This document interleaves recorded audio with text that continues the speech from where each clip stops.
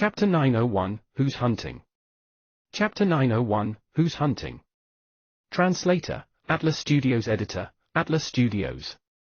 Fellow Daoist Dan Josie, that brat tried to activate the storage ring multiple times. That must mean that although his cultivation is insufficient, he has other people beside him or has some special dharmic treasures. Shan Lingzi hesitated before reminding Dan Josie. So what? Dan Josie had an expression of disdain as he looked coldly at Shan Lingzi. You've only had your Dao Karma destroyed. Don't tell me your guts were destroyed as well. Even if that brat has someone beside him, there's no way they're a planet realm. If they were, your storage ring would have been opened a long time ago. And if he has dharmic treasures, wouldn't that be better? Besides, he doesn't know we're chasing after him, so finding him will be a piece of cake. As he spoke, Dan Josie raised his right hand, and early-stage planet realm cultivation disturbances spread forth from his body, gushing into the golden beetle. As it was activated, the golden beetle's wings spread and flapped rapidly on the spot. Layers of waves invisible to the naked eye spread out rapidly and covered quite a large area. My mount's intrinsic divine power can check signs of abnormal movement from eternal star realms and below. If that brat is traveling quickly, I'll notice him in a short while. Dan Josie narrowed his eyes and controlled the golden beetle to fly towards the front, using its intrinsic divine power to search the surroundings for all signs of movement. The golden beetle's search could make Dan Josie so confident because of its incisiveness. However, Wang Baoli was cautious, having hidden in the meteorite. Hence, the golden beetle's search failed. After all, he didn't move, making use of the meteorite's trajectory instead. That way, unless his divine sense swept over him at close range, it was impossible to detect him with Dan Josie's early-stage planet realm cultivation. Moreover, since Wang Baoli's plan was great and he was cautious enough, he could avoid Shan Lingzi and Dan Josie, causing them to be unable to pick up on his trail again. They could only continue expanding their search radius. That way, the possibility of them accurately finding Wang Baoli's location at the earliest possible time was greatly reduced. And once Wang Baoli really managed to hide for several months, it would be highly possible to return safely to the Divine Eye civilization when he left again. Of course, the prerequisite of all of that was that Wang Baoli didn't know that he was only facing an early-stage planet realm. As for Shan Lingzi, in his current state, he couldn't even take one hit when facing Wang Baoli. If he knew his opponents were only that strong, with Wang Baoli's personality, there was a 90% chance that he would choose to actively attack and try to kill them, choosing to kill off his future threats. However, although he didn't know that his opponents weren't out of his league, his hiding spot was still found by Shan Lingzi and Dan Josie after half a month. It wasn't that Wang Baoli was exposed, but, the paper human cut out in the storage ring he sealed somehow broke open the seal again, and the strange laughter rang in Wang Baoli's mind once more. Although the laughter only lasted for a moment, Wang Baoli's soul still jolted. The laughter didn't bring the ethereal spirit boat this time, but Wang Baoli was extremely troubled. He felt an indescribable feeling in his heart towards the strangeness of the paper human cutout. Just as he was about to reveal it, Wang Baoli's expression suddenly changed as he raised his head to look upwards. His divine sense also spread out to look at the cosmos. When he looked towards the cosmos, his divine sense instantly locked onto an area in the distance that suddenly went blurry. Following that, a giant golden beetle appeared from that area. Within the golden beetle were Shan Lingzi and Dan Josie. They previously searched for half a month but couldn't find Wang Baoli's trail. While that made Shan Lingzi feel anxious, it also made Dan Josie feel that his reputation had taken a hit. After all, he vowed solemnly previously. However, just as he was also starting to feel anxious and impatient, Shan Lingzi suddenly found the storage ring's disturbances again. And coincidentally, their position wasn't far away from where the disturbances came from. So, Dan Josie didn't hesitate to use some of his cultivation to control the golden beetle and unleash a cosmos teleportation. Such a teleportation used up his cultivation and would also drain the golden beetle, but now, he no longer cared. So, as Wang Baoli felt that the paper human cutout was acting weird, the golden beetle that Shan Lingzi and Dan Josie were on had already appeared there. He knew the identities of those who arrived with just one look at the golden beetle. Wang Baoli instantly judged that the Planet Realm cultivator whose physical body died back then was definitely inside the golden beetle. They found him by tracking the storage ring. So, he also instantly understood that his previous caution wasn't wrong. It was just that the paper human cutout's actions weren't something he could control. That paper human cutout did it on purpose. Wang Baoli's expression turned ugly, but he knew that now wasn't the time to consider that. Instinctively, he chanted the Tao scripture silently in his heart.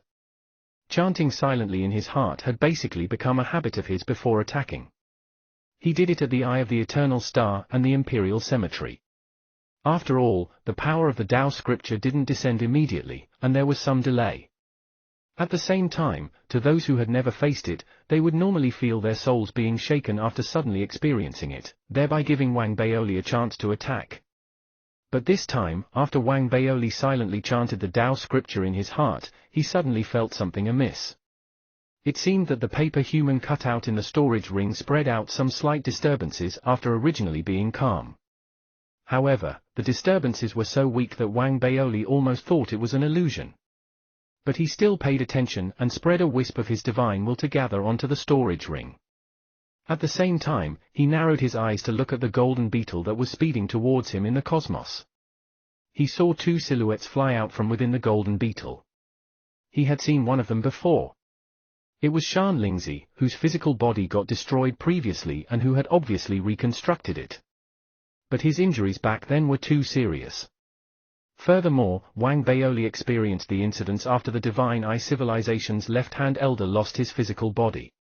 Hence, he understood more about the consequences of Planet Realm cultivators losing their physical bodies, and wasn't surprised to see that Shan Lingzi only had a late-stage Spirit Immortal Realm cultivation. As for the other, he had an arrogant expression. He didn't hide his Planet Realm disturbances at all, and they spread and headed straight for the meteorite.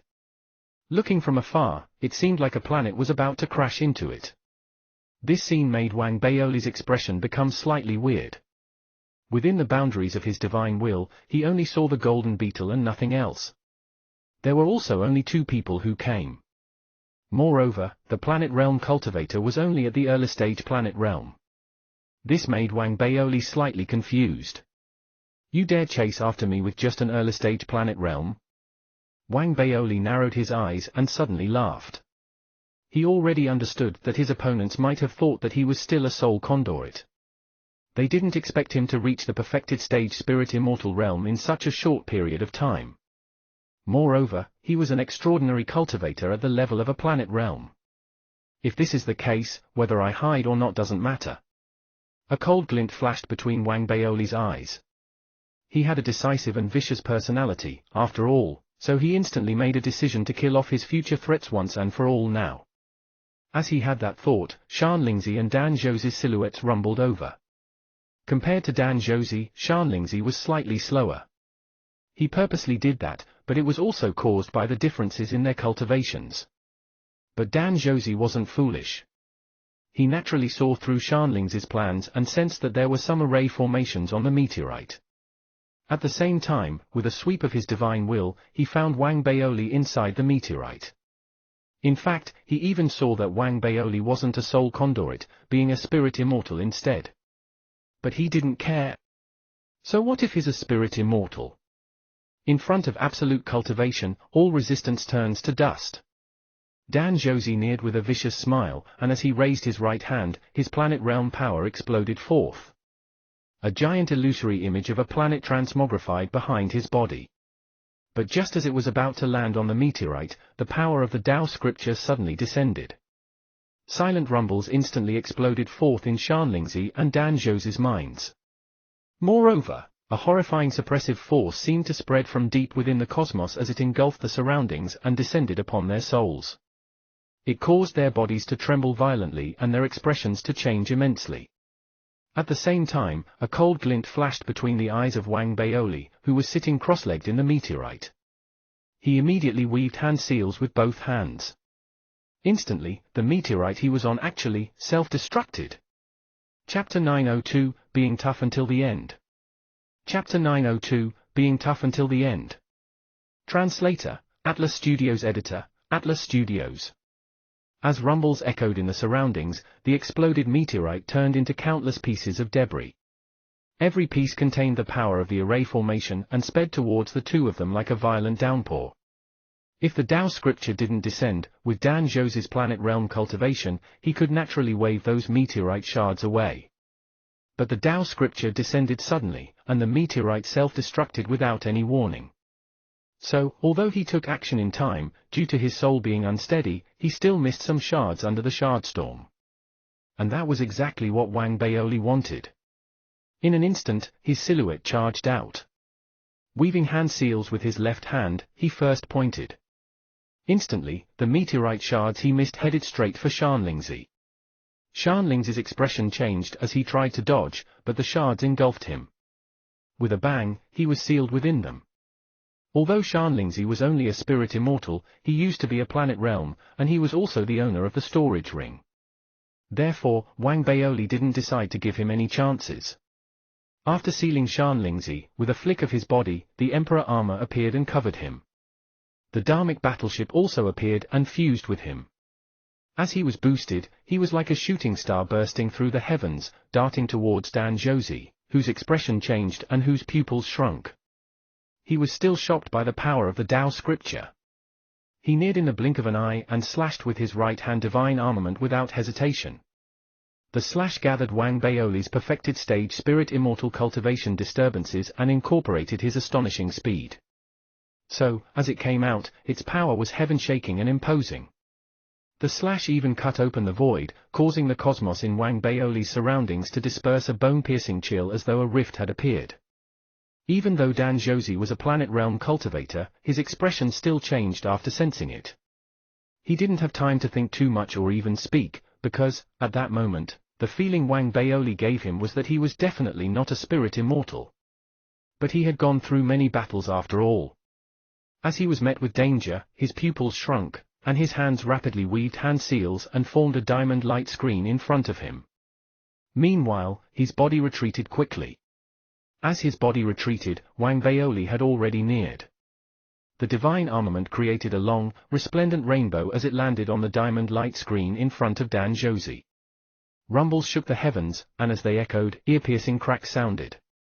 The diamond light screen only withstood the blow for a few breaths' time before collapsing and turning into countless shards that shot into the surroundings, but with the momentary shielding of the diamond light screen, Dan Josie still created some distance between himself and Wang Baoli by retreating. But even then, the storm created by the slash of Wang Baoli's divine armament and that astonishing aura still made Dan Josie's soul buzz. He could no longer hold it back as he screamed. "You're not a spirit immortal, you're a planet realm." Equally shocked was the sealed Shanlingzi. His expression had already completely changed. The gaze on his pale face was filled with disbelief and incredulity and even more shock and despair. The first thought that appeared in his mind was that he was tricked. Everything was done on purpose by Wang Baoli, with the motive being to bait him to appear. Damn it! Shanlingzi was in an extreme state of panic. He unleashed all his power in an attempt to break through the seal, but his cultivation had fallen, and he was only a spirit immortal. Although it wasn't impossible to break through the seal that Wang Baoli spent some time to form, he still needed quite a bit of time to do so. And Wang Baoli naturally noticed the changes in the expressions of the both of them. His gaze flashed slightly as he suddenly laughed. "I've finally baited the both of you. I guess my planning hasn't gone to waste after all." After his words sounded, Shanlingzi panicked even more, and even Dan Josie was anxious and doubtful. Even if he swept across the surroundings with his divine sense and confirmed that there was no one else, he still couldn't help but split his attention to pay attention to the surroundings. This was where Wang Baoli's motives laid. As Dan Josie split his attention, he stepped out with a boom. Like an unsheathed sharp blade, he charged towards Dan Josie again. And as he charged out, the Emperor armor unleashed all of its power. Wang Baoli grabbed with his left hand, and it instantly seemed to turn into a giant vortex. While it formed a pulling force, it turned into the supernova. Although such a technique was an ordinary divine power from his time in the Federation, with Wang Baoli's current cultivation and the power of his essence, combined with the boost from his Emperor armor, its power had already become extraordinary. To a certain extent, it was really close to being an actual supernova. The supernova would shatter planets and cause them to explode. Dan Josie felt anxious and doubtful in his heart and had an ugly expression on his face. He was very clear that the braver one would win in this situation. If he didn't dissipate his opponent's aura, it was very likely that he would die there.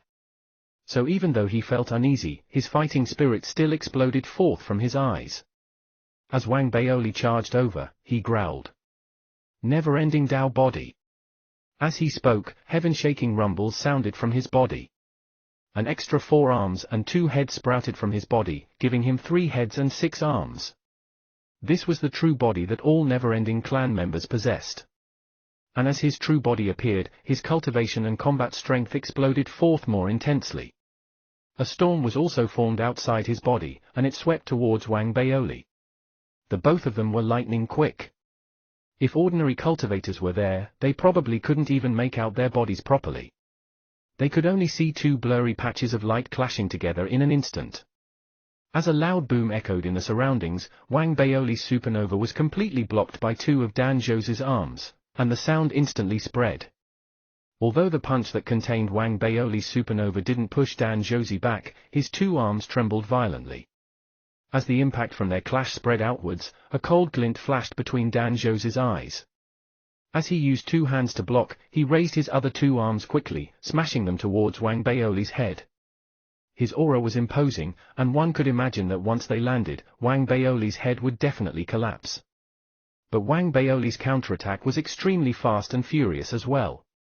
His right-hand divine armament transmogrified instantly, and he didn't dodge at all as he slashed towards Dan Josie's neck. The kamikaze-like attack made Dan Josie's soul jolt. He felt that he had met a madman whose attacks were all extremely vicious. But he reacted extremely quickly as well. As he gritted his teeth, he also had viciousness in his eyes. The 2 arms continued smashing towards Wang Baoli's head as he raised his other 2 arms rapidly to forcefully block Wang Baoli's divine armament. The power of the divine armament couldn't be completely stopped by 2 arms, but Dan Josie's viciousness exploded forth at that moment. He actually self-destructed those 2 arms without hesitation and forcefully blocked the attack. All of that seemed to happen in slow motion, but in reality, it all happened the moment they clashed. Every attack seemed to be able to decide whether they would live or die. Dan Josie was a planet realm, after all, and he unleashed his never-ending Tao body. He had the advantage in that regard. He had resisted the divine powers of Wang Baoli's left and right hand, and his 2 arms neared Wang Baoli's head like 2 mountains. This scene made the sealed Shan Lingzi stop struggling for a moment, and he had an excited expression. In the next moment, the scene he wished to see actually appeared. As rumbles sounded, frenzy appeared in Wang Baoli's eyes. But it was of no use. Even though he unleashed all his might to try and retreat, there was no way Dan Josie would give him the chance to do so. In an instant, his 2 arms landed, and Wang Baoli's body trembled violently as he let out a shrill scream. His head exploded, and his body also seemed to be unable to withstand Dan Josie's violent power as it exploded as well, turning into blood and gore that spread outwards. His death came too suddenly, such that Dan Josie was stunned by his success. In his heart, he still felt that something was amiss at that moment. But just as that feeling appeared, and before he could do anything about it, the dispersed blood and gore turned into mist in a heartbeat. Because of the dispersal of the blood and gore, the mist spread all around Dan Josie, seemingly surrounding him. As the blood and gore turned into mist, and as Dan Josie panicked and his pupils narrowed, the mist moved and gushed towards his body. Chapter 903, I'm revealing my identity. Chapter 903, I'm revealing my identity. Translator, Atlas Studios. Editor, Atlas Studios. He was so fast that he gave Dan Josie absolutely no time to resist. As Dan Josie's expression changed, the mist neared and gushed into his body. The intense pain made Dan Josie let out a shrill cry of pain, and an extremely strong sense of danger made him feel shocked in his heart while his body shivered. That was especially so because he felt that his soul was being shaken. It was like there was fire spreading both inside and outside his body, threatening to incinerate him. In this time of danger, Dan Josie was clear that he couldn't hesitate. His eyes turned red instantly as he screamed, and one of his heads exploded. Using the power of the head's self-destruction, he tried to force the mist out of his body. It was pretty effective. One could see that the mist, which had mostly gushed into his body originally, was blocked outside his body, and it showed signs of being forced out. But, obviously, that wasn't enough. So, Dan Josie roared and made 2 of his 4 remaining arms self-destruct. With the explosive power of 1 head and 2 arms, which turned into a powerful repelling force, he finally completely forced out all of the mist that had gushed into his body.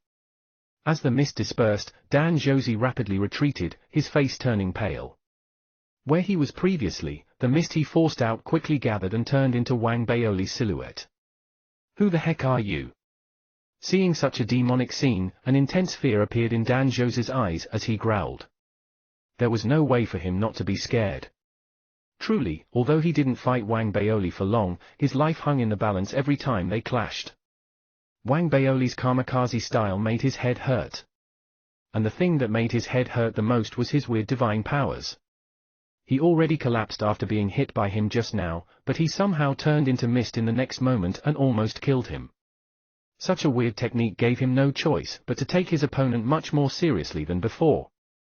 But he also knew that the never-ending Dao domain was too huge and contained countless different races. Even if he was a never-ending clan member, there were still many races and civilizations he had never seen before. So, his first judgment now was that the opponent in front of him must be a cultivator from a certain special race. That was why he let out that doubtful growl. In reality, asking that question represented that he intended to retreat. Obviously, he didn't want to risk his life to obtain the opportunity Shanlingzi spoke of. In fact, he even suspected that the opportunity Shanlingzi spoke of might not be that way.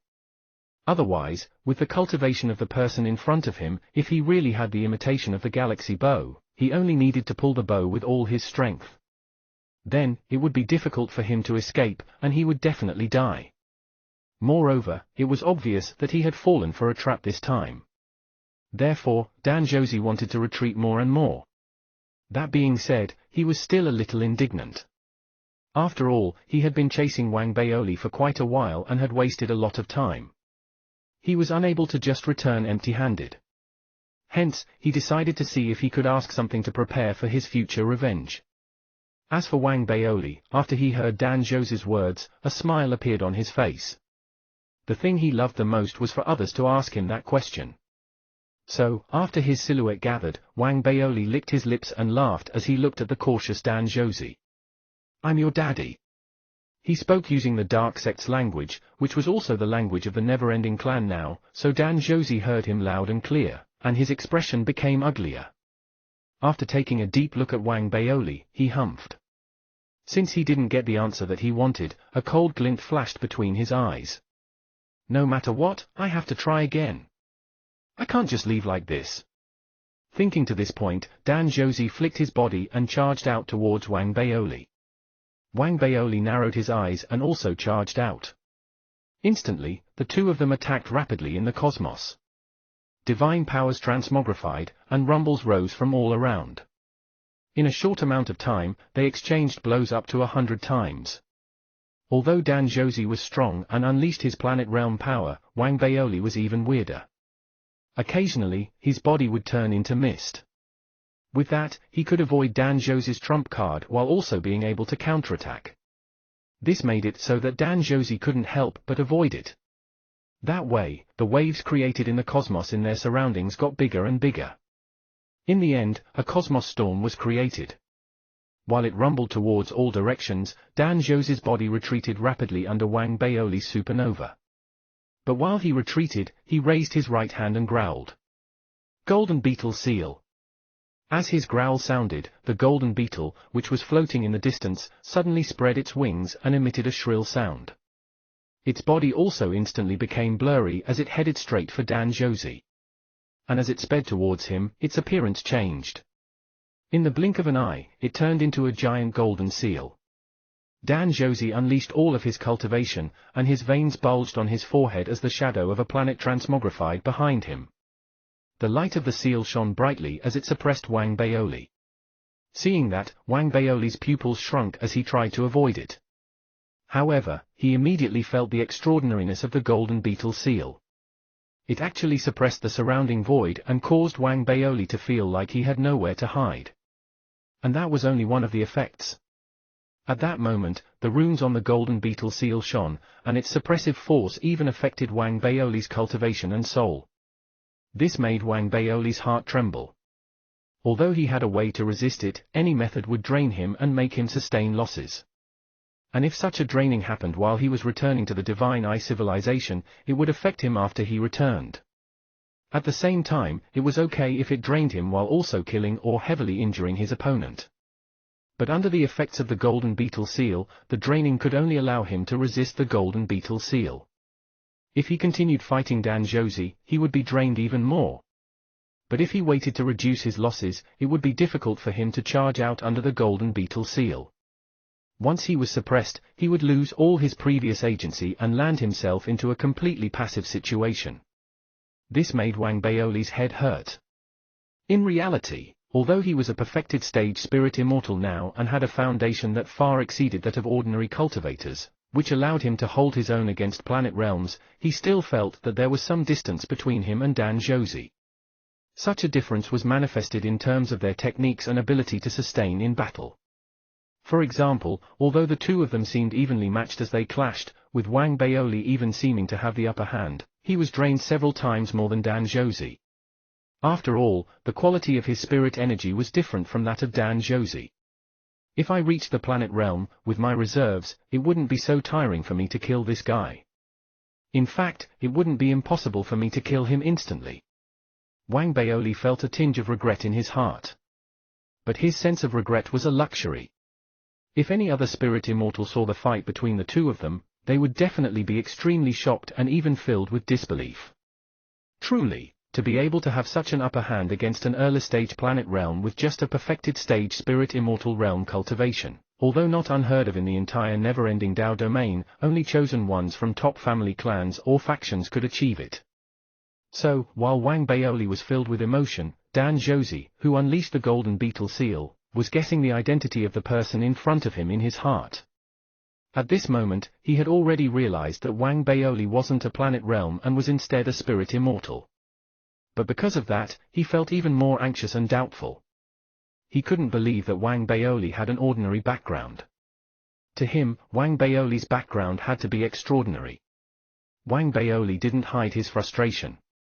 The expression he displayed and his furrowed eyebrows made it very obvious. He was pondering how to charge out without being drained.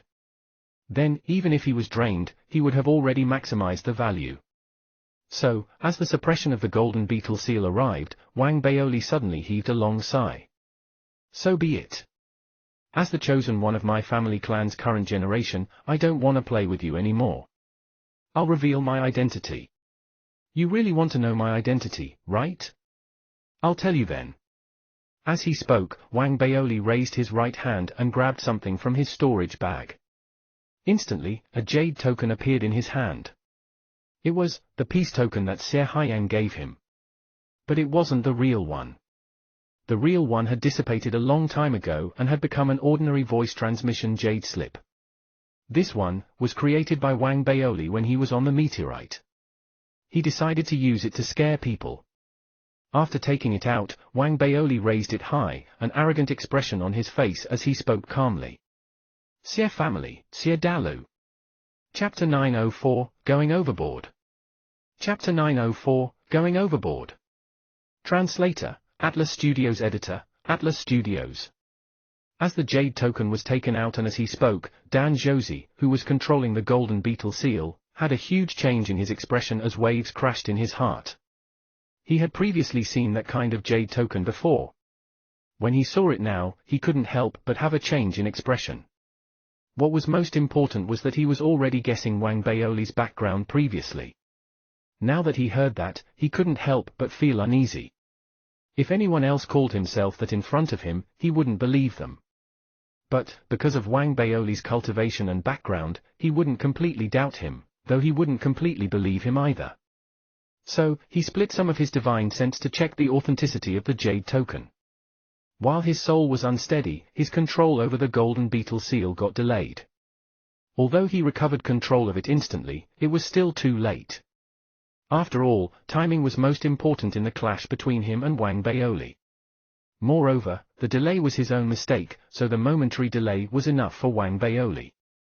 A strange glint flashed in his eyes as he dispersed his body and turned it into mist. With lightning-quick speed, he charged out of the boundary of the golden beetle seal. After he appeared, as Dan Zhou's expression changed again, the killing intent in Wang Baoli's eyes exploded forth. Behind him, the demonic eye art transmogrified, forming a giant black eye that opened and stared at Dan Zhou. Instantly, an invisible binding force descended and caused Dan Zhou's body to freeze for a moment.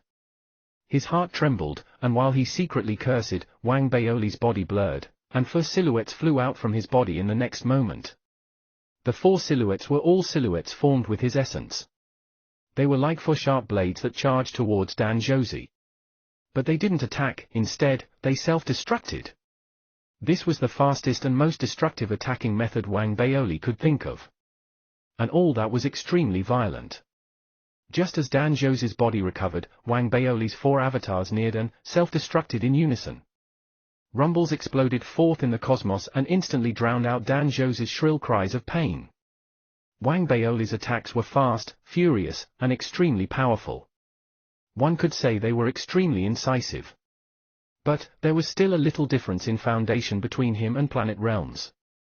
Although he could heavily injure Dan Zhou, it would be somewhat difficult for him to kill Dan Zhou instantly.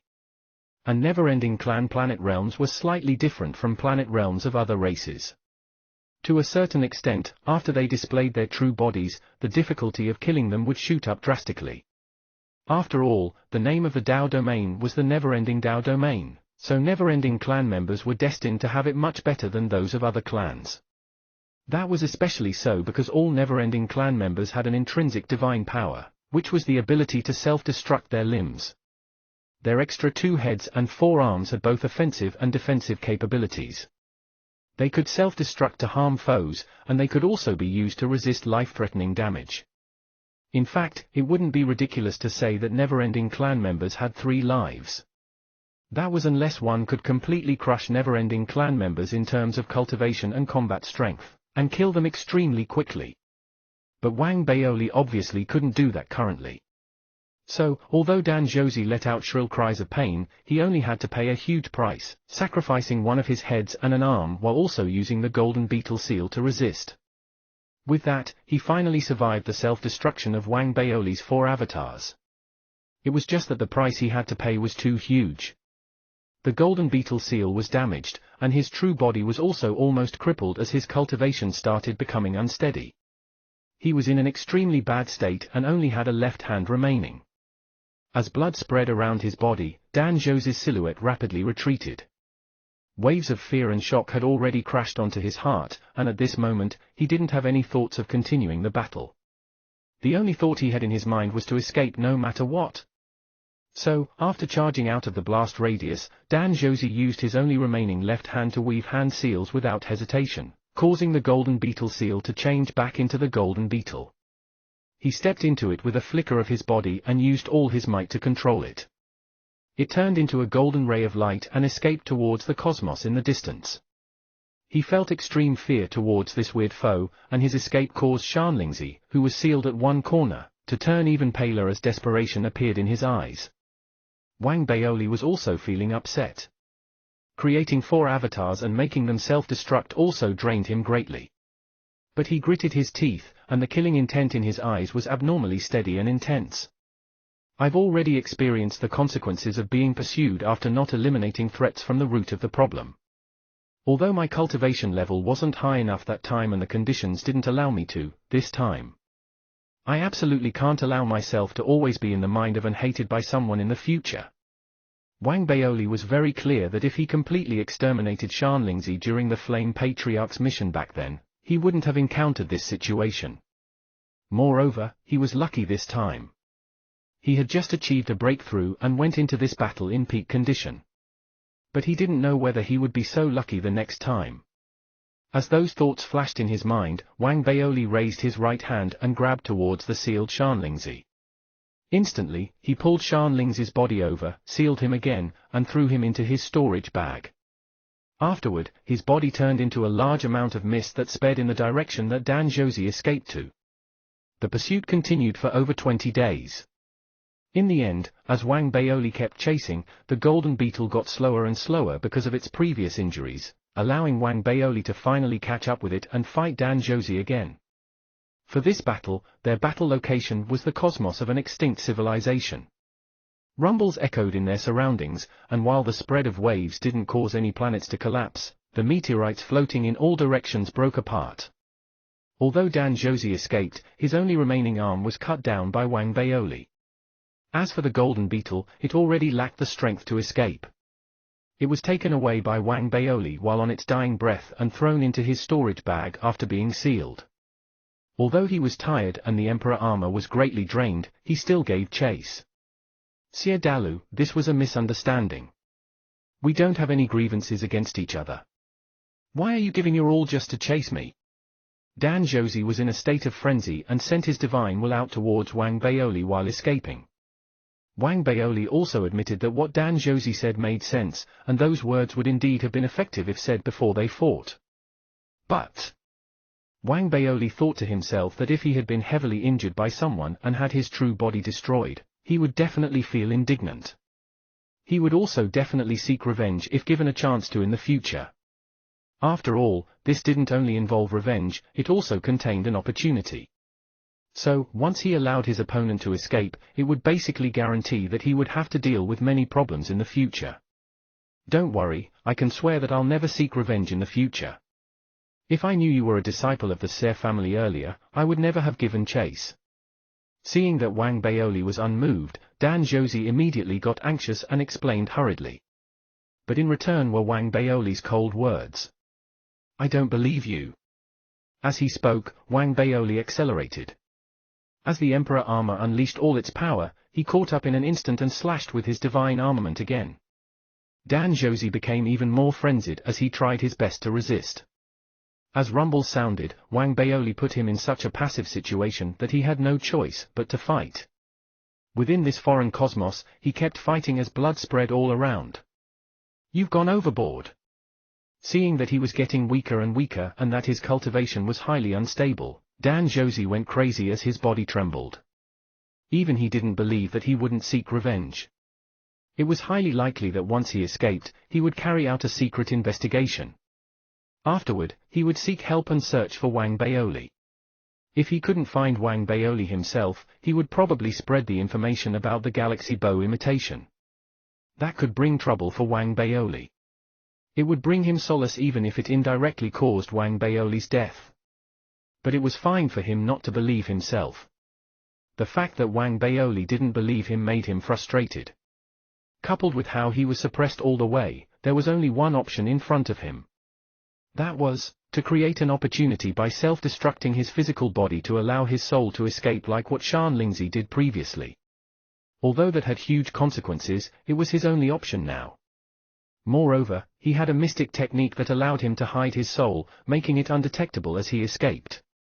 So, as he growled, his eyes turned red. In the next moment, his body instantly emitted a golden glow. The light intensified instantly, and the illusory image of a planet transmogrified behind him, spreading outwards violently. As cracks sounded, his body and planet collapsed and exploded.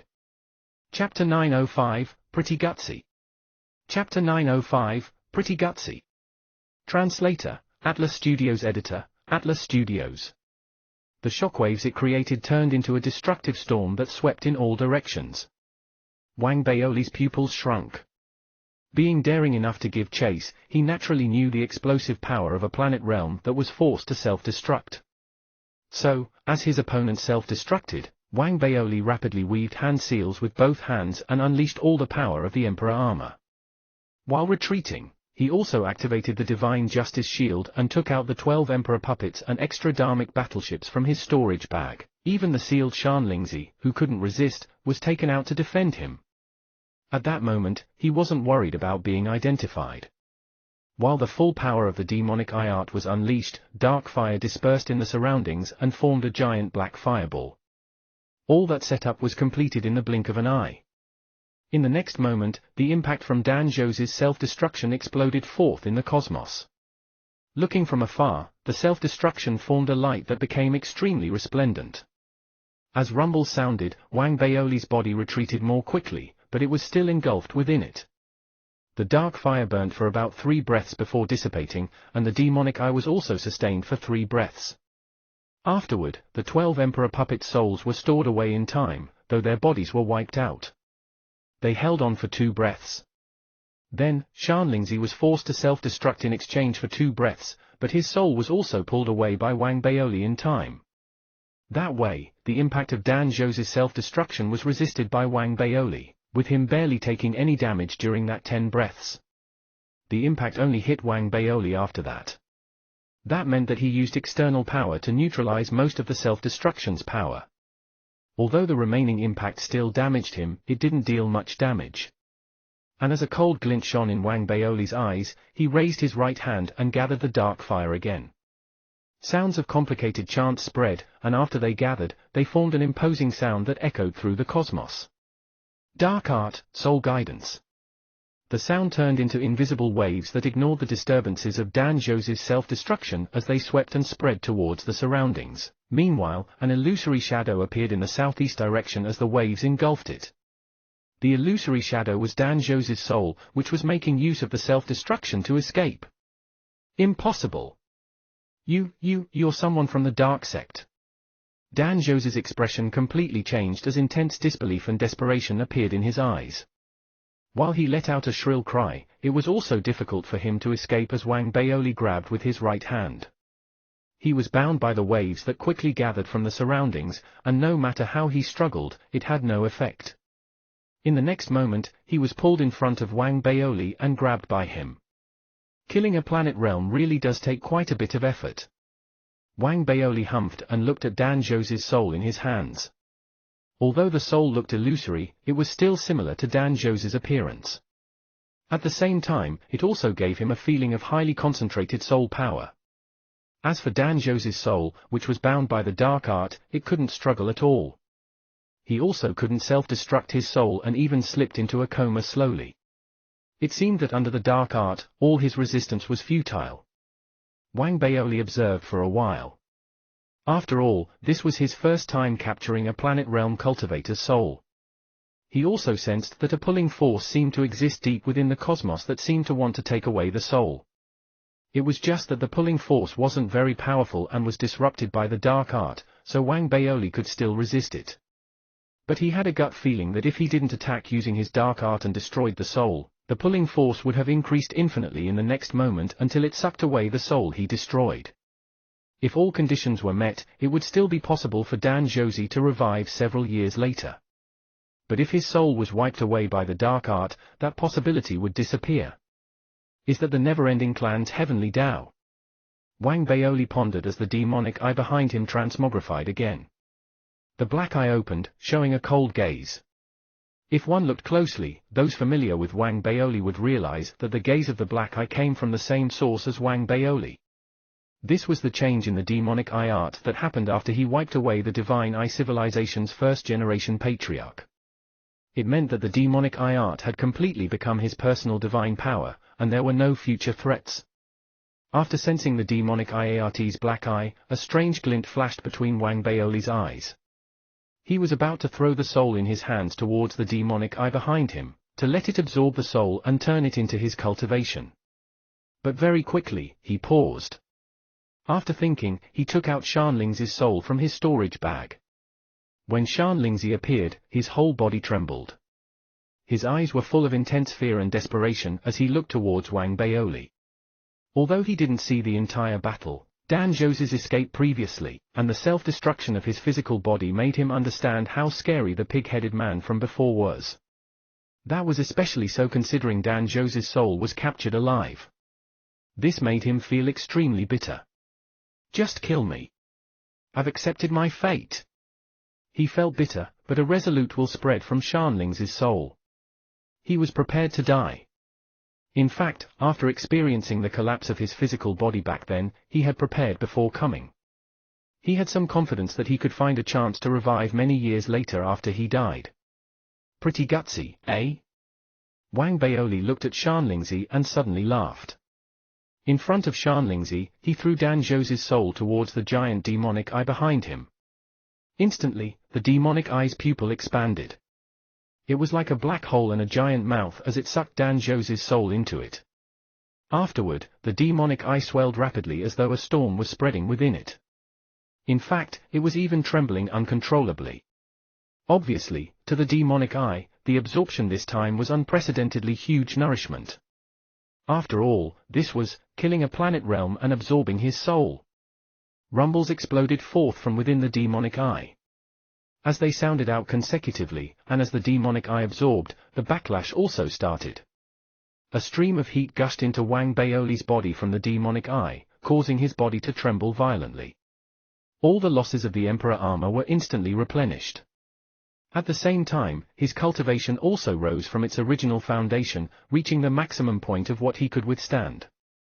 Wang Baoli understood that he could no longer continue staying at the spirit immortal realm.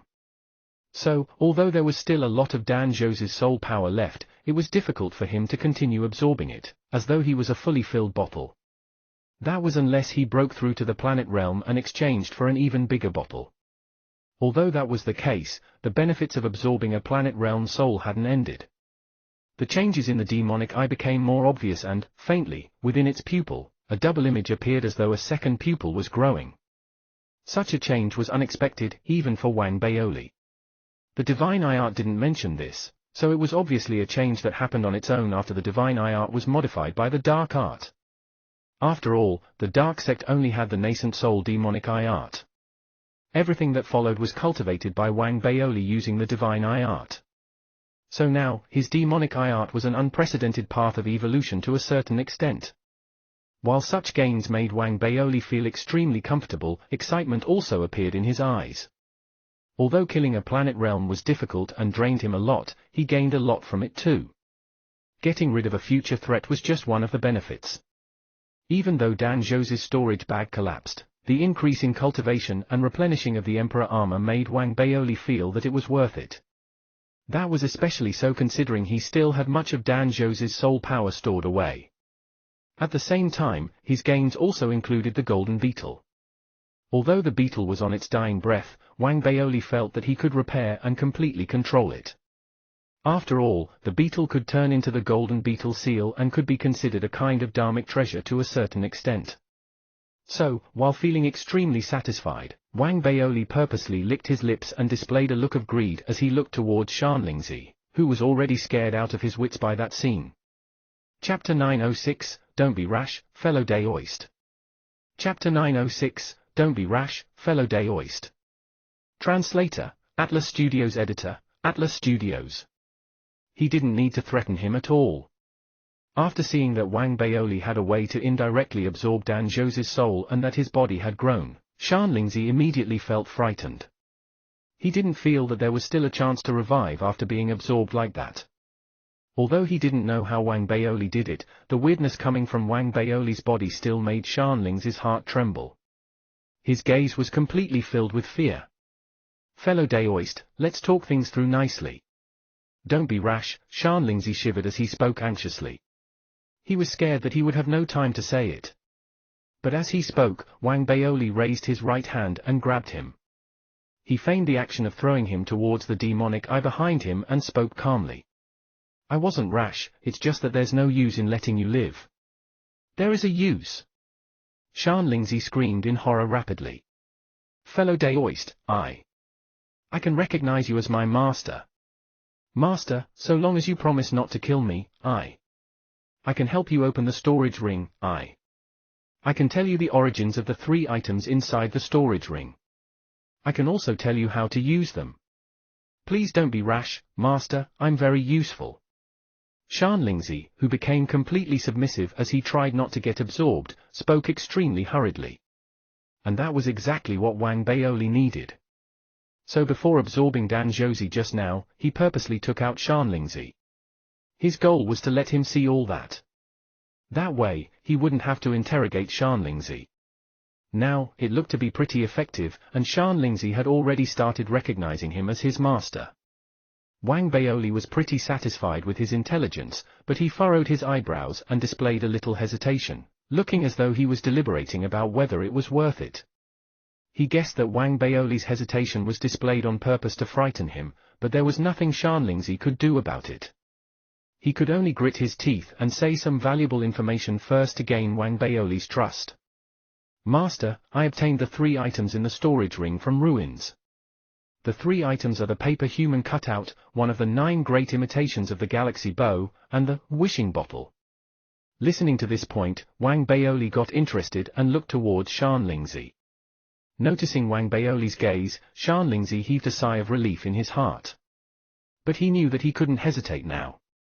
So, he gritted his teeth again and continued speaking. The paper human cutout has mysterious origins, but according to my research and checking the ancient literature for all these years, I'm guessing it's connected to the legendary Graveyard of Stars. Legend has it that every time the Graveyard of Stars is activated, several boats go out to ferry all those who have places. After gathering everyone, the boats take them back to the Graveyard of Stars, which no one knows the specific location of. And the boats are very special. Only those with places can see them. For others, the boats are invisible. And legend has it that the ferrymen on the boats from the Graveyard of Stars are paper human cutouts. So, I'm guessing that the paper human cutout in the storage ring should have been a ferryman of one of the boats previously. But for some reason, he didn't return after going out. Speaking to that point, Shan Lingzi didn't continue. Instead, he looked piteously towards Wang Baoli. Obviously, he wanted Wang Baoli to guarantee that he wouldn't kill him. Even if the so-called guarantee was just a spoken promise, Shan Lingzi would be willing to accept that. He knew that he had no right to make Wang Baoli swear that he wouldn't kill him and that a spoken promise wasn't safe. However, he had no other choice, and there wasn't much use in keeping information about the items in the storage ring from Wang Baoli. After all, since he could discover the information, it wasn't that much of a secret. One portion came from ancient literature, and he learned the other portion by himself. If Wang Baoli spent a little time, he would be able to find the information. Shan Lingzi thought that if he used that to threaten Wang Baoli, he would be looking for death. Instead, if he just told Wang Baoli everything, he might still have a chance of survival. So, he begged piteously as he displayed the unease and fear in his heart. Shan Lingzi's choice was correct. If he really used the information to threaten Wang Baoli previously, with Wang Baoli's personality, it was highly likely that Wang Baoli would seal him and forcefully search his soul after he reached the planet realm. As for whether he was dead or alive, Wang Baoli wouldn't care. But Shan Lingzi's active cooperation made Wang Baoli very satisfied. He also felt that his plan had worked. Wang Baoli didn't speak immediately, pondering in his mind instead. After cross-checking his previous encounter with the ethereal spirit boat with Shan Lingzi's words, his soul kept trembling. It seems that my previous guesses were correct. Wang Baoli narrowed his eyes. When he suddenly looked in the direction of the Divine Eye civilization, another thought arose in his mind. Could it be that the ethereal spirit boat's original destination was the Divine Eye civilization? Because the Divine Eye civilization's royalty has a place. Yamen previously said that the Divine Eye civilization's place seemed to be infused into the royal bloodline, and it was very difficult for outsiders to obtain it. They could only willingly transfer it to others at the moment the Graveyard of Stars was activated. If that's the case, maybe Yamen didn't know everything. The transfer of the Divine Eye civilization's place doesn't happen during the activation of the Graveyard of Stars, but the arrival of the Fallen Star boat? Multiple thoughts spun in Wang Baoli's mind as a glimmer flashed between his eyes. Maybe I also have a place? Wang Baoli thought about it and brushed away that thought.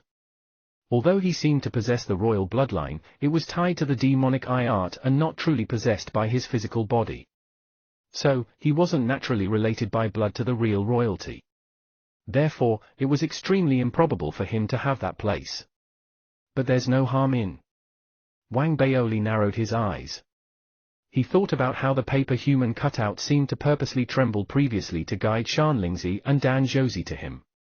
He also thought of the abnormality of the paper human cutout after he used the Tao scripture. All those signs weaved together in his mind. Although he wasn't completely clear of the truth, he wasn't too far from it. So, after pondering, he looked at Shan Lingzi's soul. He nodded his head slightly and spoke calmly. That's enough. If you have any other information about the paper human cutout, don't hide it. Tell me immediately, and I can consider your future mercifully. Those words weren't the perfect promise Shan Lingzi wanted, but he dared not ask for too much. So, he quickly spoke obsequiously as he told Wang Baoli all he knew truthfully. Master, I dare not offend the paper human cutout. I only know this much. But, I know more about the other items in the storage ring. Shan Lingzi was a little nervous. He noticed that Wang Baoli seemed to be more interested in the paper human cutout, and he was scared of activating Wang Baoli's killing intent because he didn't know enough. Because of that, he spoke quickly. The power of the bow in the storage ring can be said to be heaven-shaking. Master, this bow has an extraordinary background. According to my many years of research, I can finally confirm that this bow is one of the legendary 9 great galaxy bow imitations in the never-ending Dao domain. Galaxy bow? Wang Baoli focused his gaze on the bow in the storage ring. He remembered that it was embellished with 10 eternal star-like spheres and looked very astonishing while feeling very majestic. After hearing Shan Lingzi's words, he finally knew the bow's name. Master is indeed knowledgeable. You've recognized the origins of this bow. Indeed, this bow is an imitation of the galaxy bow. In the never-ending Dao domain, there are 10 star domain absolute treasures that are extremely famous. 6 of them already have owners, but 4 of them have been missing for many years. No one knows where they are. And among them is the galaxy bow. Shan Lingzi bootlicked without a trace as he continued speaking hurriedly. The true galaxy bow has 30,000 eternal stars embellished on it. Once pulled, it can make galaxies and laws collapse, shattering all laws. Its sheer power is simply indescribable. An artifact refinement master followed some clues and used his entire life to create 9 imitations. Every one of them is embellished with 10 eternal stars. Although they are worlds apart from the true galaxy bow, to eternal star cultivators, they are worth a fortune and are things they could only dream of possessing. Speaking to that point, Shan Lingzi swept his gaze at Wang Baoli. Chapter 907, Mysterious Side Effects. Chapter 907, Mysterious Side Effects. Translator, Atlas Studios Editor, Atlas Studios. To increase his persuasiveness and make Wang Baoli ignore the fact that he didn't know much about the paper human cutout, Shan Lingzi gave an example.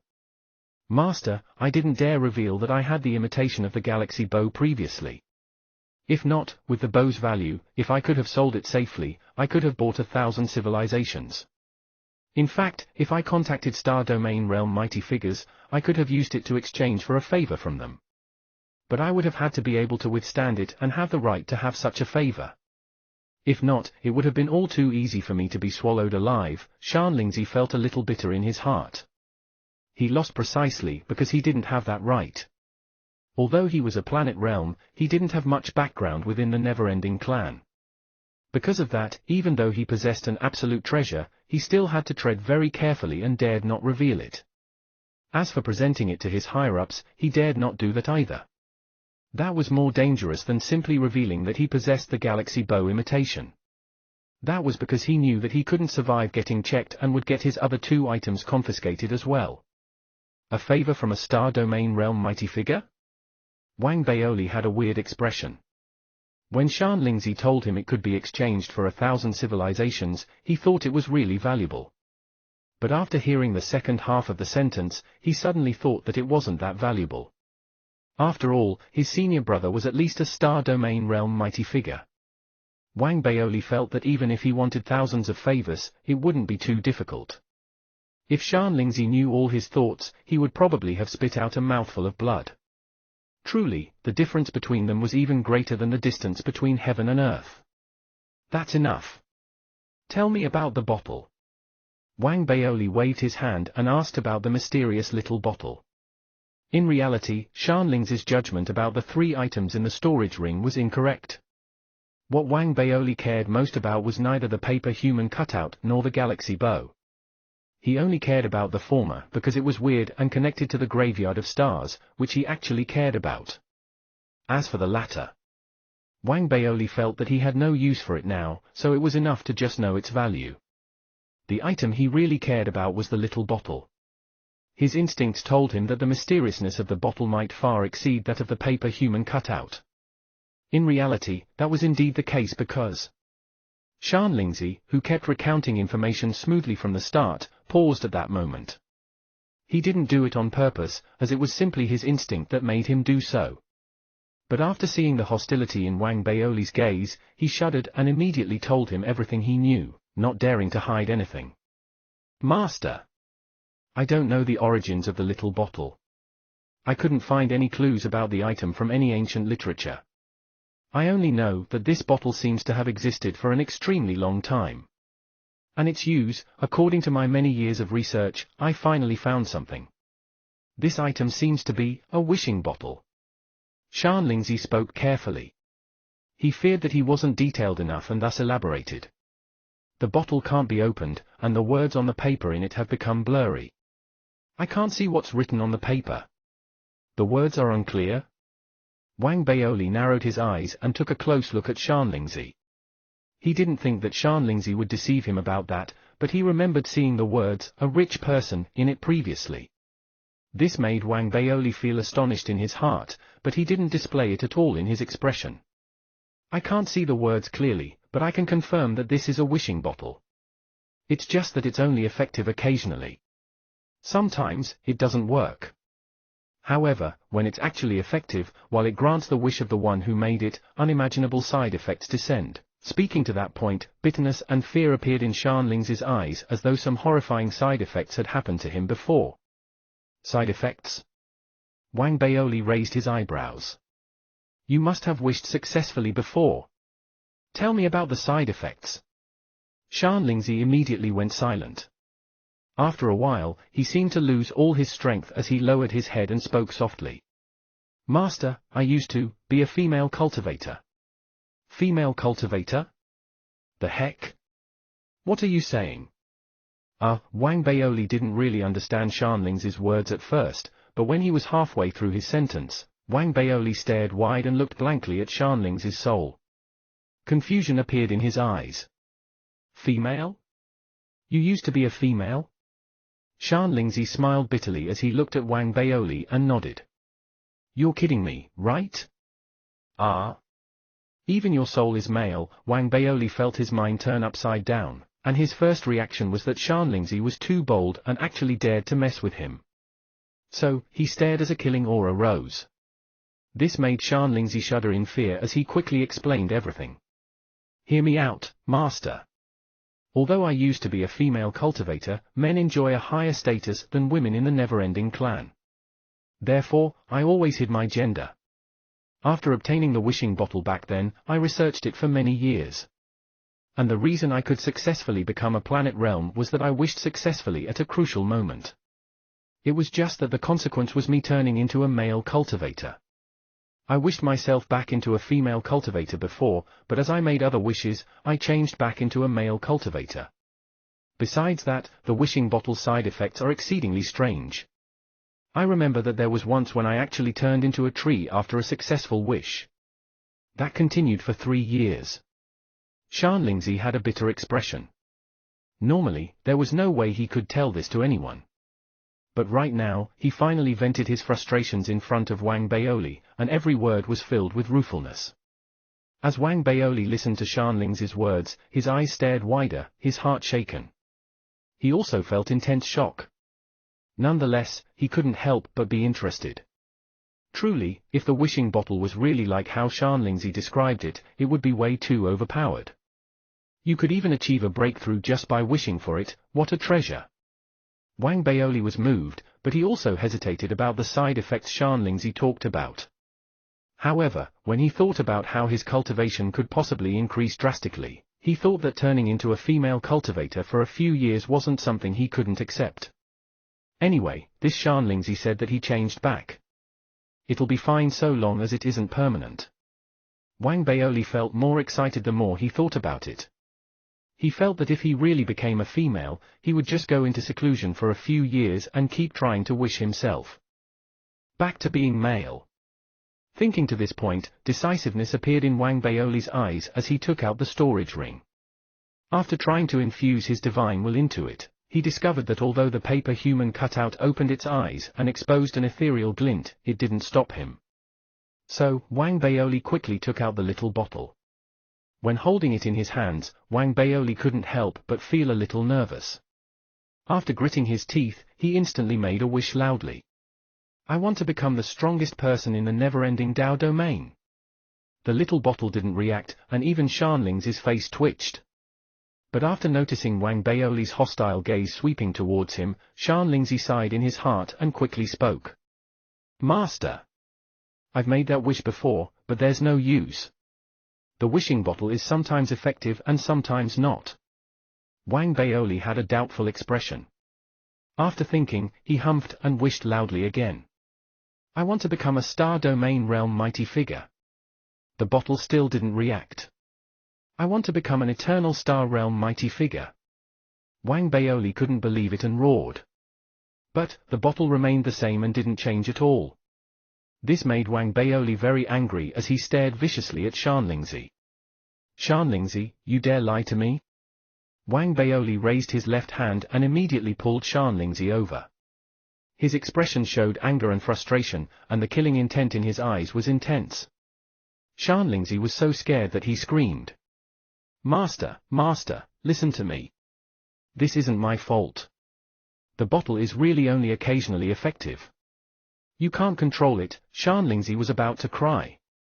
He really spoke the truth without hiding anything. He felt horrified at the volatility of Wang Baoli's emotions and felt resentment as well.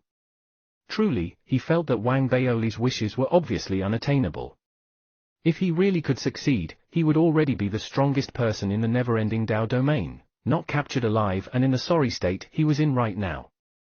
Seeing Shanling's expression, Wang Baoli furrowed his eyebrows, and doubt still showed in his eyes. After thinking, he held the little bottle and wished again. I want to become a planet realm. This was already Wang Baoli's bottom line. Shanlingzi said previously that he used the little bottle to wish himself a breakthrough from the spirit immortal realm to the planet realm.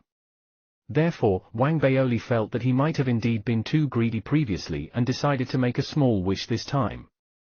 However, after he spoke, the little bottle was exactly the same as before and didn't change at all. This made Wang Baoli's expression turn extremely gloomy. Chapter 908, Your Wish is Granted. Chapter 908, Your Wish is Granted. Translator, Atlas Studios Editor, Atlas Studios.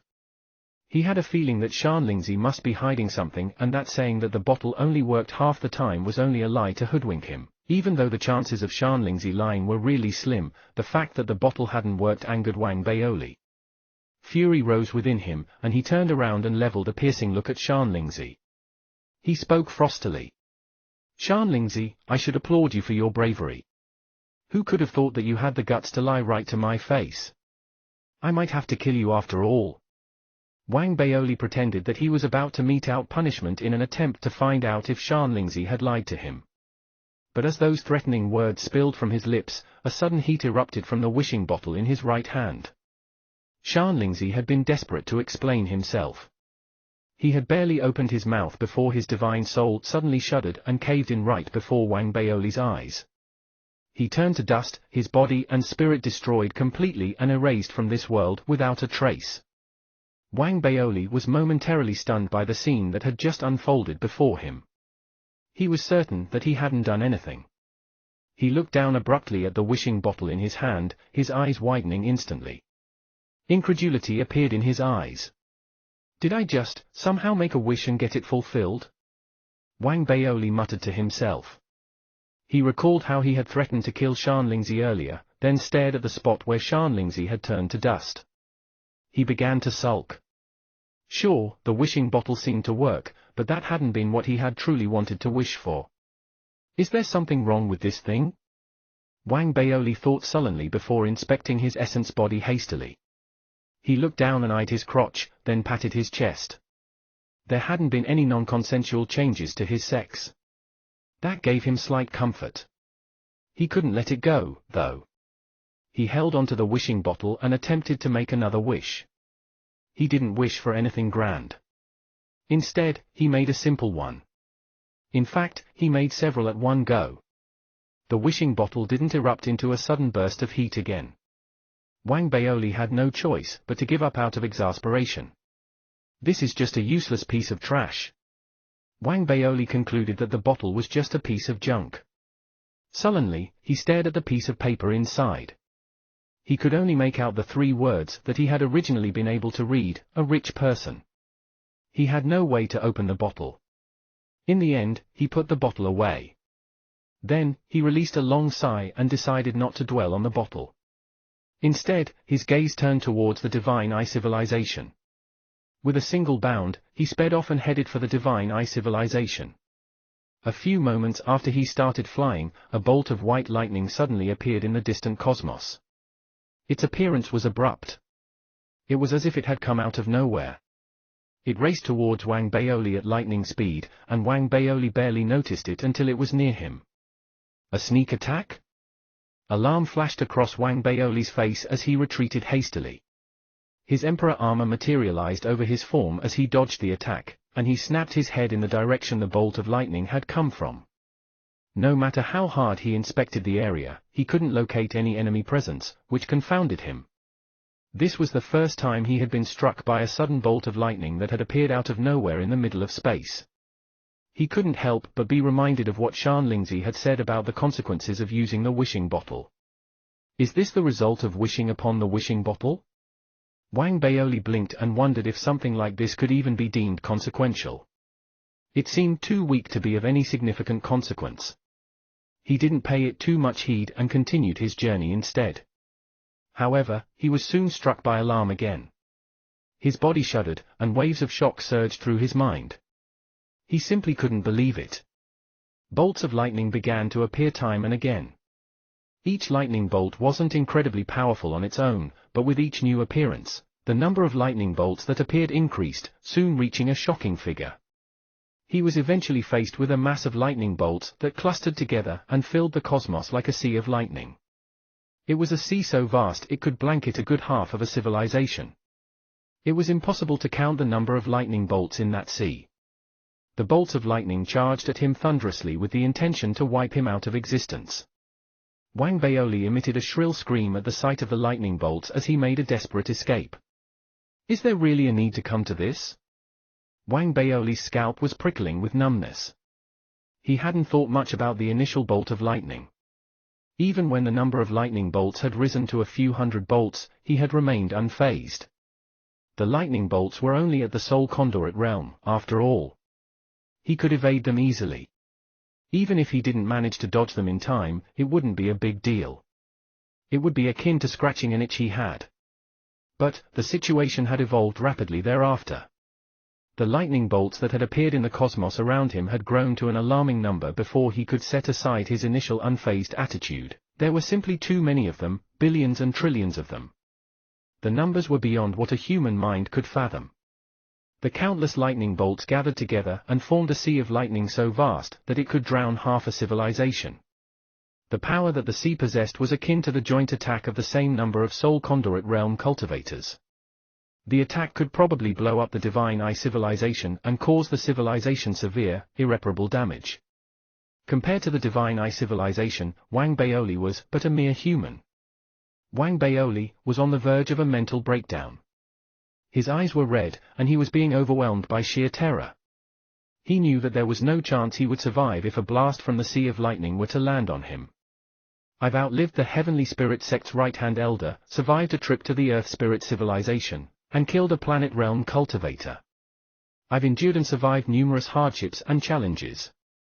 I'm just a few steps away from the Divine Eye civilization. Please don't let me die from some stupid consequences of wishing upon a bottle. Wang Baoli was filled with immense regret. He knew that he shouldn't have made a wish on that bottle. He shouldn't have underestimated the consequences of wishing upon the bottle. I'll admit it. I was wrong. Wang Baoli was on the verge of tears. He was giving all that he had as he ran desperately towards the Divine Eye civilization. He looked to be in a sorry state, but he couldn't be bothered about his appearances right now. He wished badly that he could appear at his destination with a snap of his fingers and put more distance between himself and the lightning bolts. Of course, If the lightning bolts were to continue their pursuit all the way to the Divine Eye civilization and land a powerful blast on the civilization, he might be fine with that too. The price that he would have to bear for that to happen was too great, though, and Wang Baoli couldn't help but feel torn. There was no point in being distracted by such thoughts now. The most important thing now was to stay alive. But no matter how fast he ran, the lightning bolts that came after him remained in relentless pursuit. In fact, they seemed slightly more powerful than they had been a moment ago. Wang Baoli shuddered fearfully at that realization. This reminded him of his childhood days of being chased down by feral dogs. Fortunately, he was extraordinarily quick on his feet. There was also a possibility that there was a presence hidden within the Sea of Lightning, and that it had no genuine intention of killing Wang Baoli. If that weren't the case, the Sea of Lightning could have easily caught up with Wang Baoli or surrounded him. The incredible power that it exhibited was proof of what it was truly capable of. Wang Baoli had realized that, but he dared not risk his life on that possibility. He could only continue to flee sullenly. He continued to run, and the massive Sea of Lightning, which was the size of half a civilization, continued to pursue him. It was inevitable that minor civilizations in the area would notice them. These small civilizations were relatively primitive civilizations of low intelligence.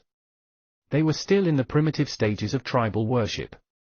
Their people trembled fearfully when they looked up into the skies and saw vast regions of the heavens lit up in sudden blinding light. Everyone fell to their knees and began to kowtow. Some other civilizations had acquired the ability to observe the cosmos around them. Through various equipment and means, they caught sight of the awe-inspiring, massive Sea of Lightning in space and were seized by shock and awe. What had shocked them the most was their discovery of an extraterrestrial life form traveling in front of the Sea of Lightning that was moving at high speed. Intense shock coursed through their minds. Numerous legends came to their minds instinctively. They realized that there was a great chance that the extraterrestrial life form was a cultivator that legends spoke of. They fell to their knees instantly and kowtowed. Wang Baoli didn't notice them at all. He was going out of his mind. He realized that the lightning bolts pursuing him would pick up speed the moment he let his guard down and slowed down slightly. When he picked up speed instead, they would slow down slightly in turn. As a result, a steady distance remained between Wang Baoli and the Sea of Lightning. Someone was clearly out to torment Wang Baoli by using such tactics. Fury filled Wang Baoli. What a horrible thing the wishing bottle was. The fact that Wang Baoli had made a wish that hadn't been of any use to him at all made things worse. I would have accepted the consequences readily if I'd wished for a breakthrough to the planet realm and gotten it. But I didn't make a wish at all. I merely said something casually. Is that wishing bottle stupid? Wang Baoli thought furiously. But there was nothing he could do about that besides clenching his jaw and continuing to flee. A few ships, and a couple of cultivators who were capable of space travel across short distances came across the site of Wang Baoli's mad escape. Gasps of shock were a constant companion as Wang Baoli raced madly into the distant cosmos. Chapter 909, Return to the Divine Eye Civilization. Chapter 909, Return to the Divine Eye Civilization. Translator, Atlas Studios Editor, Atlas Studios. The pursuit lasted a full month. Just as Wang Baoli had reached his limits and his mind was on the verge of a breakdown, the pursuing lightning bolts began showing signs of dissipating. It was as if a time limit for their pursuit had been set, and they had finally reached the end of that time limit. Wang Baoli's spirit soared at the sign of their dissipation. Expending the last of his energy, he made a final charge into the distance. Finally, after 3 days, the last of the lightning bolts vanished without a trace. Wang Baoli turned back and stared at the cosmos. It had returned to its initial peaceful silence. He had a feeling that he had barely escaped death. At the same time, he was overcome by intense and growing fury and resentment. He had made up his mind. He wasn't going to make another wish unless it was his last resort. What a stupid bottle! Wang Baoli said furiously. He found himself a meteorite and sat down to catch his breath. He could sense that he was near the edge of the Divine Eye civilization. It's probably going to take me another 3 days to reach the Divine Eye civilization. Those lightning bolts sure chose the right time to disappear. Wang Baoli sighed. After a brief meditation session, he looked down and peeked into his storage bag. The golden beetle that he had gotten from Dan Josie was resting inside. It appeared to be on its last leg. However, it was being fed red crystals, which kept it alive for the moment. Now that Wang Baoli had finally managed to catch his breath, he sent his divine will into the golden beetle and tried to imprint his will onto the creature. This would force the beetle to recognize Wang Baoli as its master instead and allow Wang Baoli to gain control over the creature. Despite its severely weakened state, the beetle's mind resisted Wang Baoli's intrusions. He could sense an extremely strong will that resisted subjugation. It appeared ready to die instead of submitting itself to Wang Baoli's will. That displeased Wang Baoli tremendously. He had been hunted by lightning for a month and was in a terrible mood because of that. The foolhardy defiance that the golden beetle was displaying made him scoff. He was going to show the beetle who the boss was. Enlightened, Wang Baoli said casually as he invoked the all-powerful Tao scripture. It didn't take long before a will that didn't seem to belong to this world surged from what seemed like the farthest part of the cosmos. It descended with incredible power and let the weight of that vast power fall upon a tiny bug. The obstinate golden beetle let out a pained howl almost immediately. It abandoned all resistance and began to shudder violently. Extremely pleased, Wang Baoli imprinted his divine sense on the creature. I see that you finally know who the boss around here is now.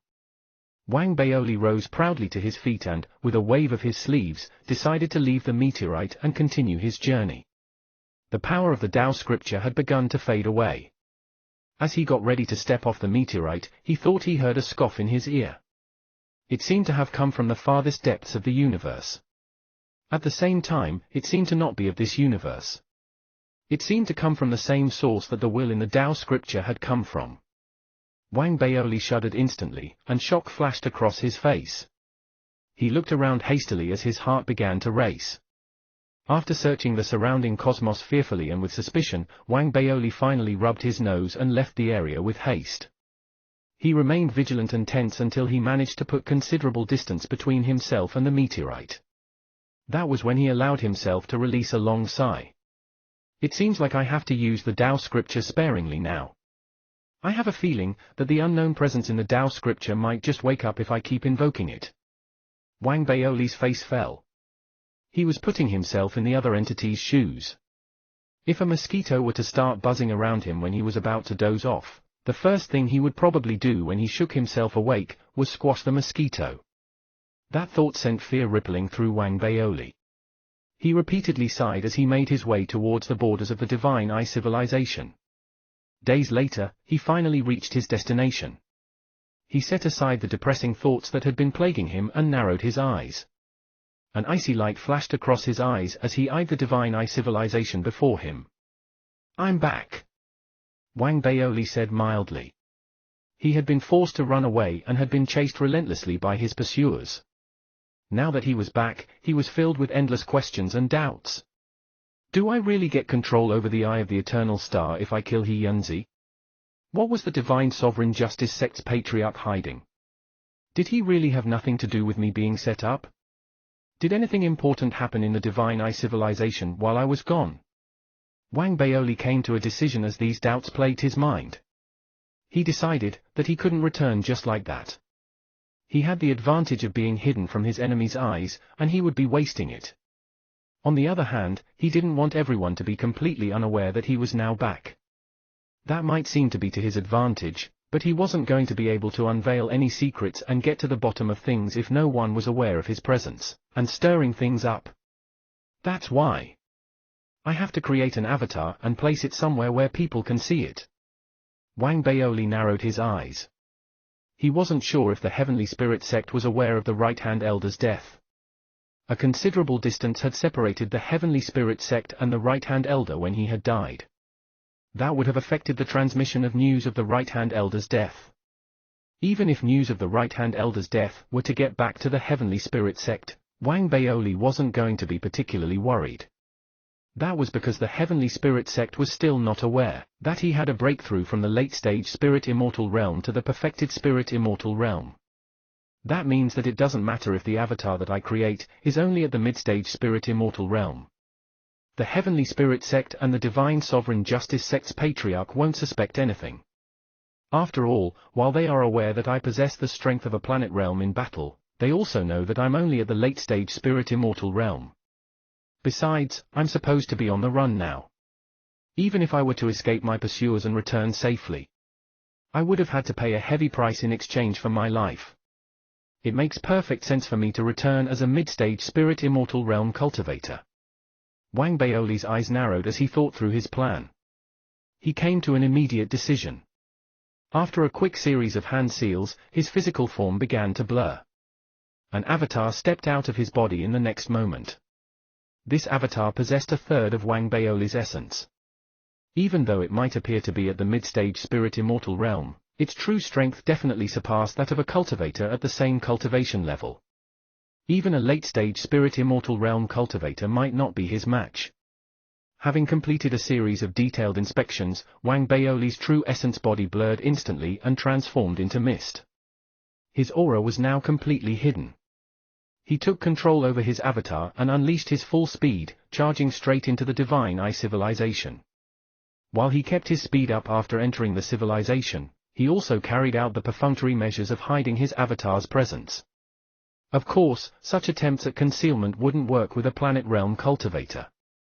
He might escape the eyes of a planet realm cultivator if the latter was distracted, but as soon as the planet realm cultivator focused his attention and kept his divine sense on a constant vigilance over the civilization, he would immediately discover Wang Baoli's presence. Wang Baoli waited a moment before sneaking his true essence body into the Divine Eye civilization. His essence body took off in a different direction. His avatar was like fire now. The brighter it burned, and the better it was at drawing the attention of others, the safer his true essence form was. However, if the planet realm cultivators of the Heavenly Spirit sect weren't on their guard, and didn't sense the presence of Wang Baoli's mid-stage spirit immortal realm avatar, Wang Baoli's goal to keep his essence form hidden would still be accomplished. The fact was that Wang Baoli wasn't sure of what state the Divine Eye civilization was currently in. He also couldn't trust the Divine Sovereign Justice sect's patriarch or anyone else in the Divine Eye civilization. That was why he had sent his mid-stage spirit immortal realm avatar out running around while his hidden essence body sneakily made its way towards the Eternal Star. He didn't get too close to the Eternal Star. He could sense that it was heavily guarded. Besides, the Heavenly Spirit sect had set up camp on the Eternal Star. Wang Baoli's essence body found a meteorite that was within the vicinity of the Eternal Star and hid inside. Then, he began to pour his full concentration into maneuvering his mid-stage spirit immortal realm avatar. He was going to let the intentional bait out into the open and try to get a big fish to bite the hook. If the Heavenly Spirit sect doesn't realize that I've come back, I'll send my avatar to the patriarch of the Divine Sovereign Justice sect. Appearing at their doorstep so openly might arouse suspicions, but that's all right. But if the Heavenly Spirit sect manages to sense my avatar's presence and tries to corner my avatar, it'll present me with a great chance to see how the Divine Sovereign Justice sect's patriarch reacts. The battle that ensues will allow me to see what exactly is going on.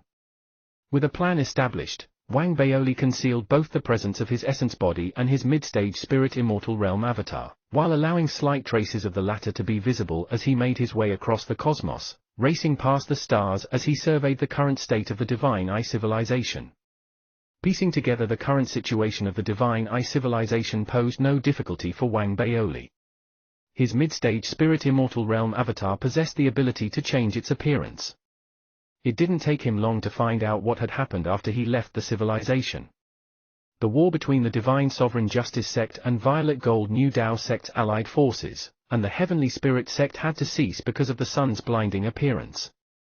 They were still in the midst of war, though. The Divine Eye civilization had been split into two.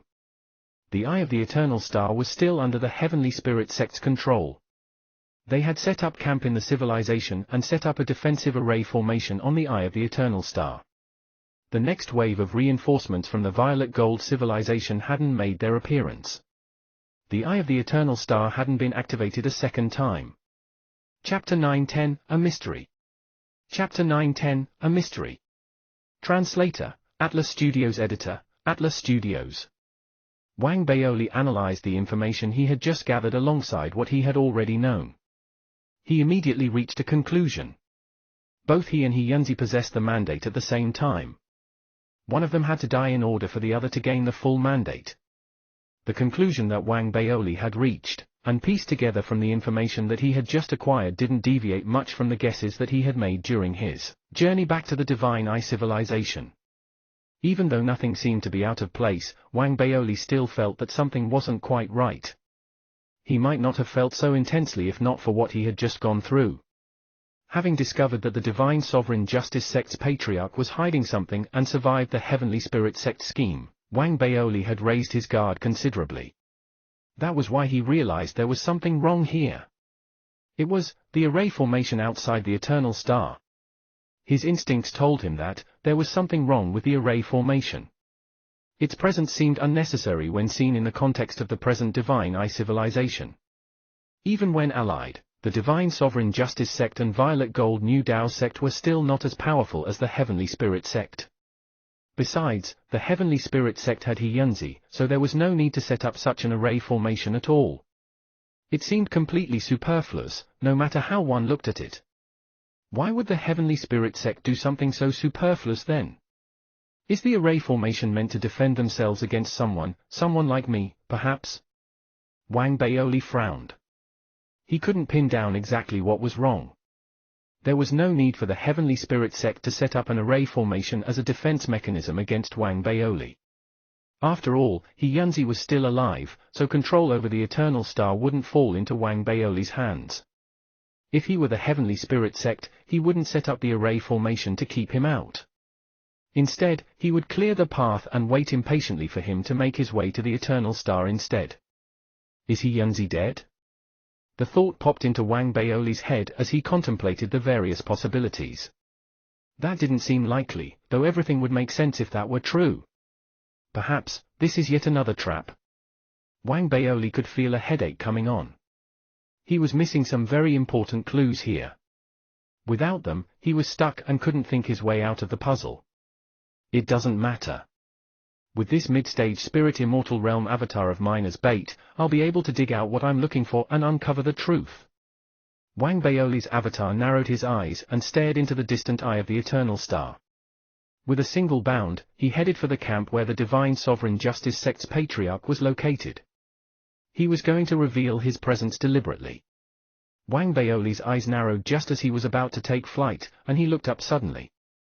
Thunder rumbled as lightning started to crackle in the cosmos above him, and a blurry array formation that seemed to look like a seal appeared in the middle of space. Waves of suppressive force descended suddenly around Wang Baoli and trapped him within a seal instantly. Have I been discovered? A dark look appeared on Wang Baoli's face. However, he was secretly smirking as a dozen figures materialized inside the array formation as its waves of suppressive force surged outwards. Standing at the front of the group was the sect lord of the Heavenly Spirit sect. Next to him stood an old woman with a dazed look on her face. The other cultivators were all at the perfected or late-stage spirit immortal realm. Long Nanzi. Murderous intent colored the eyes of the Heavenly Spirit sect lord. As he shouted, he lifted his right hand, pointed at Wang Baoli, and let his hand swoop downwards. The other cultivators charged at Wang Baoli instantly, ready for a fight. He doesn't seem surprised to see me.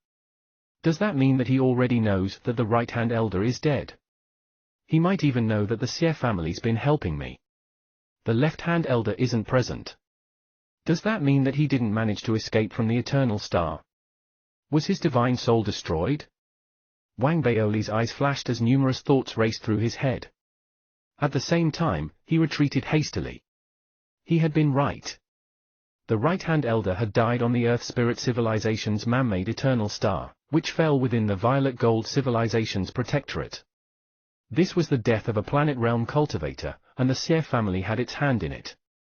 It was clearly a matter of grave importance. There was something that Wang Baoli wasn't aware of. Even though the Violet Gold Civilization hadn't activated the Eye of the Eternal Star again, and hence couldn't send reinforcements to the Divine Eye Civilization, they could still manage communications from both ends of the Eye of the Eternal Star. It simply required a bit more effort and resources. That was why, the sect lord of the Heavenly Spirit sect couldn't hide the errors that he had committed even if he wanted to. He had to provide an honest account of what had happened and let the Violet Gold Civilization know. that their war efforts in the Divine Eye civilization weren't going well. The death of his right-hand elder, the Xie family's involvement, and now, Long Nan's apparent return, had driven the sect lord into a state of intense hatred for Wang Baoli. He had been prepared and had waited for his return. As soon as he discovered Wang Baoli's presence, he summoned his cultivators, initiated the seal, and led the charge.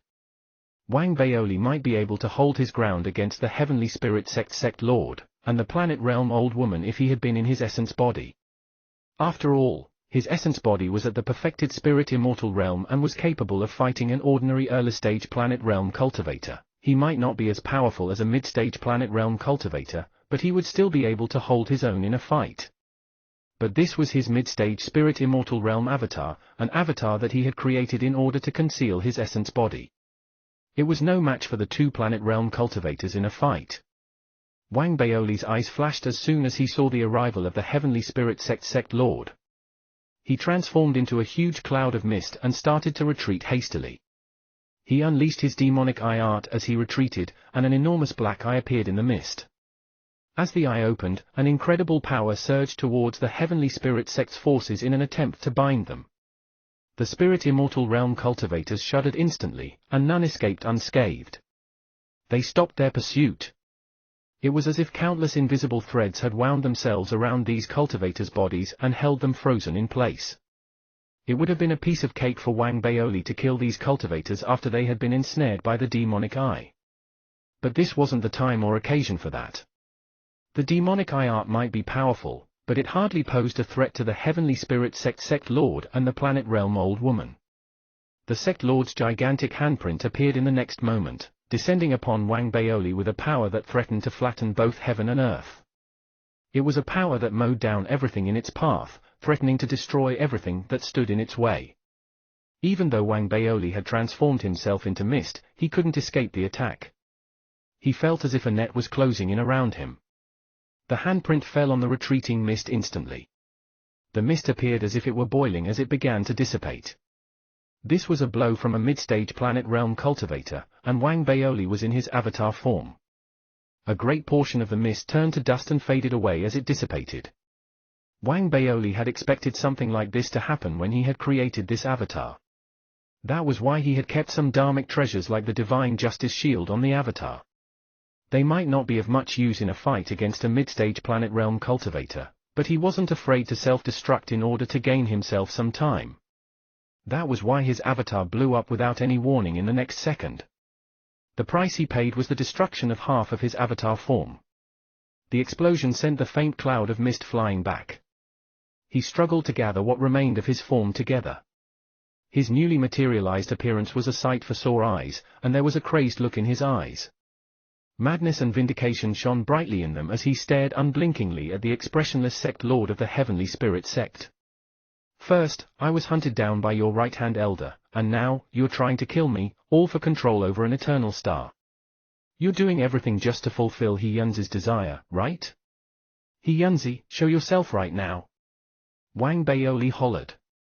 He looked like a small beast that had been driven into the corner, yapping helplessly at its tormentors to no avail. He Yunzi? The Heavenly Spirit sect lord sneered, and faint fury flickered in his eyes. The fleeting emotion was caught by Wang Baoli, who had been watching him closely.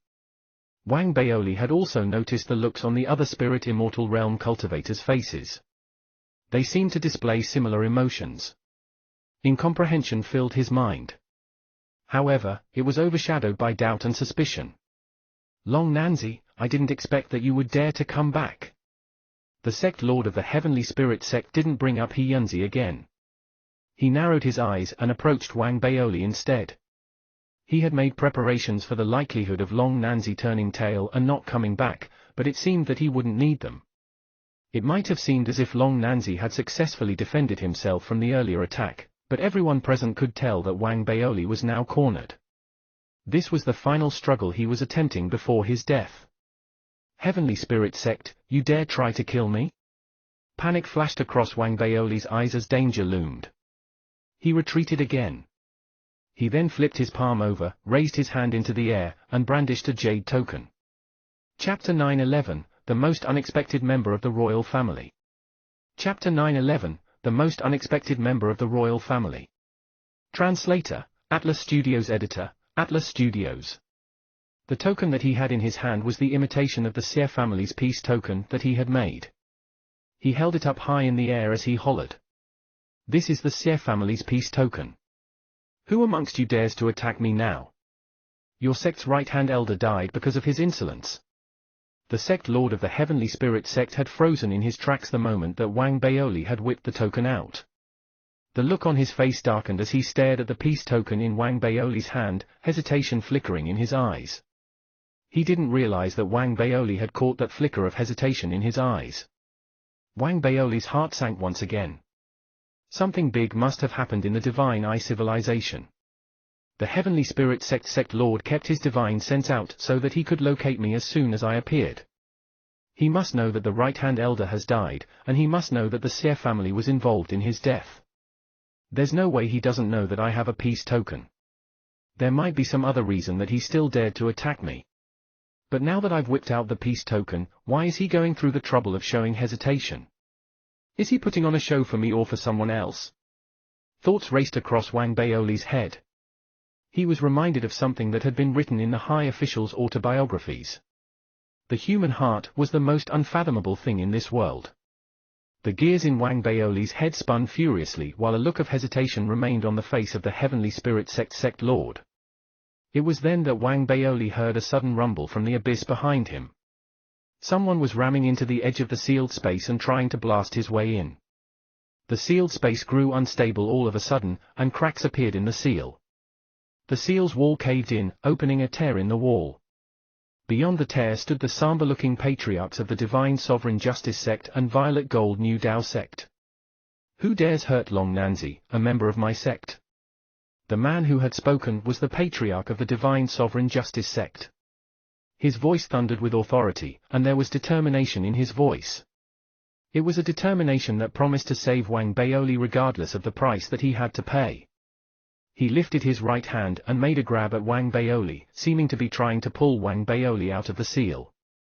Next to him, the Violet Gold New Dao sect's patriarch unleashed his full cultivation as well, as if he were prepared to battle the Heavenly Spirit sect if they were to try and stop the attempted rescue. The sect lord of the Heavenly Spirit sect narrowed his eyes, then unleashed a sudden burst of speed. He seemed ready to stop the two patriarchs' attempted rescue. Everything was happening at lightning speed, and Wang Baoli had no time to think at all. Fortunately, he had been watching the Divine Sovereign Justice sect's patriarch cautiously all along.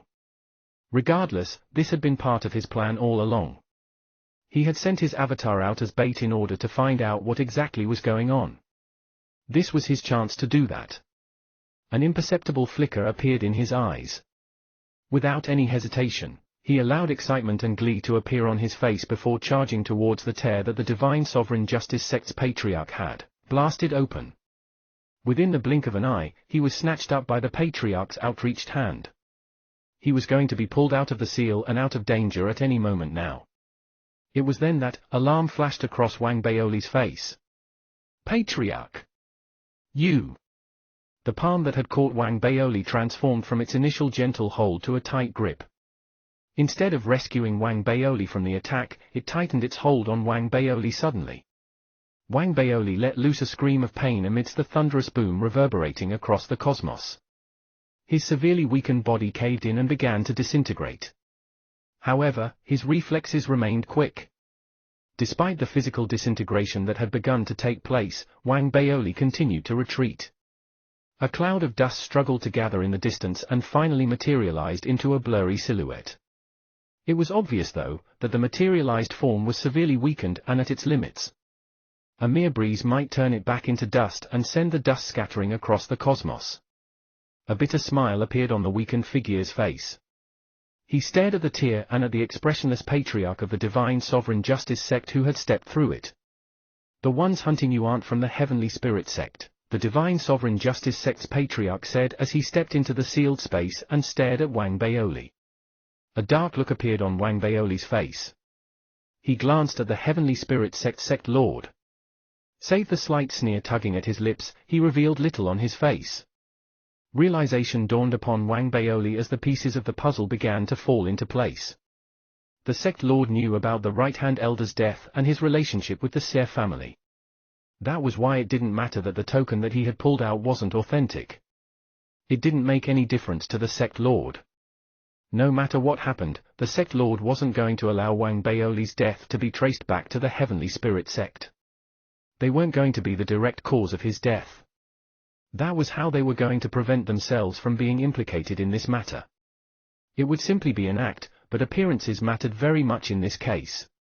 As for the Divine Sovereign Justice sect's patriarch, regardless of his reasons, he appeared to have agreed to kill him. At the end of the day, the world would hear the story of him dying at the hands of the Divine Sovereign Justice sect's patriarch. The conniving patriarch of the Divine Sovereign Justice sect wasn't going to agree to do such a thing so easily. He wasn't doing this because he had surrendered himself to the Heavenly Spirit sect and was forced into it. There might be a possibility that he had no idea of Wang Baoli's relationship with the Seer family. But, he bet that, the patriarch must have made a deal with the Heavenly Spirit sect. Wang Baoli was reminded of the expressions that had appeared on the faces of the Heavenly Spirit sect members, when he had mentioned He Yunzi. Did something happen to He Yunzi? Has the Divine Sovereign Justice sect's patriarch captured him and seized control of his mind? That's not right. The Divine Sovereign Justice sect's patriarch may be a wild conniving fox, but he's not going to do anything that doesn't bring him gains. Would he truly dare to hold He Yunzi hostage and blackmail the Heavenly Spirit sect? Wouldn't he be setting himself up for greater trouble in the long run? The Heavenly Spirit sect wouldn't let him off easily if he were to blackmail them. He Yunzi is part of the royal family. The Divine Sovereign Justice sect's patriarch is but an outsider to him. If the patriarch were to blackmail the Heavenly Spirit sect, he would be interfering in matters that didn't concern him in the first place. The Heavenly Spirit sect is a proud people. The Divine Sovereign Justice sect's patriarch would be tempting fate if he tried to do something like that. He's not a fool. He wouldn't do something like that. Besides, the Violet Gold New Dao sect's patriarch wouldn't allow him to do something like that. There had to be something else that held the key to the puzzle, something that Wang Baoli hadn't yet figured out. Could it be? Just as Wang Baoli was about to fade away completely, an incredulous thought appeared in his head. Is it possible that the patriarch of the Divine Sovereign Justice sect possesses the bloodline of the royal family as well? Wang Baoli couldn't help but feel incredulous at the very idea of that when the thought appeared in his head. But the idea took root instantly and wouldn't go away. His thoughts began to fall into place around that idea. It was then that Wang Baoli suddenly realized that everything seemed to make sense now. All the pieces of the puzzle fit perfectly. The Divine Sovereign Justice sect's patriarch also shared the royal family bloodline. That was why he had spoken to Wang Baoli and gotten the latter involved in the fight with He Yunzi and the other members of the royal family. He had tried to instigate them into killing each other. He wanted them to battle it out first. He drew everyone's attention to Wang Baoli so that everyone would focus their attention on Wang Baoli, like eyes drawn to a bright fire. It was also that he could hide better in the shadows. He would be free to advance or retreat according to how the situation unfolded. He could advance and fight for the mandate or retreat and ensure that he remained safe and his true identity hidden. Wang Baoli realized that the doubts that had been plaguing him since his return could all be answered if he were to continue analyzing the situation along these lines. Perhaps something had happened to He Yunzi. He hadn't been captured and imprisoned. He had been killed.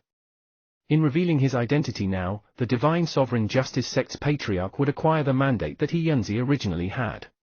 He would become the only person the Heavenly Spirit sect could collaborate with.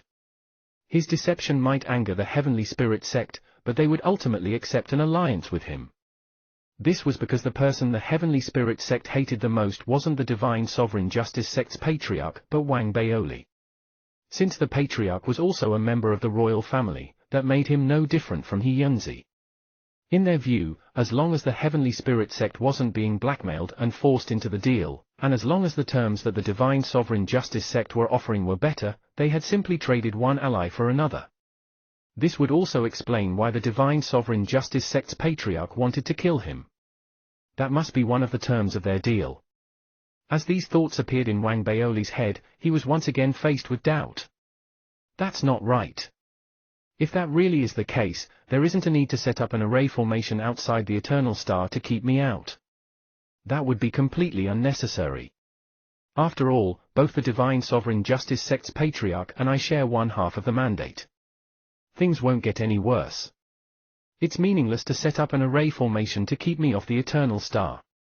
Could it be that the Divine Sovereign Justice Sect's Patriarch didn't manage to get his half of the mandate after killing He Yunzi?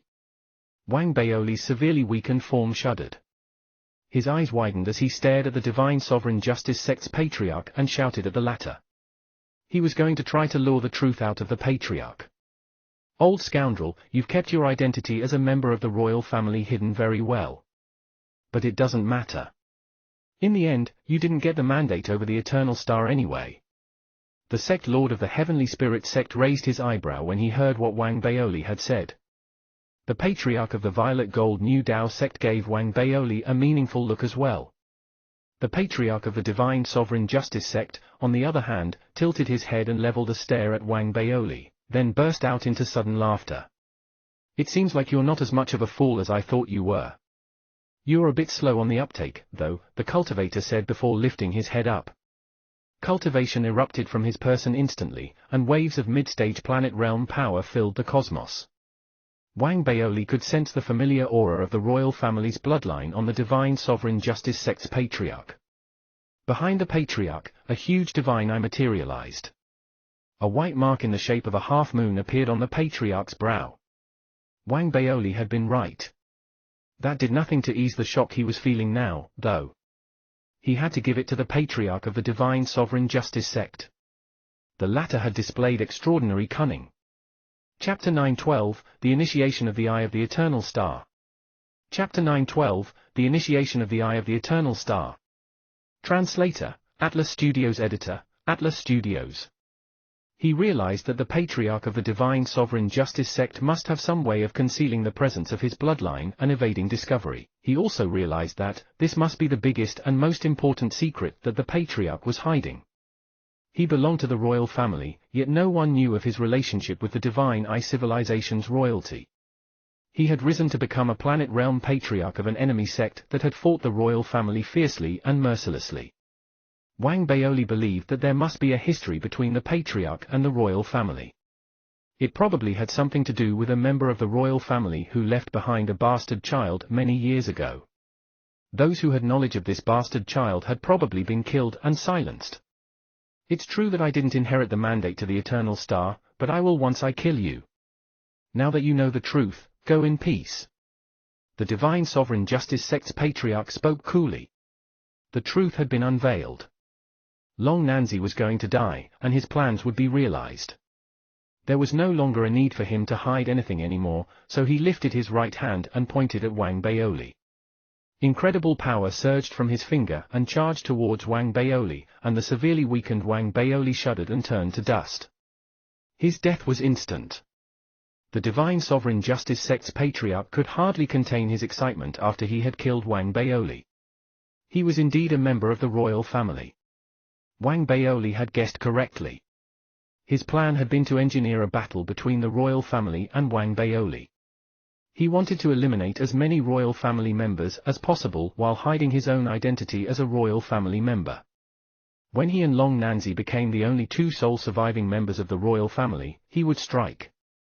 However, having Wang Baoli fall into a trap on the Eternal Star hadn't been part of his plan. That was why he had come to Wang Baoli's aid and given the latter much help. The death of the Heavenly Spirit Sect's right-hand elder brought him the chance that he had been waiting for. He exploited the blinding appearance of the sun and killed the few remaining members of the royal family. He had killed He Yunzi.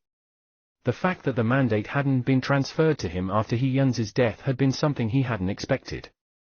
He had paid a heavy price to kill He Yunzi. The layers of protection surrounding He Yunzi meant that he couldn't guarantee his safe return even if he were to successfully kill the man, but the events that had unfolded, from the Heavenly Spirit Sect's outrage to his admission of his true identity as part of the royal family, had been exactly as he had planned. That was because even though the mandate hadn't yet been transferred to him, the mark had been. It appeared between his brows as a white mark. Whatever He Yunzi could give the Heavenly Spirit Sect, he could give as well. After all, what they wanted was simply the mark of the graveyard of stars. In addition, what he Yunzi couldn't give them, he, the patriarch of the Divine Sovereign Justice sect, could. That was why he and the Heavenly Spirit sect had formed their new alliance. In addition, he had arrived at a conclusion on why the Eternal Star's mandate hadn't been conferred upon him after some thought. The royal family's bloodline was through actual blood relations as well as the inheritance of the divine art. The mark itself rested in the blood and flesh. That was why only one who shared blood relations with the royal family could inherit the mark. The mandate to the Eternal Star differed in that aspect, though. The Eternal Star was an external body. One might even see it as an enormous dharmic artifact. The transfer of mandate over the Eternal Star, therefore, depended on whether one had inherited the divine art. Even though he wasn't as deserving as Wang Baoli when it came to inheriting the mandate, he had a simple solution to that. It was to kill Long Nanzi. As long as Long Nanzi was dead, he would become the only person left who could inherit the mandate. With that thought in mind, the Divine Sovereign Justice sect's patriarch began to sense the aura exuding from the divine eye behind him. Next to him was the sect lord of the Heavenly Spirit sect. He glanced at the patriarch and spoke coolly. Long Nanzi is dead. Fellow Daoist, patriarch of the Divine Sovereign Justice sect, congratulations on obtaining complete control over the Eye of the Eternal Star. Please activate the Eternal Star so that the second batch of cultivators from the Violet Gold civilization can teleport here. The Tao disciple of our civilization will be arriving with this second batch of cultivators. He has been chosen to receive the mark. The boat to the Graveyard of Stars is due to arrive soon. The Divine Sovereign Justice sect's patriarch began to frown upon hearing what the sect lord of the Heavenly Spirit sect had said, and doubt and confusion appeared in his eyes. I don't yet sense the mandate being conferred on me. Patriarch of the Divine Sovereign Justice sect. The look in the eyes of the Heavenly Spirit sect lord turned cold instantly. You wiped out the rest of the Divine Eye civilization's royal family. You are the sole descendant and owner of the royal bloodline. Long Nanzi is dead, and you have the mark. How could you not have the mandate over the Eternal Star? The words of the Heavenly Spirit sect lord radiated with displeasure. The Divine Sovereign Justice sect's patriarch was a smart man, and he could hear the unhappiness in those words clearly. The frown on his brow deepened, and the doubt in his eyes intensified. He eyed the Heavenly Spirit sect lord. Then, he tried to offer an explanation while secretly scoffing at the other man's lack of intellect. Fellow Daoist, I have made an oath.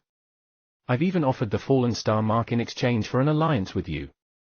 Why would I care for control over this Eternal Star? But I truly don't possess control over it now. This only means one thing, a dark look suddenly descended upon the cultivator's face.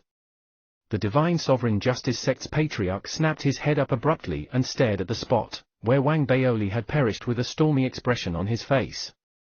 Long Nanzi isn't dead. The sect lord of the Heavenly Spirit sect didn't hesitate at all when he heard the words of the other cultivator. But before he could speak, alarm flashed across his face. He looked up suddenly and stared in the direction of the Eternal Star. A wave of spirit energy appeared to ripple across the distant Eternal Star. The array formation on the Eternal Star had been breached. Oh no! As alarm flashed across everyone's faces, Wang Baoli's essence body smashed into the array formation outside the Eternal Star like a shooting star. While his avatar had been distracting his enemies, his essence body had left the meteorite that it had been hiding on secretly and headed swiftly for the Eternal Star. His essence body had been within the Eternal Star's vicinity when his avatar had died. There was no need for him to conceal his essence body then. He had unleashed his full speed and rammed straight into the array formation before his enemies finally sensed that something was wrong. No Planet Realm cultivator stood guard outside the Eternal Star currently. Only a few Spirit Immortal Realm cultivators were left behind. They hadn't sensed Wang Baoli's arrival and couldn't stop him. The only obstacle in Wang Baoli's path was the array formation. But with enough time, Wang Baoli was confident that he could blast it wide open and enter the Eternal Star. He already knew that the Divine Sovereign Justice sect's patriarch hadn't acquired the mandate over the Eternal Star when he had killed He Yunzi. That meant, there was a great chance that Wang Baoli currently had the full mandate and complete control over the Eternal Star. There was no other reason for the array formation outside the eye of the eternal star, and no other reason that explained why the Heavenly Spirit sect, and the Divine Sovereign Justice sect had spent so much effort to hunt him down. If he were right, the eternal star would be the safest place for him in the Divine Eye civilization. He would be invincible there. The mantis stalks the cicada, unaware of the oriole behind. No matter how conniving and devious the Divine Sovereign Justice sect's patriarch is, I still managed to see through his scheme this time. I've got the upper hand now. Wang Baoli's eyes flashed. He was like a shooting star, rumbling in the cosmos as he charged into the army of Heavenly Spirit sect cultivators standing outside the eternal star. He left death and destruction in his wake, as there was no one who could hold him back. They could only watch as Wang Baoli advanced like a god of war, his emperor armor enveloping his person, his divine armament glimmering on his arm, and his demonic eye art unleashing waves of destructive power as he charged straight into the array formation. The cosmos shuddered, and waves of spirit energy appeared to ripple across the eternal star, stirring greater waves of heat. The array formation outside the eternal star flared up instantly. It looked like a translucent shield encircling the eternal star, and now, distortions had appeared on the surface of this shield. The cause of the distortions was Wang Baoli. The spot that he had repeatedly rammed into had sunken inward, and a blinding light erupted from the sunken spot. It seemed to be resisting Wang Baoli's attacks, but Wang Baoli had unleashed his full cultivation in his charges. The shield wasn't going to hold for much longer. This was because Wang Baoli was currently displaying power as strong as a planet realm cultivator. An early-stage planet realm cultivator who was slightly weaker than the average early-stage planet realm cultivator might not be his match at this moment. The Heavenly Spirit sect Lord and the Divine Sovereign Justice sect's patriarch had finally recovered from their shock. Amidst their alarm, they unleashed their divine power and raced towards the eternal star. They spared no effort, expending their cultivation as they crossed the vast distance swiftly, appearing outside the eternal star within moments. They were welcomed by the sight of Wang Baoli ramming himself into the array formation with everything he had. They charged forward with the intention of stopping him, but they were too late. Before anyone could attack, waves of intense spirit energy surged from the array formation, which then collapsed right before their eyes. Wang Baoli stood before the sunken spot that had caused the array formation's complete collapse. As the array formation disintegrated, he turned around and gave his enemies a meaningful look, a scornful smile tugging at his lips. A dark look fell across the face of the Heavenly Spirit sect Lord as he stared at that smile. A similar stormy look descended on the face of the Divine Sovereign Justice sect's patriarch. They watched, as the array formation shattered and its fragments fell away to reveal a thundering, scorching eternal star behind Wang Baoli. Its thunderous roar appeared to be cheers. It had been waiting for Wang Baoli. Wang Baoli could sense a strong connection between his demonic eye art and the eternal star falling into place. He could sense his power growing as he stood on the eternal star. He raised his right hand and twitched his finger at the Divine Sovereign Justice sect's patriarch. "Scoundrel, do you dare meet me in battle on the eternal star?" Chapter 9:13, All prepared and ready to go. Chapter 9:13, All prepared and ready to go. Translator, Atlas Studios Editor, Atlas Studios. The look on the face of the Divine Sovereign Justice sect's patriarch darkened when he heard Wang Baoli's challenge. He had to admit honestly to himself that things had been going too smoothly.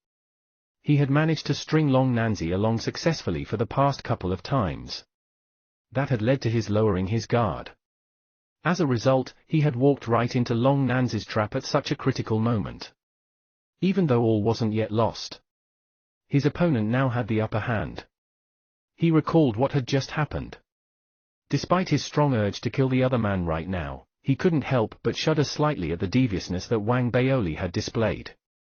He knew very well how some things might seem simple in hindsight, seeming as if everyone should have been able to guess how things would have turned out. But the ability to analyze what was going on and predict the events that were to follow, then formulate and carry out a targeted plan while one was still fumbling around in the dark, wasn't a gift that everyone had. Like Long Nanzi, for example. He was clearly harboring suspicions for quite some time. Then, he struck the lottery and managed to advance his cultivation while he was away. As a result, we didn't notice at all when he created a separate avatar of himself. The Divine Sovereign Justice sect's patriarch fell into deep silence, ignoring Wang Baoli's provocations. He realized who had caused the Eye of the Eternal Star's eruption earlier. There was no way that he was going to charge into battle right now. He was a member of the royal family, after all. His understanding of the Eye of the Eternal Star surpassed that of an ordinary cultivator. He was well aware that Long Nanzi, who had obtained complete control over the Eye of the Eternal Star and had his strength boosted due to his proximity to the Eternal Star, would no longer feel threatened by any planet realm cultivator. Only an Eternal Star realm cultivator would pose a threat to him now. In fact, it would still take an Eternal Star realm cultivator a decent bit of time before he could kill Wang Baoli if they were to battle it out on the Eye of the Eternal Star. There was also a distinct possibility that the Eternal Star realm cultivator might fail to kill Wang Baoli. He might only succeed in cornering Wang Baoli and forcing the latter to escape and teleport away. Simply put, as long as Long Nanzi remained on the Eternal Star and didn't take a step off the Eternal Star, he would remain, to a certain degree, invincible. Of course, his supposed invincibility depended on a very important premise, which was that Wang Baoli remained inside the Eye of the Eternal Star. As soon as he stepped out of the Eye of the Eternal Star, the boost to his power would decrease sharply. At that juncture, he could still be slain if a few planet realm cultivators joined forces and attacked him. With that thought in mind, the Divine Sovereign Justice sect's patriarch decided to ignore Wang Baoli. Instead, he turned towards the sect lord of the Heavenly Spirit sect. Wang Baoli watched as they nodded at each other after a series of voice transmissions. He didn't know the contents of their conversation, but the tension on their faces had eased away. They then turned and left. Wang Baoli narrowed his eyes. He retreated as well, vanishing from everyone's sight and returning to the Eternal Star. The Eternal Star was a destructive force of nature, an awesome hurricane of light and heat to others. But to Wang Baoli, who held control over it, it posed no danger or obstacle. What should have been dangerous waves of heat parted for him wherever he went. After he had been granted full mandate, Wang Baoli could sense the ability of teleportation tingling inside him. As long as he wanted to, he could call upon the Eye of the Eternal Star and teleport himself anywhere in the Divine Eye civilization, then teleport himself back to the Eternal Star. The thought of that sent Wang Baoli's eyes flashing.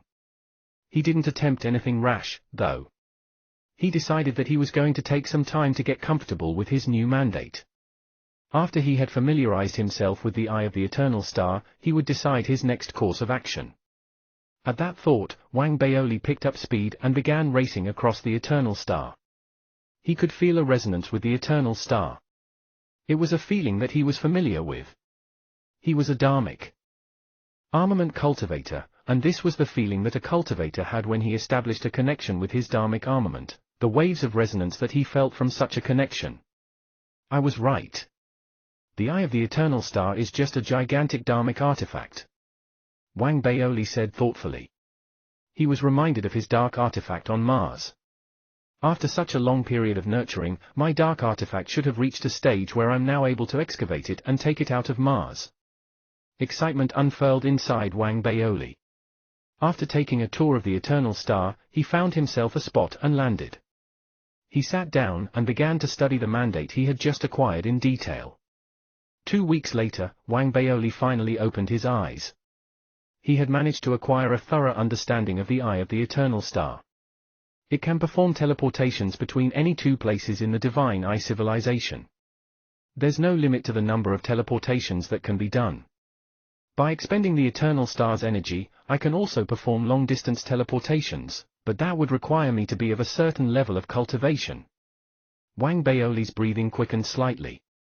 Based on his analysis, once he reached the planet realm, he could teleport the entire Divine Eye civilization and send it to the solar system if he were willing to pay the price for it.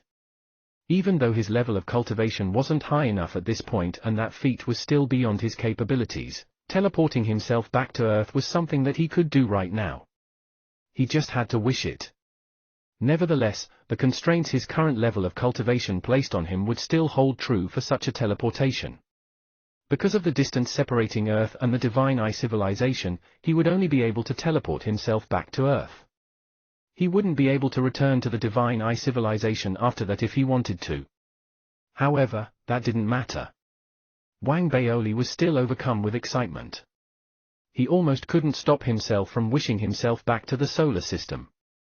It took him a long while to control his excitement. He slowly narrowed his eyes. Patience. I'm not done here yet. Wang Baoli wasn't willing to just leave like that. He hadn't gone to so much trouble for a single teleportation. That wouldn't be worth it. If he couldn't get back to the Divine Eye civilization, he wouldn't be able to bring the Eye of the Eternal Star away with him. Someone else was going to come along and snatch it from him if he left it where it was now. Even though he had the mandate over the Eternal Star, Wang Baoli believed that it would be a piece of cake for powerful cultivators to steal the Eye of the Eternal Star if they wanted to. There's also the Graveyard of Stars. I want a part in that too. A fire seemed to light up in Wang Baoli's eyes. It wasn't fury but a burning desire to attain the planet realm. He was now certain that the Heavenly Spirit sect had allied with the Divine Sovereign Justice sect's patriarch, because the former wanted a placement for the Graveyard of Stars, something the latter had. In that case, would killing the patriarch transfer that placement onto Wang Baoli himself? The thought of that made the desire in Wang Baoli's heart burn more intensely. He didn't know much about the Graveyard of Stars.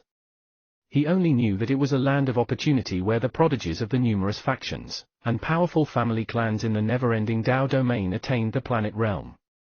But he had boarded the spirit boat once. The paper human cut out in his storage ring was another reason for Wang Baoli's intense curiosity about the Graveyard of Stars.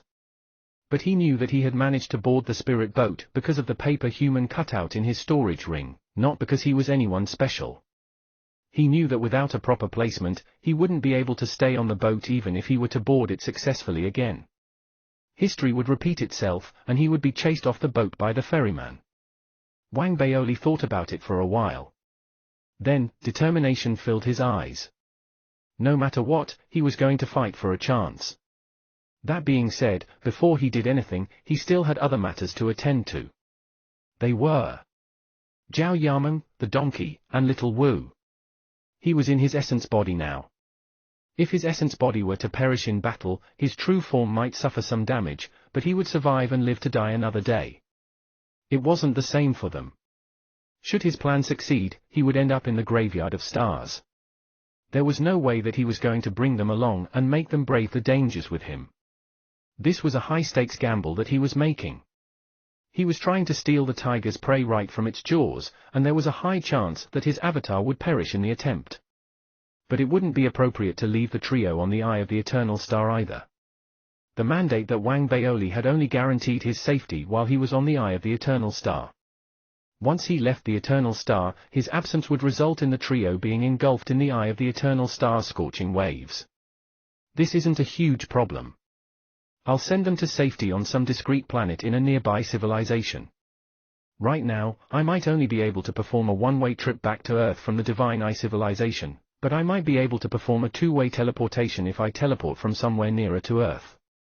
At that thought, Wang Baoli directed his divine will towards Zhao Yameng. After he was done discussing it with her, his form faded away instantly. Waves of heat erupted across the Eternal Star in the next moment. Then, waves of spirit energy signifying the beginnings of a teleportation gathered, surging outward. Wang Baoli then vanished without a trace. Waves of spirit energy ravaged the Eye of the Eternal Star's surface as Wang Baoli teleported away and disappeared. Every cultivator in the Divine Eye civilization could sense the brilliant flare from the sun. The Divine Sovereign Justice sect's patriarch and the Heavenly Spirit sect lord looked up into the sky with stormy looks on their faces. He's gone, the Divine Sovereign Justice sect's patriarch muttered to himself. In the next moment, the darkened sun flared up once again. Waves of spirit energy erupted as the teleportation portal was activated once more. Wang Baoli, who had disappeared earlier, reappeared on the Eye of the Eternal Star amidst the flare of spirit energy. Chapter 9:14, Waiting for the Right Opportunity. Chapter 9:14, Waiting for the Right Opportunity. Translator, Atlas Studios. Editor, Atlas Studios. Now that Wang Baoli had control over the Eye of the Eternal Star, performing a relatively long-distance teleportation posed no challenge to him at all. As long as the distance that he wanted to cross wasn't incredibly far, he would still be able to teleport to his destination and back with his current level of cultivation. Initially, he had thought it best to hide Zhao Yameng, the donkey, and Little Wu in the market owned by the Se family. Their safety would be guaranteed there. However, the market was quite some distance from the Divine Eye civilization, and it would take Wang Baoli some effort to get to the market. As for the trip back, it would be beyond his current capabilities. That was why he eventually went for the next best option. He found a meteorite that was uninhabited and set up an array formation on the meteorite. He also made full use of Little Wu and Zhao Yameng's abilities. The chances of anyone discovering this ordinary meteorite amidst countless meteorites in the vast cosmos were close to zero. Even if it were to be discovered, as long as the people who discovered it weren't from the Violet Gold civilization, it would be fine. Zhao Yameng's intelligence and Little Wu's ability for deception ensured that they would remain safe from harm. Wang Baoli wasn't worried at all during his return trip. In fact, he had nothing to worry about when he got back to the Eternal Star. The only thing that concerned him the most centered around his one greatest desire. The Graveyard of Stars. Wang Baoli gazed at the Divine Eye main star as he sat on the civilization's Eternal Star. That was where his true form was slumbering, where his final trump card rested. I'm not going to touch that if I don't have to. Wang Baoli narrowed his eyes. His true form might be more powerful than his essence body, but it had its own set of disadvantages and weaknesses too. Any injury or death that occurred while he was in that form was permanent and real. That was unlike the essence body that he was in now. He was safer in his essence body and could move around more easily. Besides, the never-ending clan was still out there looking for him. That was another reason for his hesitation. That was why Wang Baoli was extraordinarily cautious when it came to awakening his true form. He pulled his gaze away from the main planet and turned his eyes towards the Heavenly Spirit Sect's camp outside the Eternal Star. His gaze finally landed on the Divine Sovereign Justice Sect and Violet Gold New Dao Sect's camp. He had to find an opportunity to kill the Divine Sovereign Justice Sect's Patriarch. That was the quickest and most straightforward solution, though not the simplest. The Patriarch was at the mid-stage planet realm, so even if he were to attempt a battle with the Patriarch, his chances of winning the fight were close to zero. There was no way he could kill the Patriarch easily or quickly. Should the battle drag on, he would eventually find himself trapped between the Heavenly Spirit Sect Lord and the Violet Gold New Dao Sect's Patriarch.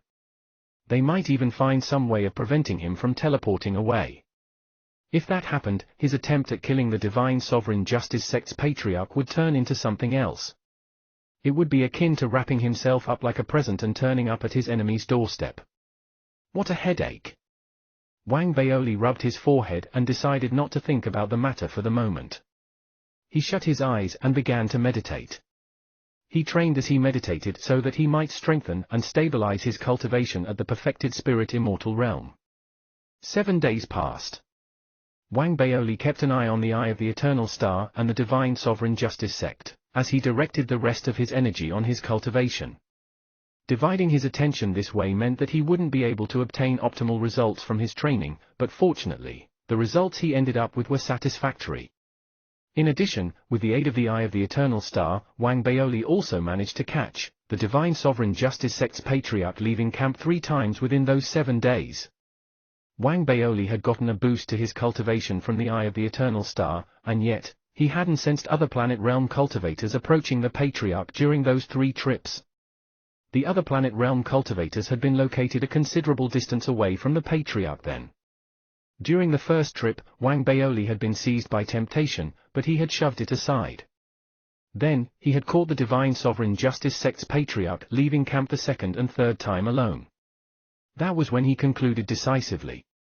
He must be doing this intentionally. He had intentionally created an opportunity for him, waited for him to appear, then steered him towards his teleportation.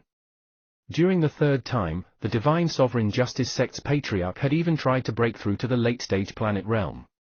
The greatest fear a cultivator had was being interrupted during their attempted breakthroughs to the next stage of cultivation. Such interruptions might lead to a severe backlash and serious injuries. The Divine Sovereign Justice Sect's Patriarch was clearly no ordinary man. Few others would have concocted such a plan and resorted to using themselves as bait. The frown on Wang Baoli's forehead deepened as he rose to his feet. Waves of spirit energy exhibiting the beginning of a teleportation rippled in the air around him. Before the teleportation could occur though, Wang Baoli took a deep breath and abandoned the thought of attacking the enemy. He wasn't sure of his chances. In addition, Wang Baoli was suddenly struck by another thought. There might be another way in which he could get himself a place on the Fallen Star boat. There's no need for me to try and kill the Divine Sovereign Justice Sect's patriarch at all. The attempt is going to be dangerous.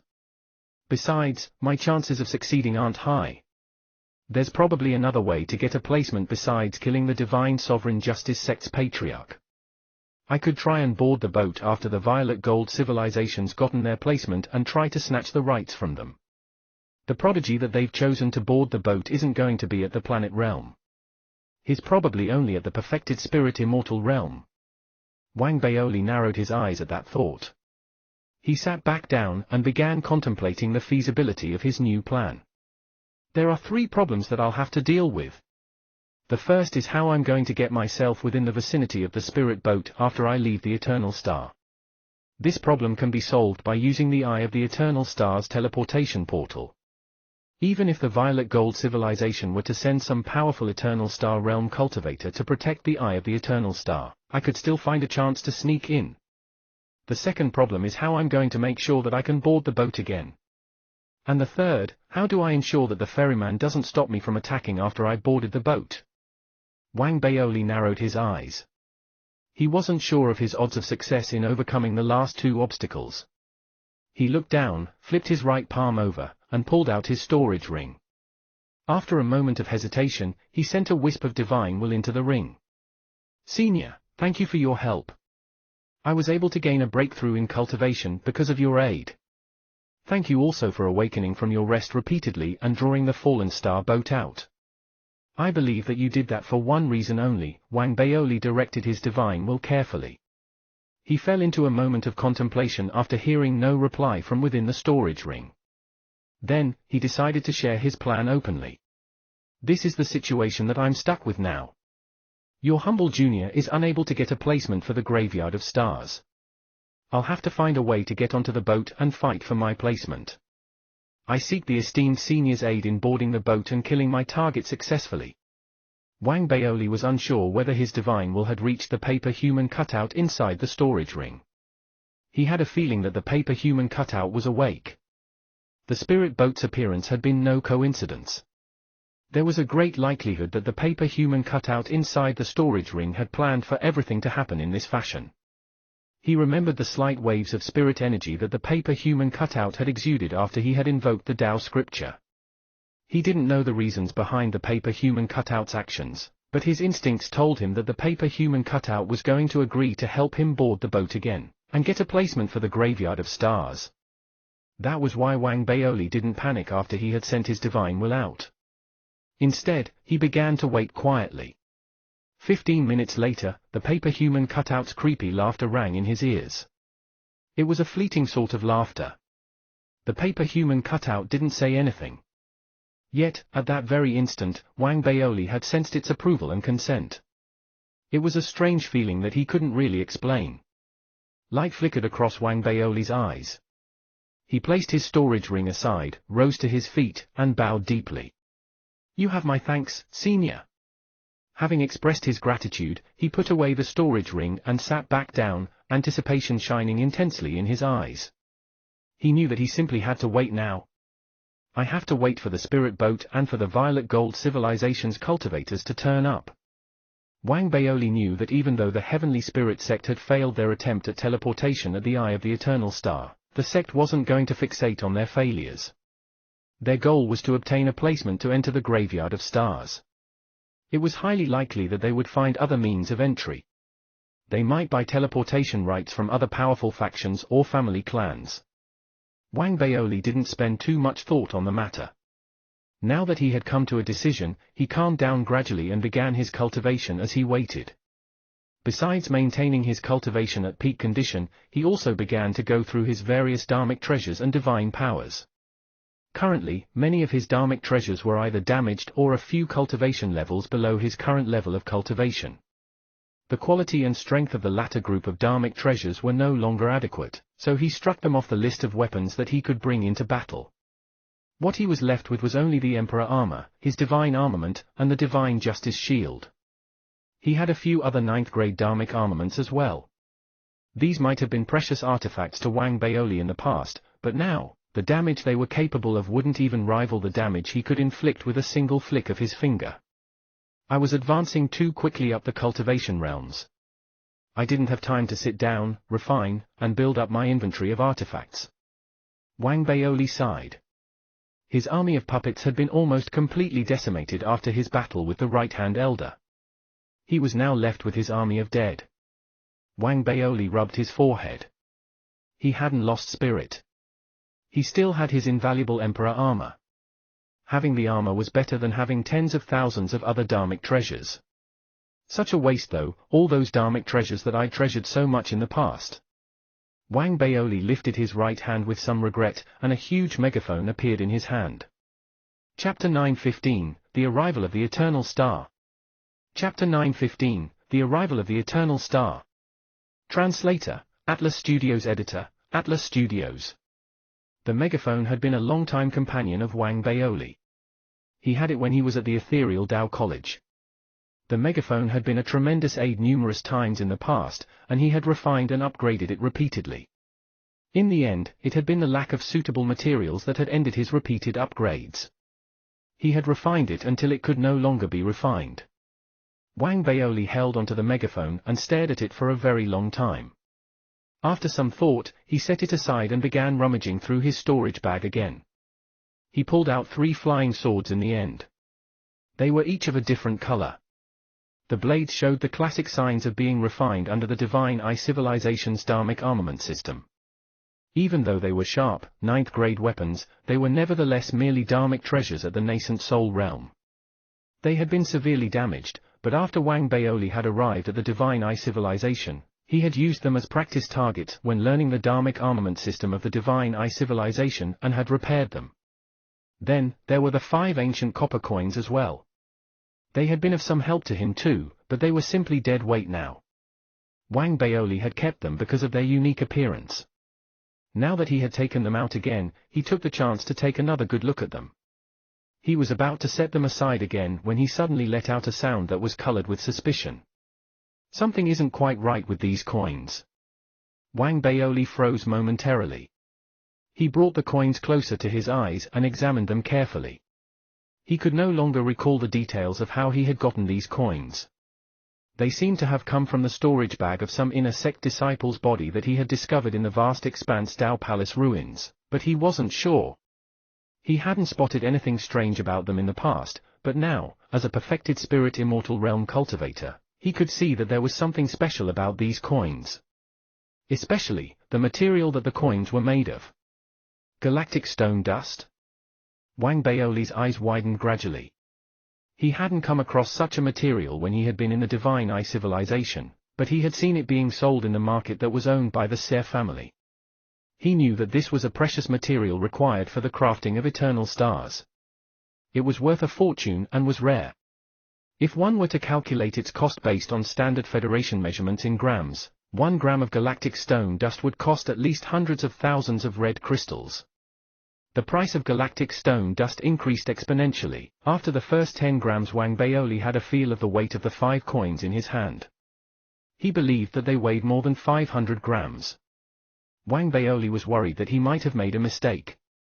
He suppressed the intense excitement bubbling inside him, rubbed his eyes hastily, and inspected the coins carefully again. Finally, his eyes widened, and his breathing grew uneven. I was right. Heavens, I didn't know that I was this rich. Wang Baoli almost leaped into the air out of excitement. He looked around instinctively before slipping the coins carefully into his storage bag. He then patted the storage bag and sighed a long sigh. It's not safe keeping these coins on me. It's a pity that I can't move around easily now. If I could, I would hide these coins with my true form. Wang Baoli was still bubbling with excitement. He wasn't sure how he had gotten his hands on the coins at the moment, but he now knew their value. He was extremely curious about the true origins of the coins. They were crafted from such costly material, so there must be some other use for them. Wang Baoli was struck with a sudden thought. There might be other priceless treasures in his stash, treasures whose worth he hadn't been able to discern in the past. He opened his storage bag and started inspecting each item inside carefully. Unfortunately, the coins were the exception to the rule. Wang Baoli didn't manage to find anything else as precious as the coins after rummaging through his storage bag. He sighed, then his eyes fell on the flying swords and his megaphone. He had some materials that he could use to refine artifacts in his storage bag, but not a lot. He could only refine one dharmic artifact. After some thought, Wang Baoli decided to set the flying swords aside and pick the megaphone up. You're it. At Wang Baoli's current level of cultivation, with his skill at refining dharmic artifacts, and at his current location, it would hardly be any trouble for him to refine the megaphone. He was only going to switch the materials that had gone into the megaphone with something else, and imprint a new set of inscriptions onto it. Because of Wang Baoli's eternal star fire, the megaphone gained the unexpected elemental ability of fire. In order to strengthen this ability to its fullest, Wang Baoli swallowed the megaphone and housed it in the eternal star fire that was burning inside him. The eternal star fire inside his body had been a product of Little Wu's cultivation technique. This was the most powerful aid that Wang Baoli currently had when it came to refining artifacts. He nourished the megaphone with his eternal star fire carefully. Then, Wang Baoli took another look at his storage bag. The storage ring rested inside, and another incredible treasure was lying inside the storage ring. It was the Galaxy Bow. I can't seem to work this bow, though. What a pity. Wang Baoli shook his head with regret. After the lightning chase had ended, he had tried the bow on his journey back. No matter how hard he had pulled, the bowstring just wouldn't budge. Based on Wang Baoli's assessment, he would have to at least be at the planet realm before he could work the bow. I still have my intrinsic scabbard and the mosquitoes inside it, not to mention the scabbard's hex-like strands. However, the scabbard is kept with my true form. Wang Baoli shook his head. He decided not to think about his dharmic treasures and instead started considering the divine powers he possessed. First, there's the demonic eye art. It has the power to bind my enemies and pose a threat to a planet realm cultivator. If I were to stage a sneak attack successfully, I could slay a planet realm cultivator with the demonic eye art. It can also absorb the spirit energy of my enemies. The more enemies I cut down, the more powerful I become. After some deliberation, Wang Baoli decided that the demonic eye art would be his primary divine power in battle. Next is the supernova. It's not as powerful as the other divine powers and is little more than brute force. It's not as energy efficient and therefore expends more cultivation. But in the event where there are no other better moves to make, the supernova would be a formidable attack with incredible damage if I were to expend all the cultivation that I have. Then comes the dark art. I should avoid using that. As for the Tao scripture, I should avoid using that as well. Wang Baoli thought of what had happened the last time he had recited the Tao scripture and shuddered faintly. I just have a few other divine powers and spells, like the ethereal Tao College's Cloud Finger as well as the Flash Arc and the electromagnetic pulse from the lightning domain. He was lost in memory for a moment. Then, he raised his right hand. A lightning arc appeared under one of his fingernails and began wriggling under his nails. It had started as a core formation realm level spell, slowly advanced to the soul conduit realm, and finally reached the spirit immortal realm. At that juncture, the lightning arc had taken on a different color. It was now a crimson color. The increase in the lightning arc's strength, and the change in its color were all the result of Wang Baoli refining and upgrading the cultivation technique. With his current level of cultivation, upgrading such simple spells barely took a moment and hardly posed a challenge to him. It seems powerful enough. Wang Baoli had a feel of the damage the lightning arc was capable of. He raised his right hand and snapped his fingers. Countless crimson lightning bolts appeared instantly in the waves of heat that rose around him. They gathered and formed a sphere of lightning in his palm. He could sense the power it held. Should it explode, its blast would extend 100 feet into the distance. The sphere of lightning would transform into an electromagnetic storm. The damage unleashed might not rival the sea of lightning that the wishing bottle had brought upon him as a consequence of his accidental wish, but it would suffice if he wanted to slay a perfected spirit immortal realm cultivator. If I can't kill him in one blow, I'll get him with the next. If 2 blows don't work, I'll just hit him with 10. Wang Baoli muttered. He waved his hand and sent the sphere of lightning away. Mist appeared over his fingers next. It gathered swiftly and transformed into the shape of a finger. An incredible wave of power that far surpassed that of the electromagnetic storm exuded from the finger. It seemed as if someone had just released a seal that had been placed over the finger, and waves of intense power surged from it. Wang Baoli jerked when he sensed the aura, and doubt and shock flickered in his eyes after he examined the aura carefully. The cloud finger might be a divine power that the ethereal Tao College is renowned for, but it's actually not that powerful. It seems to be more powerful than the supernova when unleashed at my current level of cultivation, though. Why is that so? Wang Baoli's breathing quickened after he sensed the waves of spirit energy released from his cloud finger.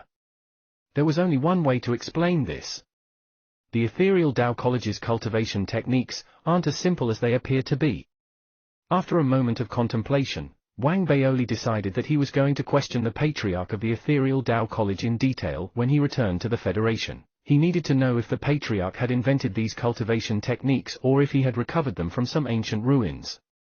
With that thought in mind, Wang Baoli began to try out the various divine powers that he had mastered since he had begun his journey of cultivation. He realized that the cloud finger was an exception to the rule. The other divine powers didn't unleash extraordinary damage. Some were like the supernova, where he had to expend considerable energy in exchange for a powerful attack. Simply put, these divine powers weren't sufficiently refined and hence couldn't unleash the full power of a spirit immortal realm cultivator. For every 10% of cultivation he expended, he would only be able to inflict 12% damage on his enemy. In comparison, he would be able to inflict 18% to 19% damage with the cloud finger.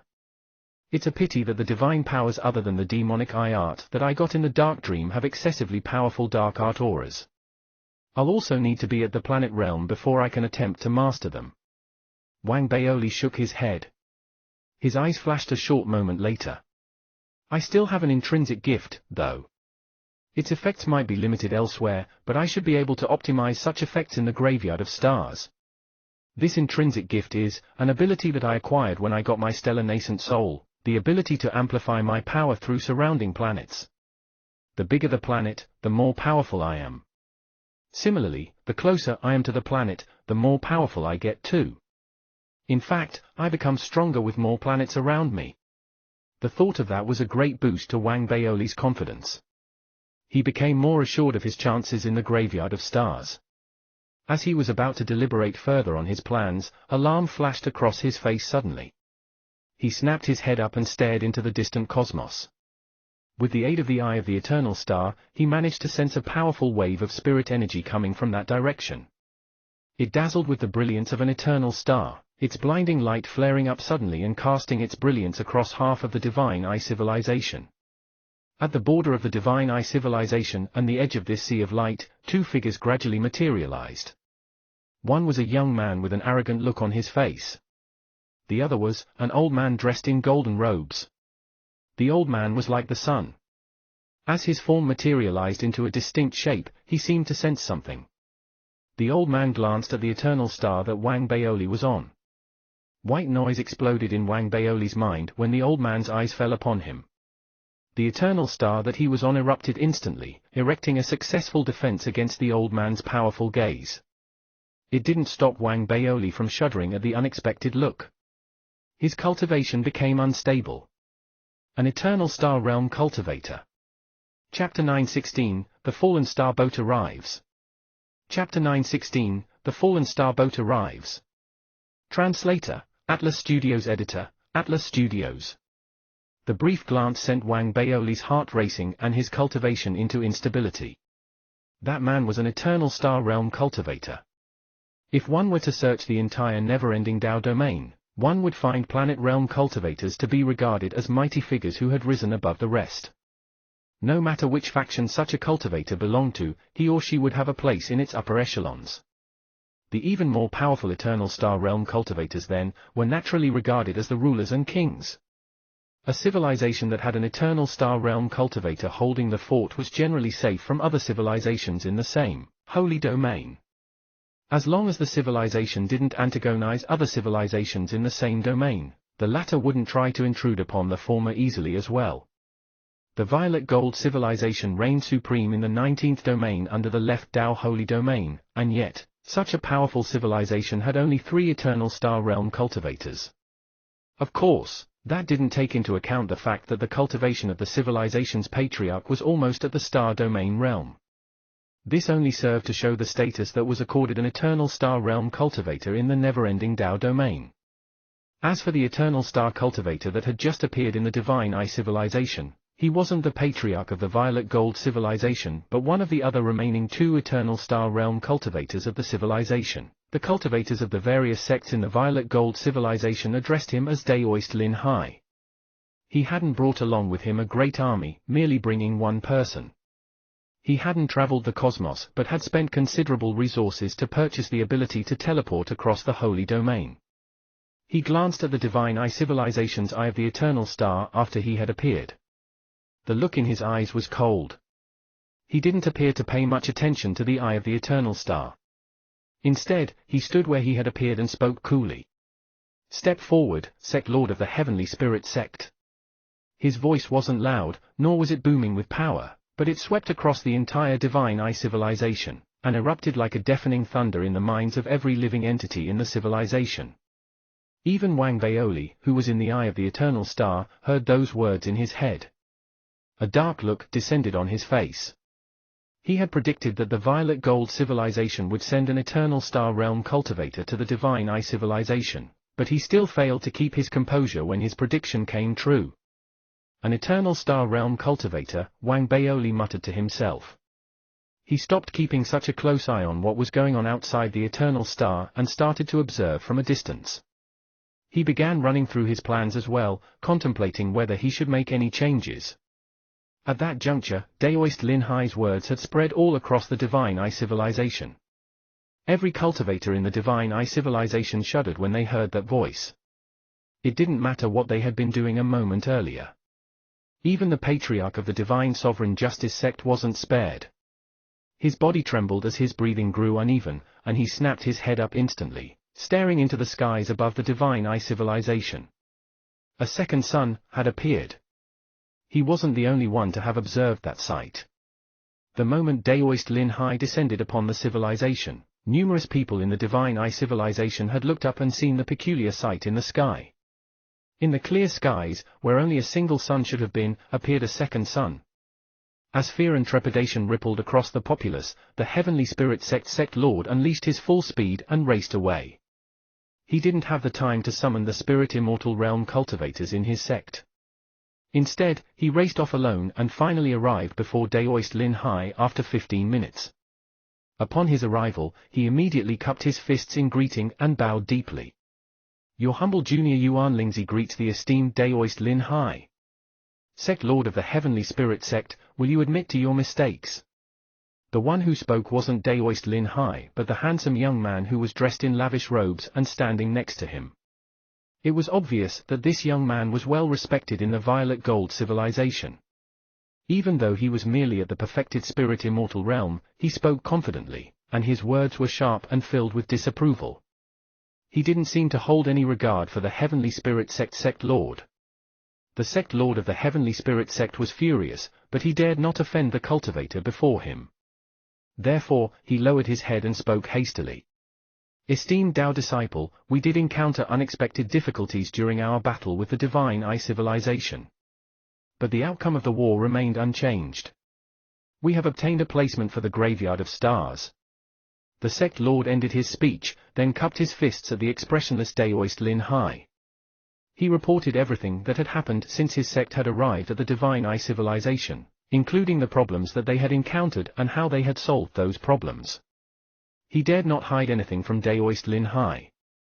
He knew that the Tao disciple was only concerned about his placement for the Graveyard of Stars. As for Daoist Lin Hai, his concerns were probably for the right-hand elder's death. After all, the Xie family was involved in the matter. The young man sighed privately in relief when he heard the sect lord's reply. He didn't care about anything else. He didn't even care if the heavenly spirit sect was wiped out. The only thing he cared about was a placement for the graveyard of stars. Despite his status in the Violet Gold civilization, he had to fight hard for this opportunity. It was going to determine his future. After getting his answer, he remained silent. He then looked around and began studying the Divine Eye civilization. He didn't think much of this place, which looked impoverished in his eyes. If not for the fact that the fallen star mark could only be transferred in the Divine Eye civilization, he believed that he would never have stepped foot in this civilization. As he scoffed privately in disdain, the sect lord of the Heavenly Spirit sect gave Daoist Lin Hai a full account of what had taken place in the civilization. The latter listened to the full account and then nodded slightly. There was an unfathomable look in his eyes when he turned away and gazed at the eye of the eternal star. "Does he have any friends or family here? If he doesn't, we can simply kill him. When this entire fiasco is over, I'll refine the eye of the eternal star and crush him." Long Nanzi doesn't seem to have family in the Divine Eye civilization. He has a few friends, but most of them belong to the Divine Sovereign Justice sect. There's one thing, though. If we kill this man, the Xie family, the sect lord of the Heavenly Spirit sect turned towards Daoist Lin Hai after a moment of hesitation. This was a question he had to ask. It was what a subordinate was meant to do. He had to give his superior a chance to show their wisdom. The Xie family's particular about following the rules. They can't do anything to us if we are careful and don't reveal any weaknesses. That right-hand elder of yours was a fool. He deserved to die. Besides, the one who got involved in his death is only a young member of the Xie family. Xie Haiyang's father has gotten himself into trouble with a powerful man, and his son is running around trying to find someone who knows that man. He doesn't have time for a lowly little spirit immortal realm cultivator, Daoist Lin Hai said coolly before turning his head towards the young man standing next to him. "Xingling, prepare yourself during this period. The fallen star boat will make its way here soon." The young man, Xingling, answered immediately in the affirmative and with great deference. The sect lord of the Heavenly Spirit sect led Daoist Lin Hai to his sect's camp. The latter stationed himself at the camp, releasing his cultivation and suppressing the eye of the eternal star that Wang Baoli was on instantly. The eternal star's radiance faded considerably, and Wang Baoli was instantly on his guard. Time passed steadily. During that time, Wang Baoli dared not attempt surveillance on the Heavenly Spirit sect again. Regardless, he did catch the Divine Sovereign Justice sect's patriarch entering the camp, though he didn't see the latter leave. He must have been summoned by the Eternal Star Realm cultivator and had remained in the Heavenly Spirit sect's camp after that. Tension began to rise across the entire Divine Eye civilization after the arrival of the Eternal Star Realm cultivator. The general populace was unused to his arrival and seized by fear. As for Wang Baoli, he didn't escape unscathed. He knew that the Eternal Star Realm cultivator had released his cultivation intentionally. His aim was to intimidate, wanting Wang Baoli to think twice before acting. "He doesn't know what I have as my trump card, though." Wang Baoli narrowed his eyes as he eyed the Heavenly Spirit sect's camp, which was stationed in the distance. He was feeling considerable stress at the moment, but after some analysis, he concluded that his plan was a feasible one. "I don't believe that he can board the boat as well. As long as he can't board the board and I can, he can't do anything to me even if I kill the prodigy of his civilization and steal the seal right before his eyes." Wang Baoli narrowed his eyes. This was a risky venture, but nothing could be gained in this life without taking on some risk. My true form is in the coffin, and this old man shouldn't be able to find it. The coffin isn't any ordinary coffin, after all. This means that even if I lose the fight, I'll only be short an avatar. Determination appeared in Wang Baoli's eyes after a moment of contemplation. He had made up his mind. He was going to go ahead with his plan and snatch the tiger's prey straight from its maw. Another 2 weeks passed. In that time, the Violet Gold civilization, the Divine Eye civilization, and Wang Baoli had prepared themselves fully. Now, they waited only for entry to the graveyard of stars to be activated. Beyond the Divine Eye civilization, the spirit boat that Wang Baoli had bumped into, had entered the Divine Eye civilization silently. It didn't advance further into the civilization and was instead hovering at its borders. The number of prodigies on the boat had increased from the initial 3 dozen or so to include another dozen. There were now almost 50 passengers on board the boat. The paper ferryman looked up as the boat stopped in the cosmos. It gazed into the direction of the Heavenly Spirit sect's camp, raised its right hand, and began gesturing slowly in the same direction. The sound of weeping, a summoning call, began to fill the cosmos. There were no words, only the sound of weeping in the summoning reverberating across the cosmos. In fact, not everyone could hear this call. The Divine Sovereign Justice sect's patriarch, who possessed the royal family bloodline, could, and Daoist Lin Hai could. The Heavenly Spirit sect lord and everyone else didn't sense the call at all. Wang Baoli had boarded the boat before. That might be why he was now the third person in the Divine Eye civilization to hear the summoning. With a boost from the Eye of the Eternal Star, he sent his divine will sweeping across the cosmos and saw the paper human cutout on the spirit boat. It's here! Wang Baoli perked up. Chapter 917, Usurped. Chapter 917, Usurped. Translator, Atlas Studios. Editor, Atlas Studios. The Fallen Star Boat. Daoist Lin Hai had been meditating in the Heavenly Spirit sect camp when he suddenly opened his eyes. He stared at the spirit boat, then vanished suddenly. When he reappeared again, he was standing next to the Tao disciple of his civilization, Xingling. Xingling had been meditating as well, but his current status and level of cultivation weren't sufficiently high enough for him to hear the summoning call of the spirit boat. He had been prepared for it, though. Unconcealed glee appeared in his eyes when he saw the cultivator standing before him. Patriarch! This is your chance. Daoist Lin Hai said coolly. With a flip of his sleeve, he took Xingling away. Alongside went the patriarch of the Divine Sovereign Justice sect. There was a look of peace on his face. He didn't show any signs of struggle. He knew that the time had come for him to fulfill his end of the deal. He knew the value of his fallen star mark. If he hadn't been at the planet realm, he might not have gone so easily. He might have decided to just wing it. But he was at the mid-stage planet realm now. His planet might be an ordinary spirit star, but what he was truly concerned with was how he could get an opportunity to break through and attain the late-stage planet realm. Daoist Lin Hai and he had reached an agreement previously, and he had agreed to the terms of their deal of his own accord. He was willing to help the Violet Gold civilization enslave the Divine Eye civilization, and he was also willing to become a member of the Violet Gold civilization, and a vassal of Daoist Lin Hai's sect for the next 500 years. In exchange, Daoist Lin Hai would aid him in crossing the hurdle in his cultivation and attaining the late-stage planet realm. This goes to show that I'm the biggest winner in the Divine Eye civilization. The Divine Sovereign Justice sect's patriarch was extremely pleased with the outcome of his deal, and with the plan that he had concocted out of thin air. He had earned everything that he had gotten. Regardless of how he felt, he was still besieged by slight hesitation when Daoist Lin Hai led him across the cosmos and brought him to the edge of the Divine Eye civilization, to stand before the ancient-looking spirit boat. It wasn't a particularly big boat, but the antiquity that exuded from it was strong. It seemed to have been around for a very long time and appeared as a vessel of unspoken opportunity. There were dozens of men and women on the boat, with every one of them clearly being the chosen one of their respective civilizations. This was a good opportunity for him to gain allies. There was also the creepy paper human cutout on the boat. Its eerie aura gave one the impression that this was a boat that was headed for the future. What if I destroy my own planet, plunge back to the perfected spirit immortal realm, and try to get a place on the boat with my mark? Would it be worth it? The thought flashed across the patriarch's mind before being dispelled immediately. He then turned and gave Daoist Lin Hai a deep bow. Patriarch, I'm ready. Daoist Lin Hai appeared calm, but his divine will had been focused on the Divine Sovereign Justice sect's patriarch all this while. This was a critical moment in their deal. He might have had to resort to force if the patriarch decided not to fulfill his end of the deal.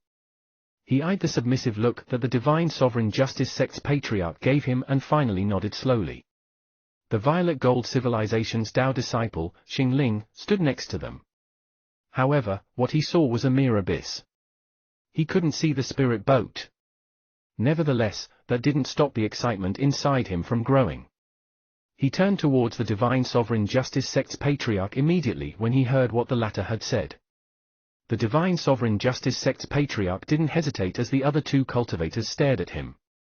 He lifted his right hand and smacked himself hard on the forehead, causing the white mark on his forehead to erupt into a glaring light instantly. It was as white as a sheet of paper. The light surged outwards and seemed to transform into a kind of connection with the spirit boat. It seemed to be guiding him towards the spirit boat. The Divine Sovereign Justice sect's patriarch spoke then. Esteemed envoy, please bear witness as I make my proclamation. I am transferring my place on the boat to this man of my own accord. The patriarch pointed at Xingling as he spoke. With the aid of the eye of the eternal star, Wang Baoli managed to watch the scene unfold before him clearly. He saw the young men and women on the spirit boat. Some of them had opened their eyes, and they didn't seem surprised by the proclamation. There was scorn and condescension in the eyes of a few passengers too. It was clear that they knew that a deal was taking place before them, and it was obvious that this deal was going to go through. That was indeed the case. Upon hearing the proclamation of the Divine Sovereign Justice sect's patriarch, the ferryman on the boat nodded slightly. The white light that had enveloped the patriarch charged towards Xingling, cloaking him in a blinding light. A paper card appeared in his hand then. Xingling could see the spirit boat now, could see the prodigies seated on the boat and the paper human cutout. His heart overflowed with emotion. He cupped his fists and saluted Daoist Lin Hai, then, in a single bound, he followed the pull of the mark and raced towards the boat, landing on the boat in the next moment. Standing on the boat, he couldn't control himself as he burst into laughter. The other passengers didn't seem to approve of his laughter. No one commented on it, though. The spirit boat began to take off. As the paper human cutouts all glided through space, the boat started drifting off into the cosmos that lay beyond the Divine Eye civilization, fading away silently as it glided away slowly. The Divine Sovereign Justice sect's patriarch watched as the boat departed. He couldn't explain the slight sense of loss that he was feeling. He stayed resolute to the choice that he had made, though, casting the feelings of loss aside quickly. He knew that was the only choice he could have made. His fate was bound with the fate of Daoist Lin Hai. Patriarch, at that thought, the patriarch of the Divine Sovereign Justice sect cupped his fists and tried to vouch for his loyalty. But, before he could continue speaking, something flickered in Daoist Lin Hai's eyes. How dare you! Waves of brilliant light erupted from Daoist Lin Hai as he shouted, an eternal star realm power surged out instantly. The cultivator was akin to the sun, his power a suppressive weight bearing heavily down on everything in sight. He lifted his right hand and made a grab at something above the faraway spirit boat. Die! His voice thundered as an enormous fiery hand that burned as brilliantly as the sun descended from above. Awesome power exuded from the palm and fell upon the cosmos, casting a shadow over the vast expanse of space. It descended with a weight that seemed capable of crushing stars and planets. As his cultivation swept across the cosmos, an indistinct, blurry form materialized above the spirit boat that had drifted off into the distance. It was Wang Baoli. He hadn't planned on boarding the boat while in the presence of the eternal star. He had planned to go after the boat after it had left. But as he watched the boat drift off into the distance, the paper human cutout in his storage ring spoke for the first time. You won't get another chance if you don't go for it now. Wang Baoli didn't hesitate. He activated the Eye of the Eternal Star and teleported himself away, appearing above the spirit boat just as it was about to disappear. Upon his reappearance, he immediately sensed an incredible heat around him and the burning hand reaching out for him. There was nowhere for him to hide and nothing that he could do to evade the attack. His cultivation had been suppressed completely, and he had lost all ability to defend himself. As death approached, Wang Baoli steeled himself and decided to make a final gamble. He bet that the paper human cutout in his storage ring would come to his aid. At that very critical moment, the paper human cutout in his storage ring suddenly let loose a burst of creepy laughter. It was a laughter that only Wang Baoli could hear inside his head. As it echoed inside Wang Baoli's mind, someone else struck. It wasn't the paper human cutout inside his storage ring, but the paper human cutout on the spirit boat that was fading away steadily. The ferryman lifted its head suddenly and jerked the paper ore in its right hand up slightly. A huge white wave appeared out of nowhere and fell over Wang Baoli instantly. It formed a protective barrier before him as it collided with the burning hand. A thunderous boom rumbled in the cosmos, and the burning hand disintegrated. Fury and incredulity rose within Daoist Lin Hai, as he watched the white wave that the paper human cutout had summoned sweep Wang Baoli away and take him safely onto the boat. Impossible! Long Nanzi! What's going on? You! The first exclamation came from Daoist Lin Hai. The shock he was currently experiencing was indescribable. Never in his wildest dreams would he have imagined that the fallen star envoy would lend its aid. This was something that was completely out of this world. He had never heard of something like that happening before. The second exclamation came from the patriarch of the Divine Sovereign Justice sect. He was completely dumbfounded by Wang Baoli's boldness and insanity. The third wave of exclamation came from the other chosen ones on the boat.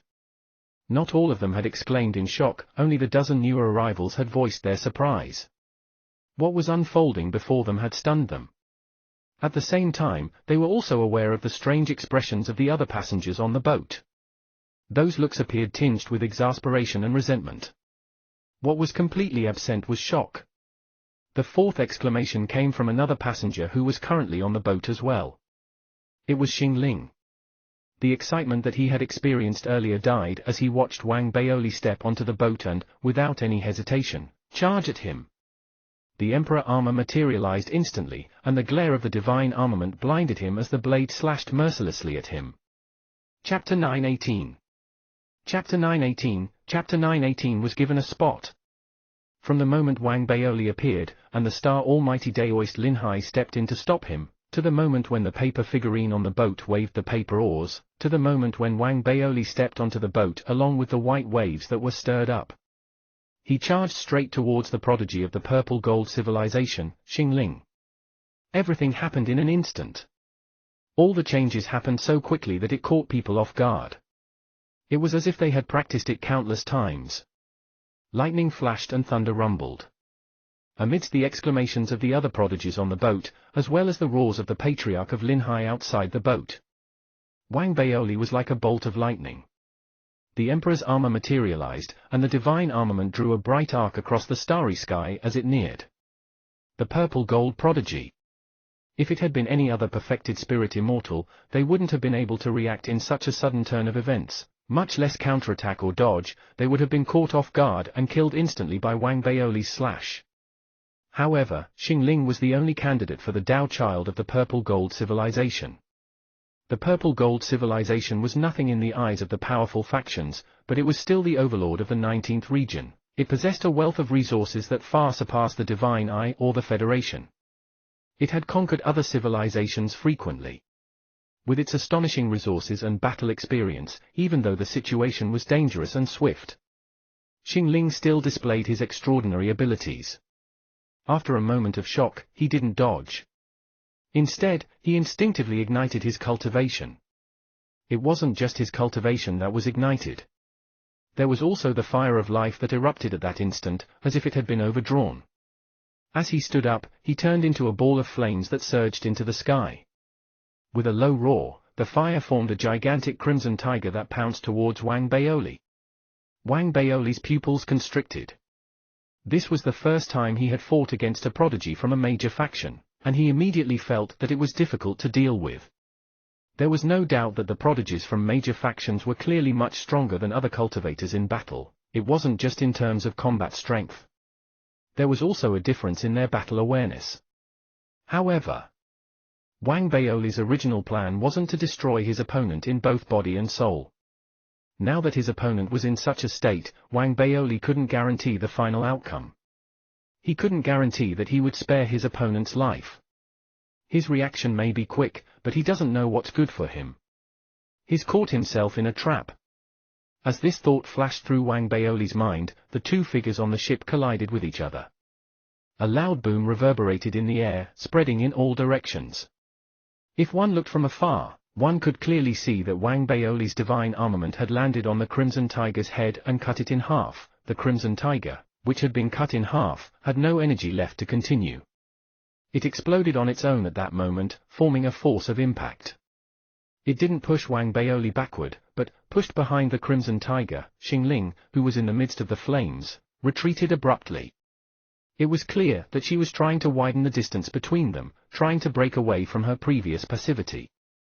A battle with similar cultivation and similar combat strength was in fact a battle for the initiative. Once the opponent grasped the initiative and rhythm, they would lose the initiative, and this passivity would quickly turn into a loss. In fact, they would be defeated in an instant. Therefore, when the prodigy of the purple-gold civilization, Xingling, made his move, the other prodigies around him immediately retreated rapidly. At the same time, they couldn't help but reveal a strange look in their eyes. It was obvious that Xingling's reaction, and his decisiveness in burning his cultivation and life at the critical moment had gained some of their approval. Wang Baoli was equally experienced in combat.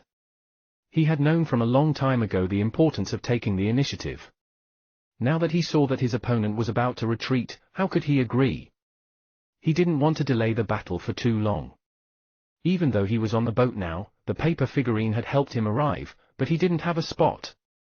Outside, the Linhai Patriarch was filled with rage, causing the surrounding starry skies to distort. He had to obtain the mark as soon as possible. Otherwise, once he was expelled from the boat, what awaited him would be death. That was indeed the case. After Wang Baoli appeared, he immediately boarded the ship and attacked his chosen one. His attack was too ferocious, and the change was too sudden. The rage in Patriarch Linhai's heart was enough to burn the entire God's Eye civilization. As his face was damaged, his cultivation erupted crazily. When he saw his chosen one burning his cultivation, his killing intent and anger towards Wang Baoli reached its peak. "You little bastard, you're courting death," he growled. The Linhai Patriarch went mad. A gigantic phantom image of a star appeared behind him. The gigantic fireball emitted an indescribable heat and pressure as it charged towards the ghost ship, intending to board it forcefully. However, the ghost ship was not something that he could touch as a star. If the ship from the fallen star was truly that fragile, then the secret of the fallen star would have long been in the hands of the Wei Yang clan. It would no longer be a legendary land, it would become the personal property of the Wei Yang clan. Therefore, it was destined that all of the actions of the Linhai clan patriarch would be in vain.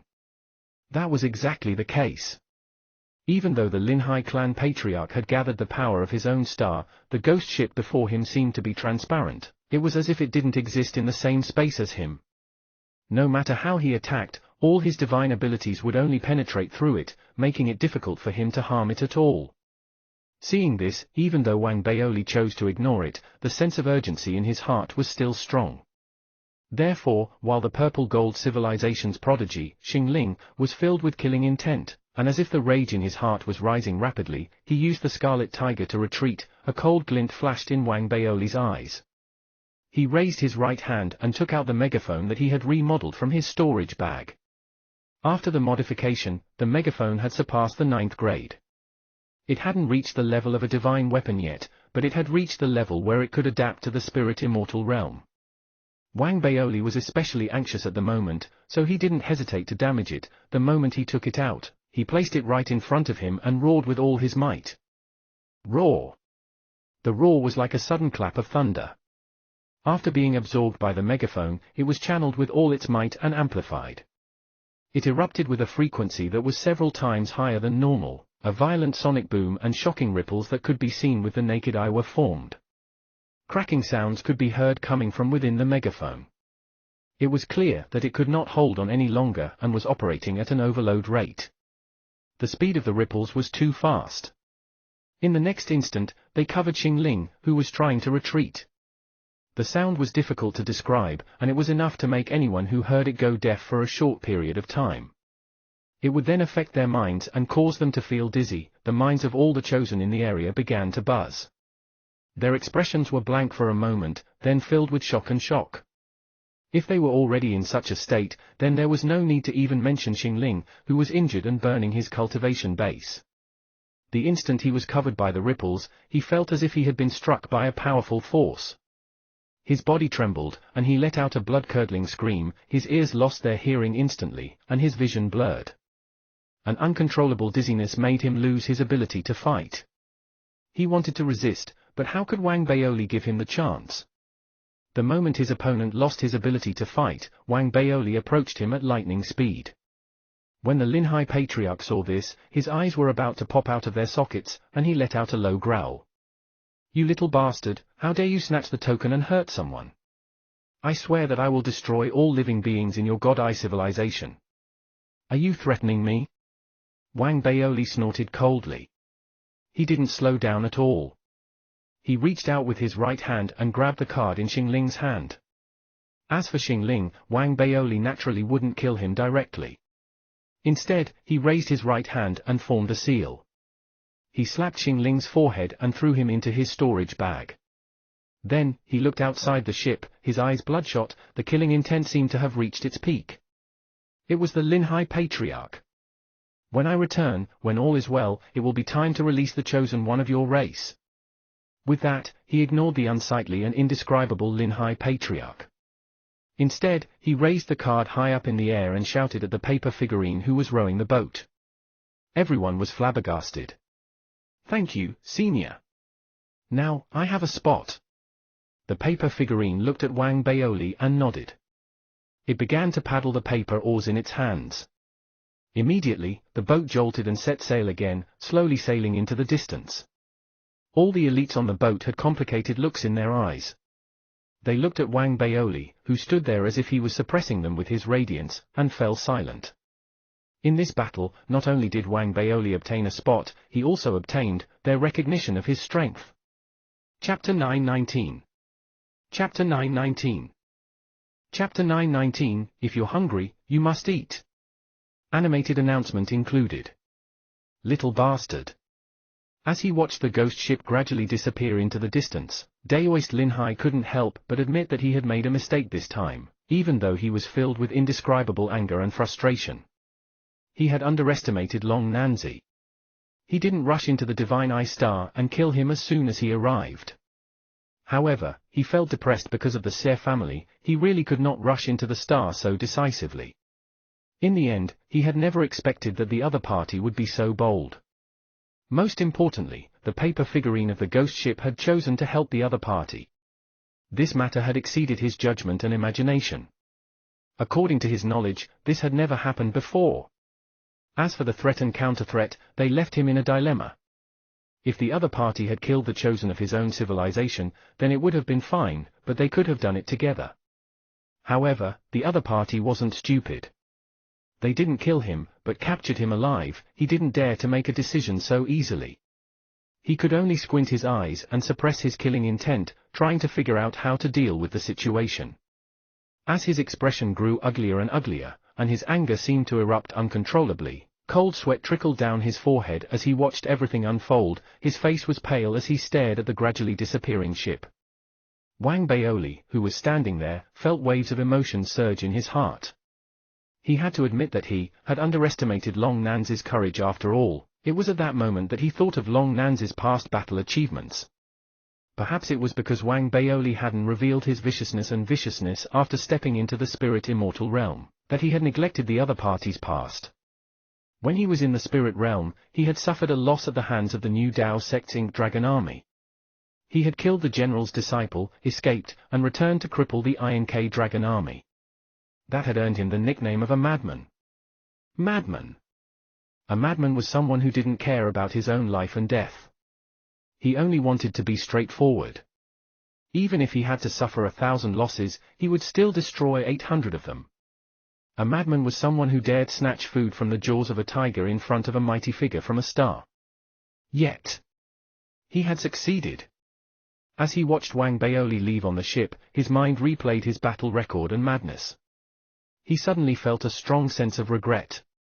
He regretted that he shouldn't have provoked Long Nanzi.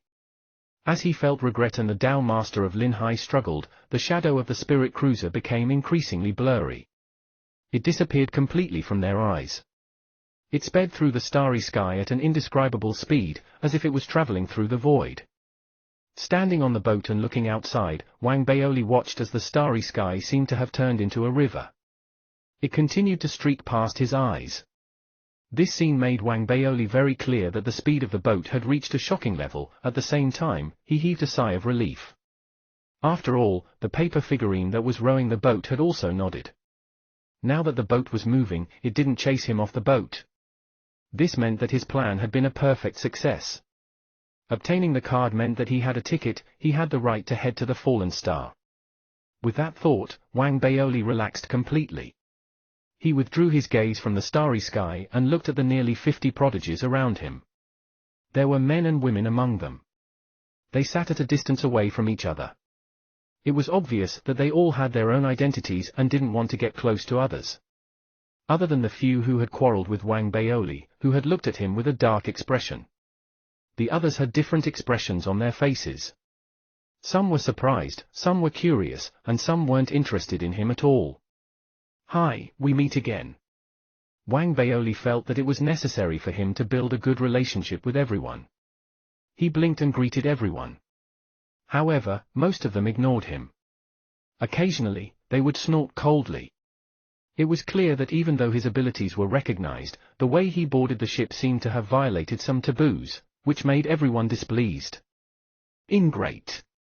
No matter what, I helped them row the ship back then. Wang Baoli snorted inwardly, thinking to himself, if you ignore me, I will ignore you. With that thought in mind, Wang Baoli couldn't be bothered to repair his relationship. He could tell that these people were very proud.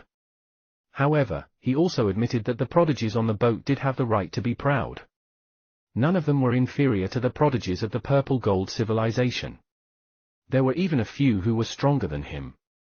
Even though they were all at the perfected spirit immortal realm, the difference in their foundations and talents meant that there was a huge gap between them at this level. There was also a huge gap between them.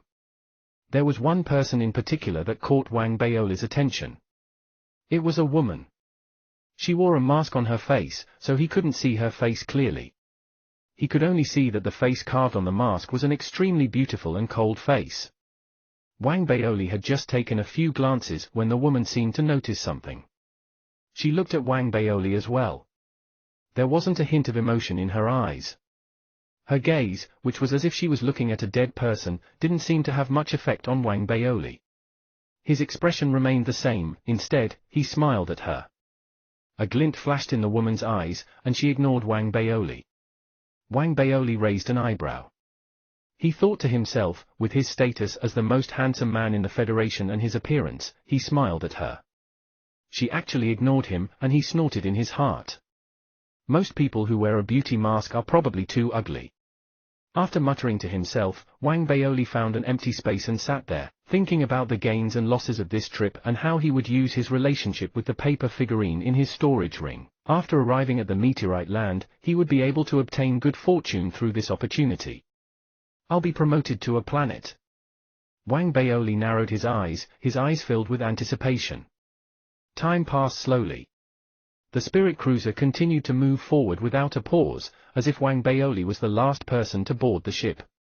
As he meditated for the past few days, he could no longer sit still. It was simply too quiet. No one spoke, not even moving. Everyone sat there silently meditating, waiting for the journey to end. The first few days were fine, but after more than 10 days, Wang Baoli felt that it was too boring to continue like this.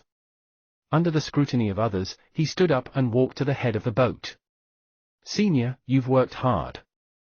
Let me help you row. Do you still remember?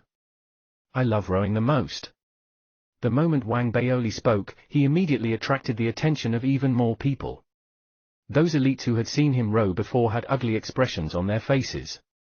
Those who had not seen him before were astonished.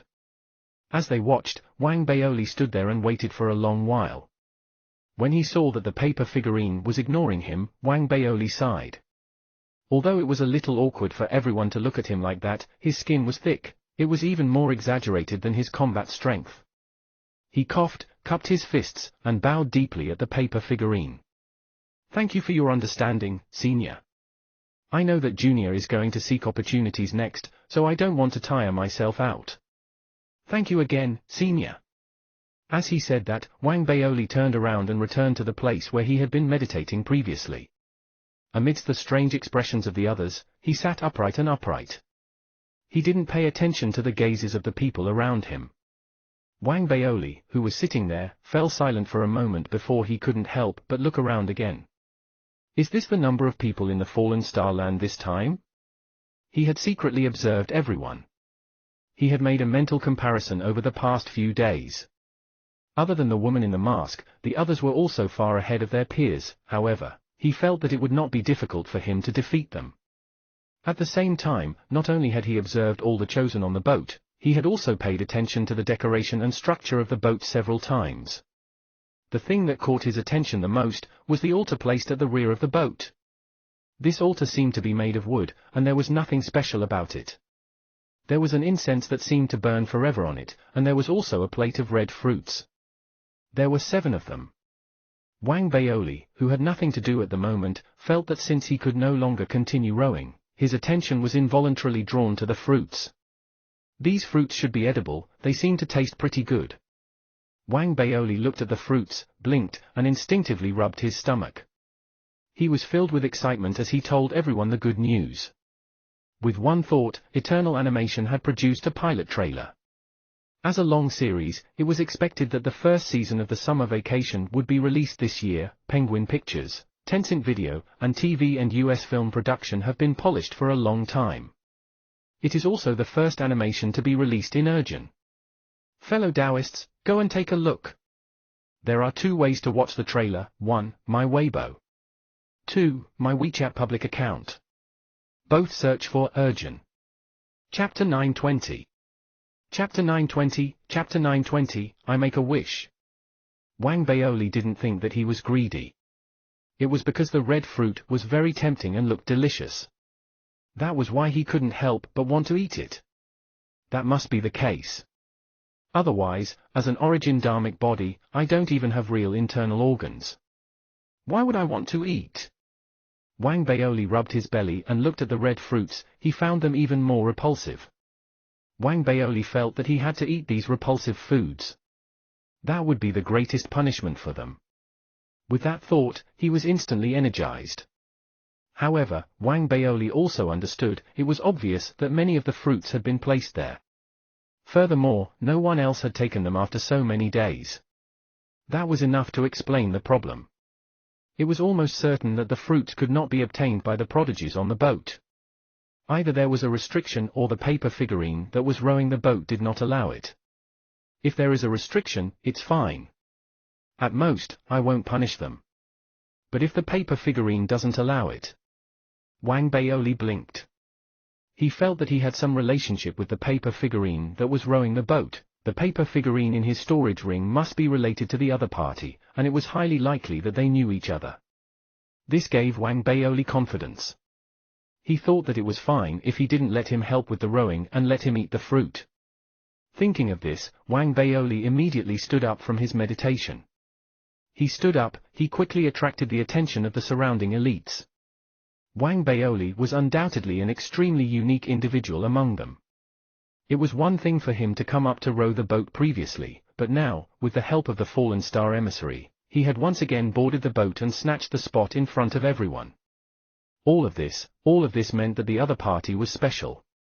Therefore, even those who did not seem to care about his every move were actually paying attention to him.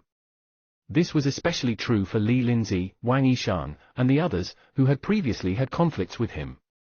Although they appeared to be disdainful, they were secretly wary of Wang Baoli. Now that Wang Baoli had stood up again, they all looked over. As they watched, they saw Wang Baoli stand up and head straight for the altar at the stern. Almost instantly, the spectators understood what Wang Baoli was thinking. Is he going to eat the fruit? After understanding this, the elites didn't immediately express their emotions. Instead, they watched. After all, Wang Baoli's previous performance was extraordinary. Furthermore, it was obvious that the attitude of the Fallen Star emissary towards him was different from that of the others. Therefore, even though they felt that the possibility of them wanting to eat the fruit was almost zero, they couldn't immediately make a judgment. Wang Baoli ignored the stares of these people. At that moment, his body flashed and he quickly approached the stern of the ship. As he neared, he was about to step onto the altar. However, just as he neared the altar, suddenly, the paper paddle in the rowing paper man's hand was raised. There was no need to cast any spells. A ripple spread out, and Wang Baoli, who was approaching the altar, trembled. He felt a powerful force erupt from the altar, sweeping towards him like a landslide. He didn't have time to dodge, and he was instantly enveloped. It was as if he had been pushed hard. He lost his balance and fell back. His cultivation was even unstable at that moment, causing Wang Baoli to feel as if the world was spinning around him. Seeing this, many of the onlookers around him sneered. They felt even more gratified. They had long been jealous of the meteorite emissary's attitude towards Wang Baoli. Now, seeing that he was the same as them, they all felt happy. There must be something wrong with Xie Dalu's head. These fruits have always been there. If we could move them as we please, we would have taken them away long ago. It seems like he's just a fool. The offerings on the meteorite ship have been recorded in various ancient records. Up until now, only one person has managed to obtain one. That person is the third prince of the Wei Yang clan. With his outstanding talent, he received one as a gift. Although everyone's thoughts remained in their minds, even if Li Linzi and the others did not say anything, the disdain and ridicule on their faces became more obvious. This was especially so for Li Linzi. He seemed to feel that if he did not say anything, he would miss this opportunity to ridicule them. Therefore, under his disdainful expression, he laughed coldly. I didn't think that there would really be a fool. Don't you know that from ancient times until now, only one person has ever obtained the spirit soul fruit on the Starfall ship? Don't tell me you think you're the second person? Wang Yishan and the others burst into laughter. Listening to their laughter and seeing the expressions of the others around him, Wang Baoli, who was slowly calming down his cultivation, felt a little disgusted. At the same time, he was also a little angry. He glared and thought to himself, I really don't believe it. He snorted and sat there with his right hand in his storage bag. He took out the wishing bottle. At that moment, he did not care about the side effects of the wishing bottle. Even if there was still lightning, the spirit ship would still be able to resist. With that thought in mind, he made a silent wish in his heart. I want that fruit. The bottle did not respond. I want to enter the altar. The bottle still did not respond. Wang Baoli sighed in his heart. He felt increasingly disappointed with the wishing bottle. He thought for a moment and attempted to recite it again. I wish that the paper figurine on the boat won't stop me. As the words rang out in his heart, Wang Baoli's body trembled violently. He could feel the heat that appeared on the wishing bottle in that instant. He couldn't help but feel nervous and excited. His breathing quickened slightly. He had only been indignant, he had only attempted to make a wish, but he hadn't expected to succeed after 3 attempts. He sat there and looked at the paper figurine that was still rowing. Wang Baoli blinked, thought for a moment, and gritted his teeth. He put away the wishing bottle, and under the gazes of everyone around him, he stood up once again. Are you still going to try? Xie Dalu, I admire your courage. You can do it. Li Linzi glanced at Wang Baoli and mocked. Li Linzi, watch carefully for Daddy. Wang Baoli was not a person who would be at a disadvantage. Hearing Li Linzi's repeated mockery, he looked over coldly, and a cold glint flashed in his eyes. This cold glint made Li Linzi squint his eyes. His companions beside him also had a glint in their eyes, and there was a hint of hostility. It was obvious that if Wang Baoli really attacked them here, they would not sit idly by. Wang Baoli glared coldly at Li Linzi and the others. He snorted coldly and walked towards the altar. This time, his speed was the same as before. He approached in an instant and was about to step onto the altar. He had been here the last time, he had been chased away by the paper figurine. Seeing this, Li Linzi and the others sneered. The other prodigies also looked at him calmly. Their expressions were more or less filled with disdain. It was clear that everyone believed that it was impossible to eat the offering fruit, it was already impossible. However, just as everyone's expressions appeared on their faces, Wang Baoli leaped and landed beside the altar. The paper figurine did not stop him again. It continued to row the boat, as if it did not notice Wang Baoli's actions. This made everyone's eyes widen. As their minds buzzed, even the masked woman opened her eyes. She could not hide the shock in her eyes. The shock that filled everyone's hearts was like a raging storm, causing everyone to freeze in shock. they watched helplessly as Wang Baoli reached the altar and picked up a fruit from it. He placed it to his mouth and took a bite, and ate half of it. Wang Baoli was elated. He felt that his wish bottle was still very useful. His dream came true, and the paper figurine didn't stop him. After he ate the fruit, its fragrance filled his mouth and instantly turned into jade nectar. It spread throughout his entire body, and what followed was a pleasant and refreshing feeling. Wang Baoli quickly ate a few more mouthfuls and swallowed the fruit he had picked up, along with its skin and core. He even burped, only then did he look at the prodigies whose eyeballs were about to fall out of their sockets. The taste isn't. A. Chapter 921. Chapter 921, Chapter 921 Spirit Fruit.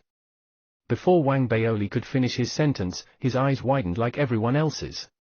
He couldn't even stand properly, and he had no choice but to hold onto the altar at the side. His breathing was unsteady, and his vision was blurry. His brain was especially dizzy. Is it poisonous? Wang Baoli wailed in his heart. His body quivered, and suddenly, all the dizziness and blurriness of his vision gathered on his soul. At that moment, his soul, there was a loud boom that no one else could hear. Amidst the loud boom, his soul expanded. It seemed to have been stimulated, as if it had been injected with a great tonic. In the blink of an eye, it seemed to have been catalyzed and exploded. The soul was below the planet. It was formless and existed in the physical body. It couldn't be identified because it was everywhere. To a certain extent, the physical body was merely the carrier of the soul. But now, as the fruit melted and absorbed, and as the soul exploded, Wang Baoli suddenly had a strange feeling. It was as if he had sensed the soul, and at the same time, his clone. It was as if he was unable to support the soul. That was because at that moment, his soul had indeed been greatly nourished.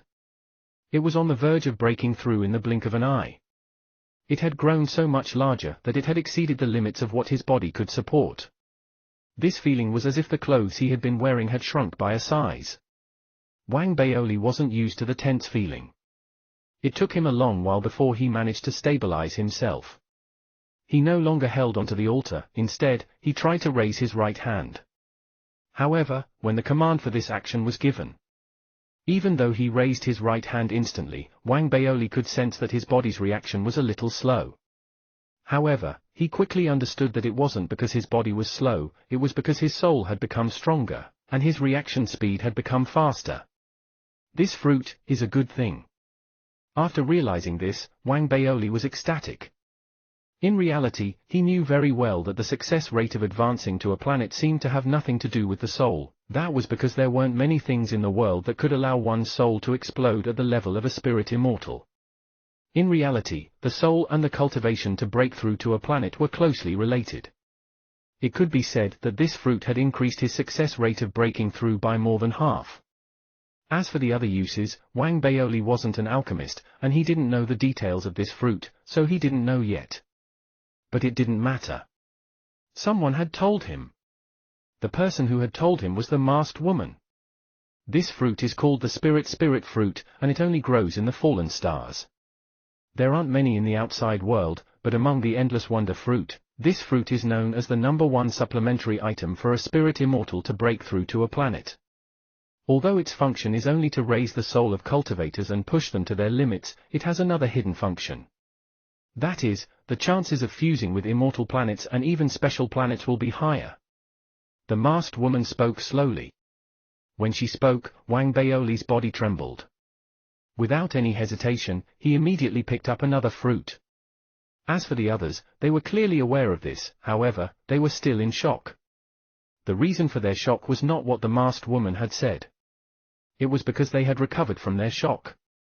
Their dazed state had turned into an uproar and disbelief. How is this possible? He actually managed to get his hands on it. Before this, only the third prince of the Wei Yang clan had succeeded. This fruit, damn it, why didn't the fallen star emissary stop it?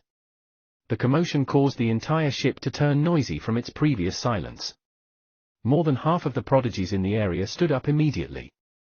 The madness and jealousy in their eyes when they looked at Wang Baoli were extremely intense. When they saw Wang Baoli pick up the second spirit fruit and eat it in front of them, they couldn't help but go crazy. What a waste of heavenly treasures. Sier Dalu, stop. You can't eat this fruit directly. For cultivators, one spirit fruit is enough. It's useless if you eat too many. The surrounding elite spoke quickly. Wang Baoli also realized that the second fruit he had eaten had almost no effect. Even so, however, the taste of the fruit wasn't bad. Therefore, Wang Baoli coughed and picked up the third fruit in front of everyone. This time, he ate it a little slower. This scene caused everyone else to go crazy, especially Li Linzi. His eyes were red. He had never expected that the other party would actually be able to eat the fruit, however, he still felt that something was amiss. Could it be that I won't be stopped by the fallen star emissary the second time? The thought surfaced in his mind. Even though he felt that it was ridiculous, the desire in his heart made him grit his teeth. He dashed toward the altar where Wang Baoli was. There were 3 to 5 other people who also rushed over. Their thoughts were similar to Li Linzi's. They were extremely fast, and they approached in an instant. Just as they were about to enter the altar, the paper figurine that was rowing the boat suddenly raised its right hand and waved. Immediately, the powerful force that had stopped Wang Baoli from approaching appeared once again. It stopped everyone and pushed at them fiercely. With a loud boom, Li Linzi and the others trembled violently and retreated rapidly. One of them had been pushed too hard, and blood oozed out from the corner of his mouth. When the others saw the retreating figures, they sucked in a breath. They had recovered a little from their earlier frenzied state. I didn't expect there to be such a fall. Li Linzi, don't you know that since ancient times, only 2 people have ever obtained the spirit fruit on the Starfall ship? Do you think you're the third? Wang Baoli finished the third fruit. He took the fourth fruit and returned Li Linzi's previous words with disdain. 1. You. Li Linzi's expression was ugly, but he seemed to be stubborn. He felt that if he tried a second time, there was a chance of success. His body swayed, and he charged toward the altar once again. Are you still going to try? Li Linzi, I admire your courage. You can do it. Wang Baoli said with a smile. He picked up the 5th fruit again. This time, he didn't eat it. Instead, he tossed it around in his hands, looking as if he deserved a beating. He looked at Li Linzi, who was charging towards him. The moment he got close, he was stopped by the paper figurine with a wave of his hand, and he was once again sent tumbling. This time, there seemed to be a sense of punishment. The force of the push was even stronger, causing Li Linzi to spit out a large mouthful of blood as he retreated. He staggered a few steps back, and his face turned pale. However, when he looked at Wang Baoli, both his expression and eyes were filled with intense anger and grievance. He was indeed aggrieved, but he had no choice. He had to admit that people were really different from each other. The others could tell that this was clearly the Starfall emissary's favoritism. Therefore, when Wang Baoli boarded the boat for the first time, the scene of him rowing the boat until his cultivation broke through appeared in their minds once again. What right does he have? This is too much. He helped him break through his cultivation and even helped him board the boat. He didn't even care about his rights to kill and plunder people. Now, he's only allowed to eat the spirit fruit, and he's eating it as he pleases. Could it be that this Seer continent is the child of the falling stars? The intense imbalance made everyone feel extremely helpless. They watched helplessly as Wang Baoli ate the 5th fruit in his hand, then picked up the 6th, as if he wanted to finish all the fruits. They forced themselves to calm down. As they racked their brains, the masked woman, who had told them about the fruit's uses, suddenly spoke. Fellow Daoist Seer, I'm willing to pay 3 million red crystals to buy a fruit. Is that okay? How much? Wang Baoli was just about to bite down when he heard that. His eyes widened, and he opened his mouth instantly. He didn't continue biting down. Instead, he stared straight at the masked woman. 3 million red crystals. This is the Seer family's red crystal card. As a member of the Seer family, you naturally know it. There's exactly 3 million in it. As she spoke, the masked woman raised her right hand and took out a red jade token. She threw it at Wang Baoli, in an instant. Wang Baoli inhaled when he heard that. He raised his hand and pulled the jade token over. Although he did not recognize it, he had seen someone take out something similar in the Xie family market. It was just that the amount was not that large. His heart raced.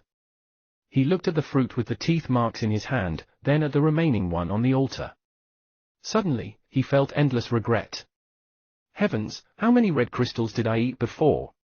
15 million? I should have sold it earlier.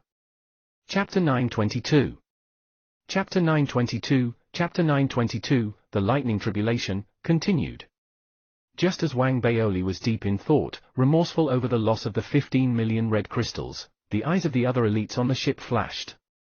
Immediately, other people began to speak. Thank you, fellow Daoist. I am also willing to use 3 million red crystals to buy a spirit soul fruit. Fellow Daoist from the continent, I will offer 3,500,000. This fruit is indeed only useful for the first fruit.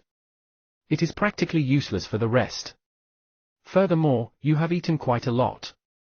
Sell it to me. 4 million. Thank you, fellow Daoist. The price I'm offering is already sky high. Even though I don't have enough red crystals on me, I can use my Dharmic artifact as collateral.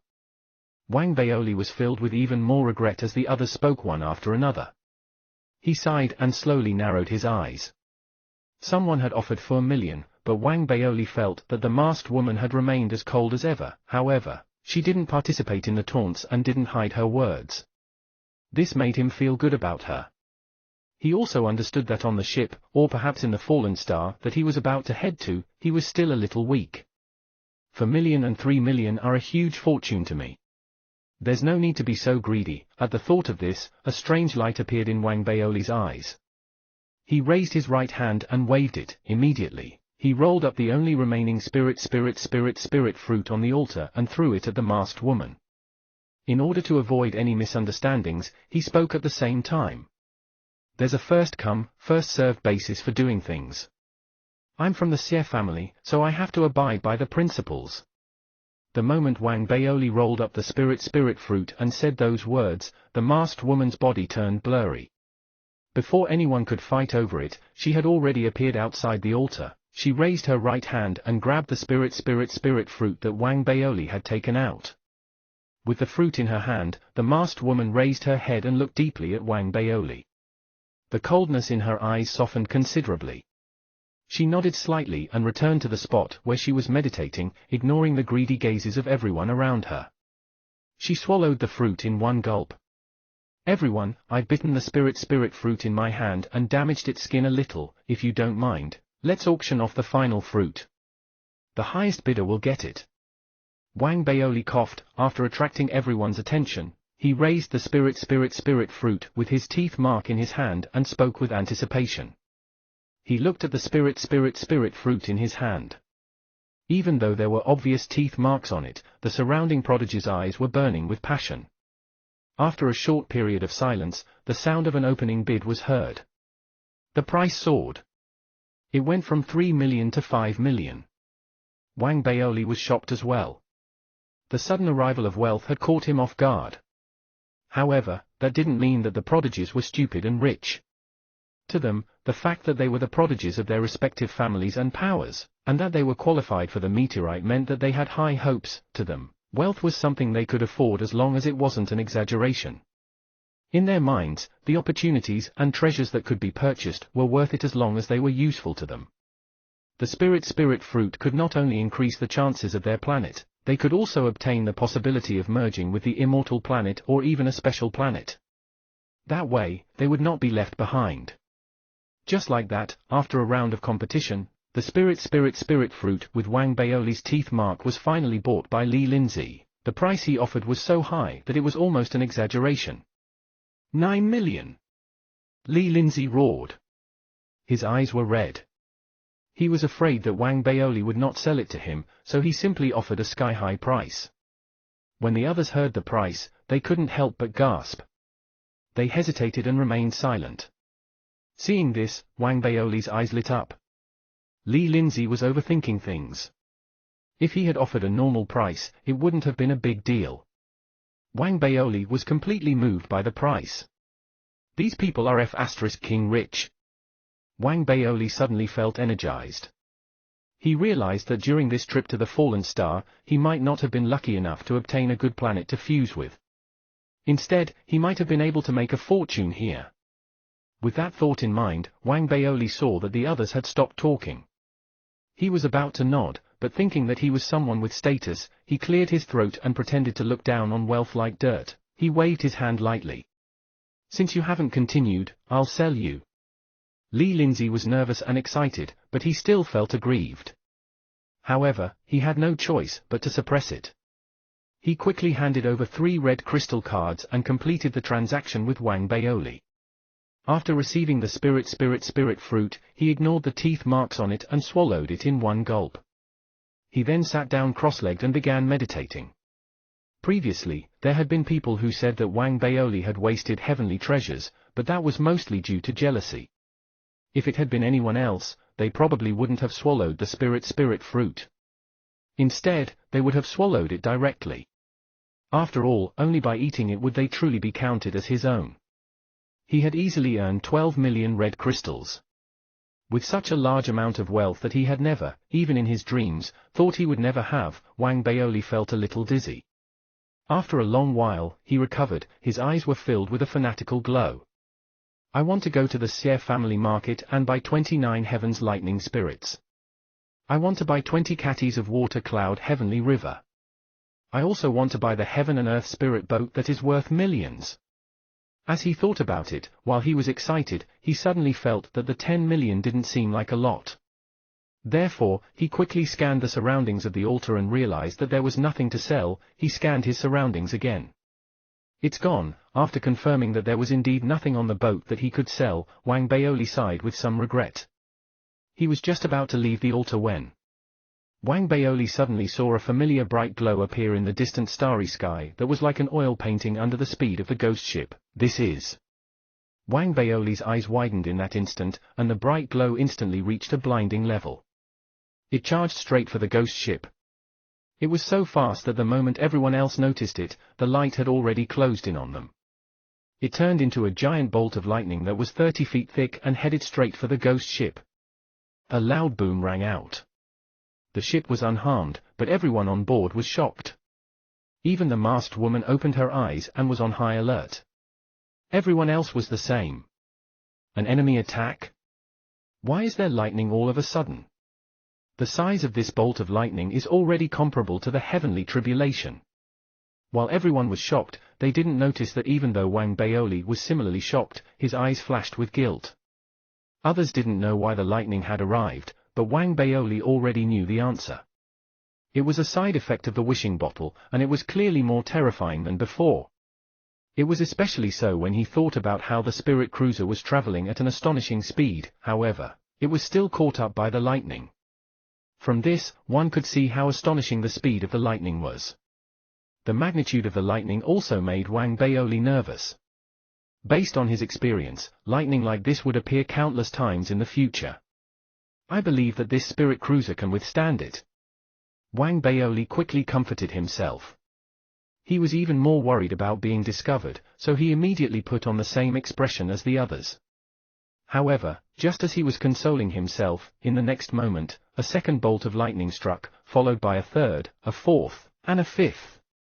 Within a short period of time, the number of bright lights that appeared in the surrounding starry skies had increased to dozens. It didn't end there. In the next instant, it increased to hundreds and headed towards the spirit cruiser. All the prodigies on the ship were shocked. Only the paper figurine rowing the boat remained calm and composed. It allowed the hundreds of bolts of lightning to strike. Amidst the loud noise, the spirit cruiser wasn't affected too much, it only trembled slightly. Wang Baoli heaved a sigh of relief. He was even more pleased with himself. He thought to himself that his father was smart. With this invincible spirit boat, no matter how powerful the side effects of this tiny wishing bottle were, he would be helpless in front of him. He didn't know if this thought had angered the lightning bolts, but in the next moment, the surrounding starry skies lit up. If he could stand at a vantage point and look down, he would be able to see the surroundings of the speeding spirit boat. The starry sky rumbled and formed a lightning sea that was the size of a civilization. Countless bolts of lightning turned crimson in color. They were like violent red pythons that were charging towards the ghost ship from all directions. They were like mountains and seas that were about to topple over. All the prodigies on the ship, including Wang Baoli, had a drastic change in expression. Even the paper figurine that was rowing the ship, whose face had always been expressionless, twitched. The hand that was holding the paper paddle couldn't help but pause. Chapter 923. Chapter 923, Chapter 923, The Mysterious and Peerless Prodigy. It can't be. I just made a wish. Wang Baoli wailed in his heart. He could already tell that the lightning this time, whether it was a single bolt, or the overall range and power, it had far surpassed the lightning pools he had encountered previously. There was no way to compare the two. It was like the difference between a pond and an ocean. Every bolt of lightning that appeared this time shocked Wang Baoli to the core, and he felt a strong sense of danger. Will the paper figurine know that it's me and throw me out? Wang Baoli appeared as shocked as the others, but the anxiety and grief in his heart were greater than the others combined. In reality, he knew very well that the bolts of lightning were coming for him. As long as the paper figurine threw him out, there would be no more lightning strikes on the ship. It was especially so when he saw that the starry sky around him had turned completely red. Countless bolts of lightning struck from all directions like the wrath of the heavens. No matter how sturdy the ship was, it began to tremble violently under the shocking sea of lightning. It was as if it would disintegrate in the next instant. Wang Baoli grew even more nervous. The others on the ship might not be as strong as he was, but they were all extremely nervous. There was also a deep sense of confusion. They couldn't help but let out a low growl. Could it be that a mighty figure from the star domain is making a move? That's impossible. Even a mighty figure from the star domain wouldn't make a move against us. After all, any one of our family clans and factions is powerful enough. If we add them together, would a mighty figure from the star domain dare make a move? Could it be that this is a necessary process to go to the fallen starlands? But it's not recorded in the family clan's ancient records. Everyone's mind spun in shock, and they had no choice but to make preparations. Once the ship collapsed, how could they escape? The paper figurine's expression turned grim, and it waved its right hand, causing a layer of gentle light to appear. The light instantly enveloped the ship, and it faced the lightning that was spreading out in all directions. Rumbling sounds filled the air, and a shocking explosion rang out, causing everyone to feel as if their ears were going to explode. The ghost ship trembled as never before, but in the end, it was able to withstand the lightning. However, there was no time for everyone to relax. In the next moment, the sea of lightning around them seemed to explode with rage. It actually gathered all the lightning within its range, and with an even more exaggerated and shocking aura than before, it attacked once again. Seeing that, the paper figurine let out a low growl. White light radiated from its body, and it paddled the paper paddle at a speed that it had never seen before. The moment before the lightning gathered around it, the speed of the ghost ship was astonishing. It sped off into the distance. It was so fast that Wang Baoli and the others on the ship felt extremely uncomfortable. Blood trickled down the corners of some people's mouths. They had to hold on tightly to the objects around them. Otherwise, they would be flung away. At this extreme speed, the ghost ship finally avoided the lightning sea. It was like a black hole that had been created. It dived straight into the lightning sea. The next moment, it appeared in the starry sky far away from the lightning sea, as if it was jumping. However, the crisis wasn't over. Before Wang Baoli could heave a sigh of relief, lightning appeared once again in the originally calm starry sky. The lightning sea chased after it as well. From afar, the lightning sea was extremely fast. The bolts of lightning that spread out continuously landed on the spirit cruiser. As the spirit cruiser continued to shake, the rumbling in the surroundings became even more shocking. This isn't over. Wang Baoli wanted to cry, but he had no tears. The rest of them were pale as well. They watched the paper figurine paddle crazily and watched the bolts of lightning continue to fall. Thankfully, the spirit cruiser was indeed extraordinary. The paper figurine seemed to have used all its strength. It was unable to shake off the sea of lightning even though it had teleported over and over again. However, it wasn't trapped in the middle of the sea of lightning like before. However, the vast sea of lightning seemed to lock onto the ghost ship as it chased after it. Even though more than a month had passed, the sea of lightning was still persistent, looking from afar. Anyone who could see the ghost ship in front and the sea of lightning in the back would feel waves of shock in their hearts. They would even have the misconception that the sea of lightning was a part of the spirit cruiser's divine ability. The bolts of lightning that kept striking the spirit cruiser were like chains, causing the sea of lightning behind it to spread open like a peacock's tail. It also highlighted how extraordinary the spirit cruiser was. However, this was not what Wang Baoli wanted, nor was it what the dozens of prodigies on the ship wanted. During this period of time, no one spoke. Everyone's face was pale. Even the masked woman, there was fear in her eyes. She couldn't sit still and meditate. Similarly, this wasn't what the paper figurine wanted either. Wang Baoli didn't know if he was imagining things. He could faintly see sweat on the paper figurine's forehead. This made his heart tremble even more. He swore to himself that he would never use the wishing bottle recklessly again. This isn't a wishing bottle. This is a divine suicide artifact. Wang Baoli was filled with grief and indignation. Time passed once again. Another half a month passed. The lightning sea continued its relentless pursuit. At that moment, the spirit cruiser slowed down and entered a different space. Wang Baoli didn't notice how it entered. It was as if it was teleporting, as if it was shuttling, and as if the surrounding space was changing on its own in an instant. It was a white space. More accurately speaking, the color of this space was the color of white paper. That was because, looking around, the endless area around them was really like white paper, especially in this white space. There were stars of all sizes, and when you looked at them, they were all white paper. Meanwhile, the ghost ship slowly came to a stop in front of a huge white paper planet. White paper starry sky, white paper planet. This is the gate to the fallen star lands. Someone on the ship immediately cried out in excitement. The reason why they were so excited was mostly because they felt that the lightning might not appear once they arrived.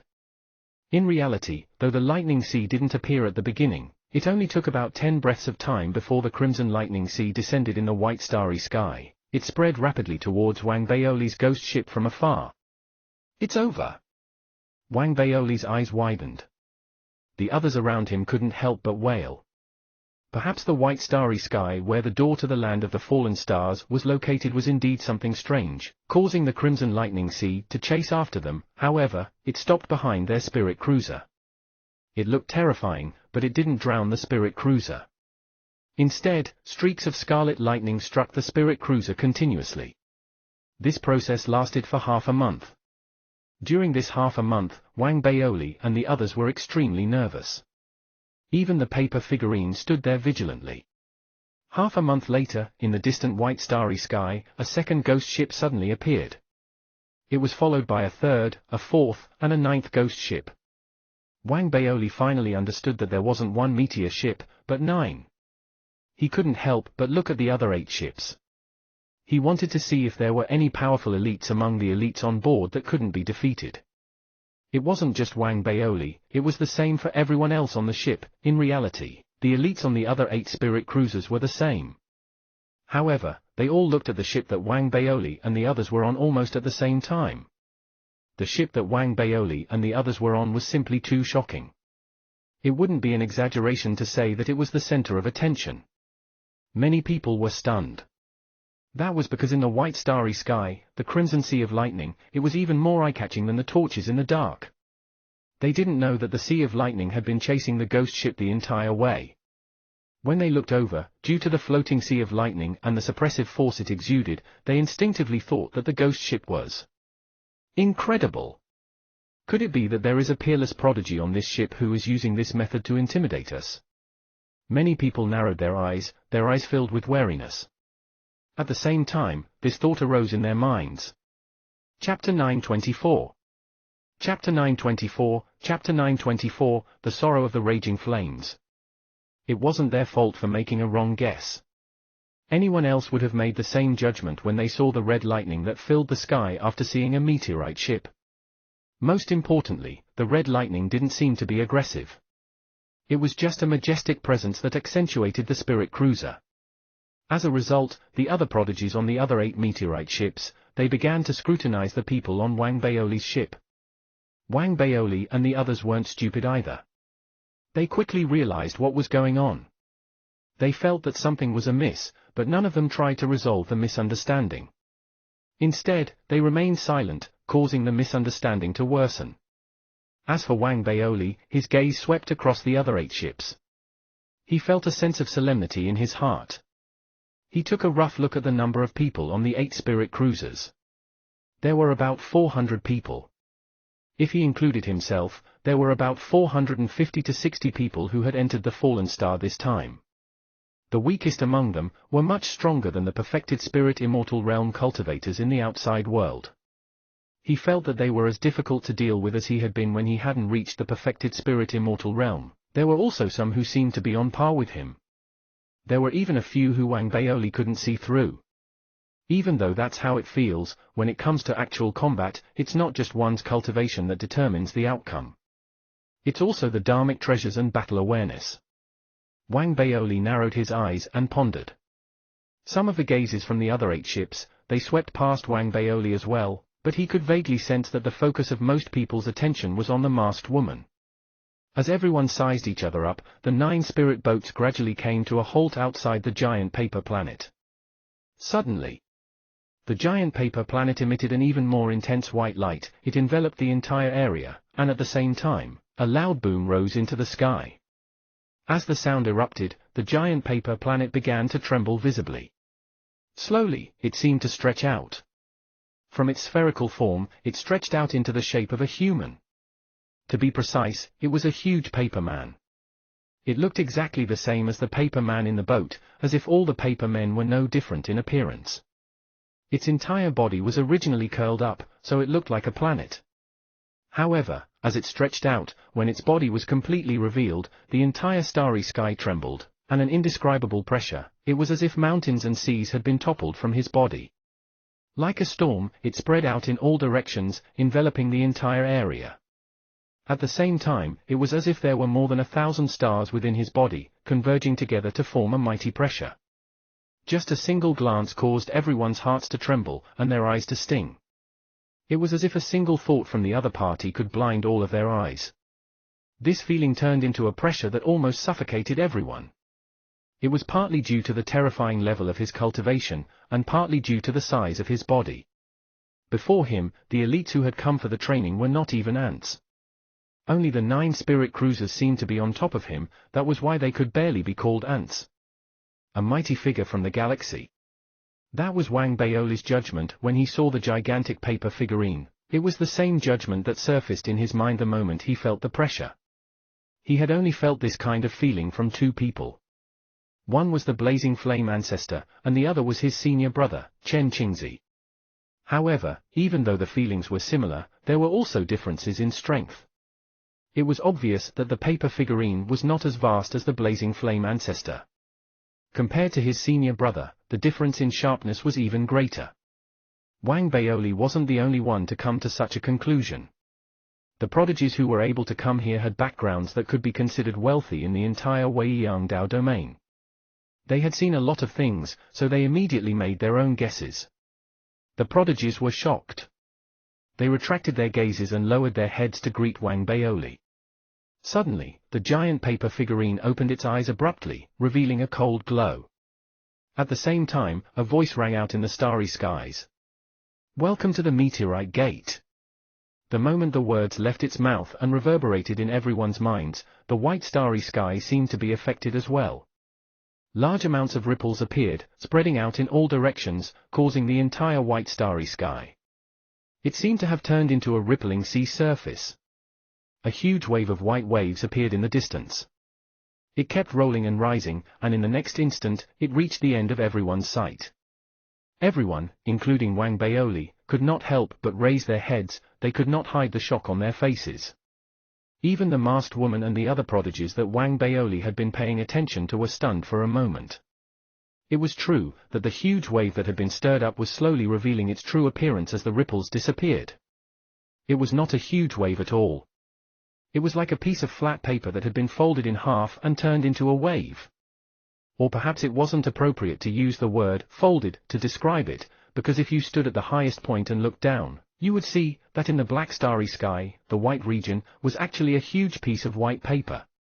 It didn't matter if it was a paper figurine or a meteor ship, or the 400 chosen inside of it, all of them were on the white paper, which was being folded in half. All of this takes a bit of time to describe, but actually happened in the blink of an eye. In the next moment, the huge piece of paper was folded in half, covering the 9 starfall ships, the people inside, and the paper figurine. At the same time, the area of the white starry sky was reduced by half. It wasn't over yet.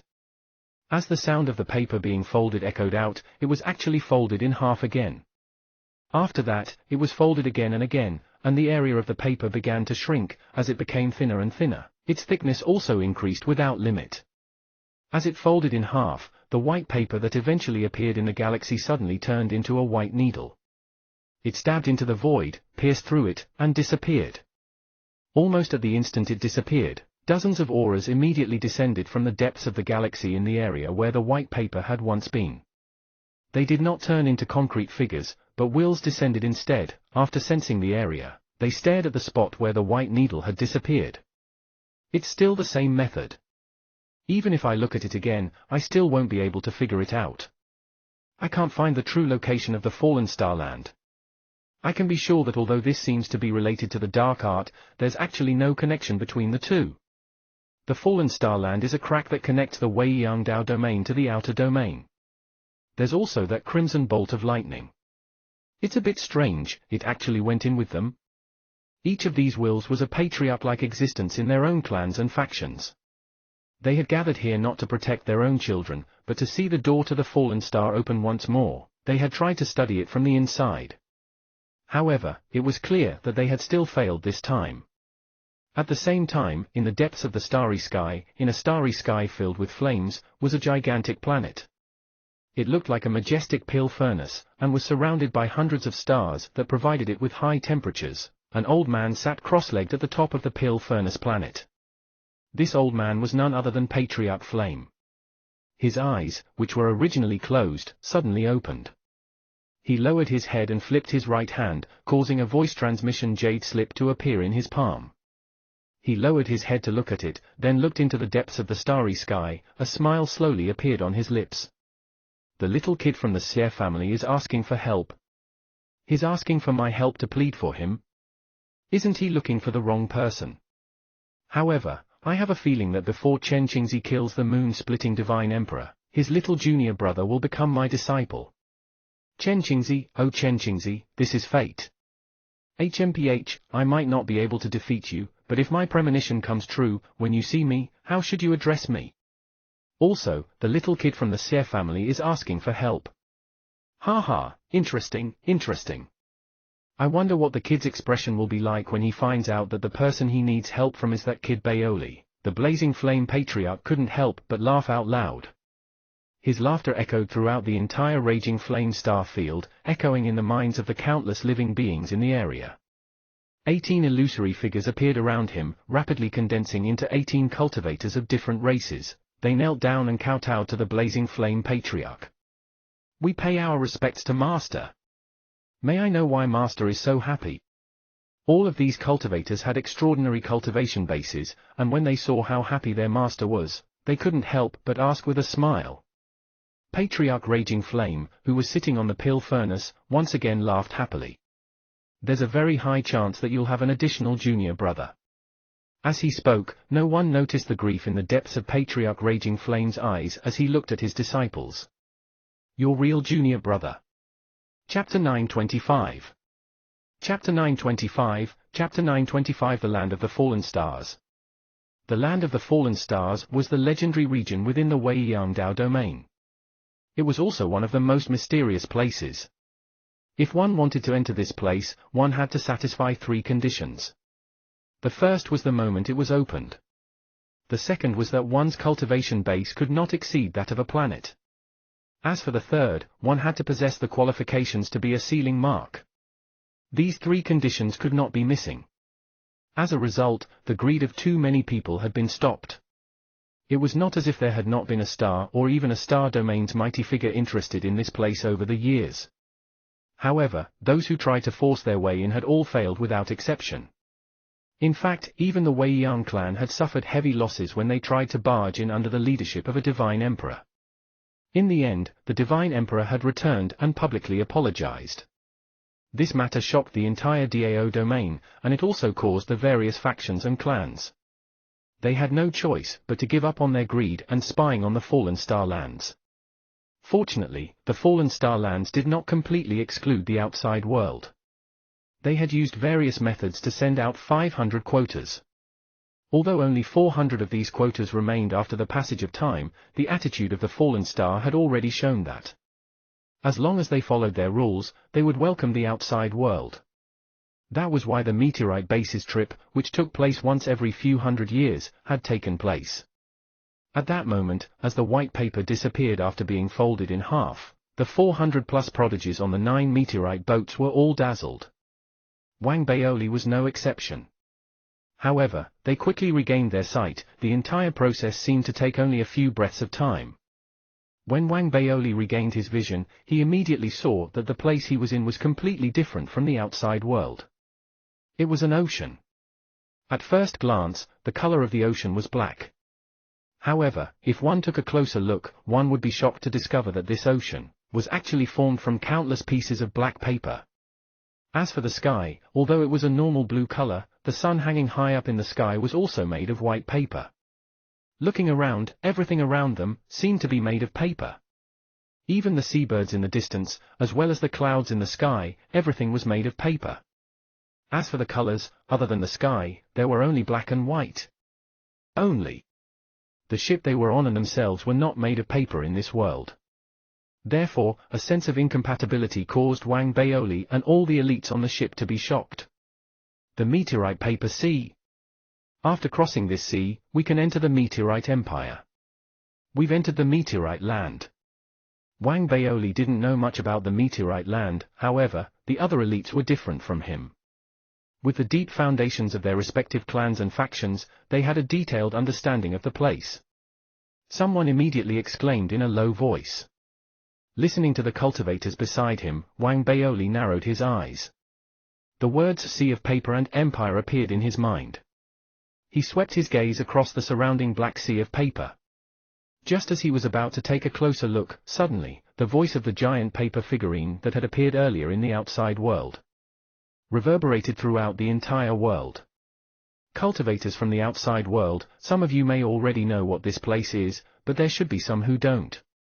Now, let me tell you, this is the Starfall Black Sea. I am well aware of your purpose in coming here. You are here to obtain good fortune, to obtain a special planet, and to advance to a planet. This is also the reason why the Starfall Black Sea was opened. However, if you want to obtain these things, you will need to undergo some tests. Right now, this is the first test, and also the easiest entry test. Among you, only those who can go ashore are qualified to become distinguished guests of the Starfall Empire. The shore is far away. If you keep going, based on your average cultivation level, it will take about 5 days to reach it. The limit is 5 days. During that time, you can use any method. As long as you can get ashore, it will be considered a success. However, if it takes more than 5 days, it will be considered a failure. I want to remind all of you that this sea contains a terrifying aura of black resentment. This aura can turn everything in the world into paper, including your bodies. In fact, it is not uncommon for cultivators to sink into this sea and become a part of it during the opening of the sea. Now, it's up to all of you to see what you can do. The voice was loud and mighty. The moment it finished speaking, Wang Baoli's expression changed. He immediately realized that the black sea of paper seemed to have lost some sort of invisible suppressive force. A large amount of black gas spread out from within, directly covering the surroundings of the spirit cruiser. Wherever it touched, the cruiser could be seen with the naked eye. It was rapidly turning into paper. It wasn't just the ship he was on. The other 8 ships were doing the same. Some of the people on the ship looked as calm as ever, but there were still quite a few whose expressions changed when they saw what was happening. In fact, based on the speed at which the ghost ship was turning into paper, it wouldn't even take an incense stick to burn much less 5 days. The entire Starfall ship would turn into a paper ship. It was easy to imagine what would happen to the people on the ship if that happened. They would definitely die here. The only way to save themselves was to leave the ship and fly through the sky. They would use their cultivation base to turn into speed. On the one hand, they would resist the invasion of the Black Chi, and on the other hand, they would use their fastest speed to fly to the shore. Instead of saying that the meteor ship was a test for them, it would be more accurate to say that they would be eliminated. Those who did not meet the requirements would be eliminated. Furthermore, once they were eliminated, their fate would be death. What a huge sum of money. It was just an entrance test, and they didn't care about the 9 extraordinary Starfall ships and the 9 paper figures on them. As for the sky, it wouldn't be that simple. If they could really fly without any obstacles, the test would be meaningless. Wang Baoli was shocked. He instinctively looked at the paper figure that was still rowing, and he couldn't bear to see it happen. The good fortune that the paper figurine had given him, as well as the interactions they had had along the way, had made Wang Baoli no longer view it as an inanimate existence. He felt that it was also an inanimate existence. It was just that its form was different. However, this matter didn't depend on his will. With Wang Baoli's current level of cultivation, he couldn't protect it. Furthermore, on second thought, no matter how powerful a faction was, they probably wouldn't use such losses to test outsiders. Therefore, there was a high chance that he was wrong. The paper figurine and the boat would be fine. After all, they were both paper figurine. How could they turn into paper again? This thought made Wang Baoli feel slightly at ease. He raised his head and looked at the other 8 meteorite boats. At that moment, many cultivators had already abandoned their boats. They turned into long arcs in mid-air and sped off into the distance. It was the same for his boat, the masked woman, Li Lindsay, and the others had all flown out. Almost everyone's bodies trembled more or less the moment they rose into the air. They were clearly affected by the unknown.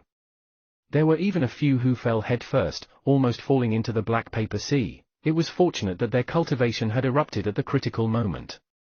They had barely managed to hold on and avoid the danger. However, their pale faces and the fear in their eyes still showed the difficulty of flying in the sky. There is indeed something wrong with the sky. Wang Baoli narrowed his eyes.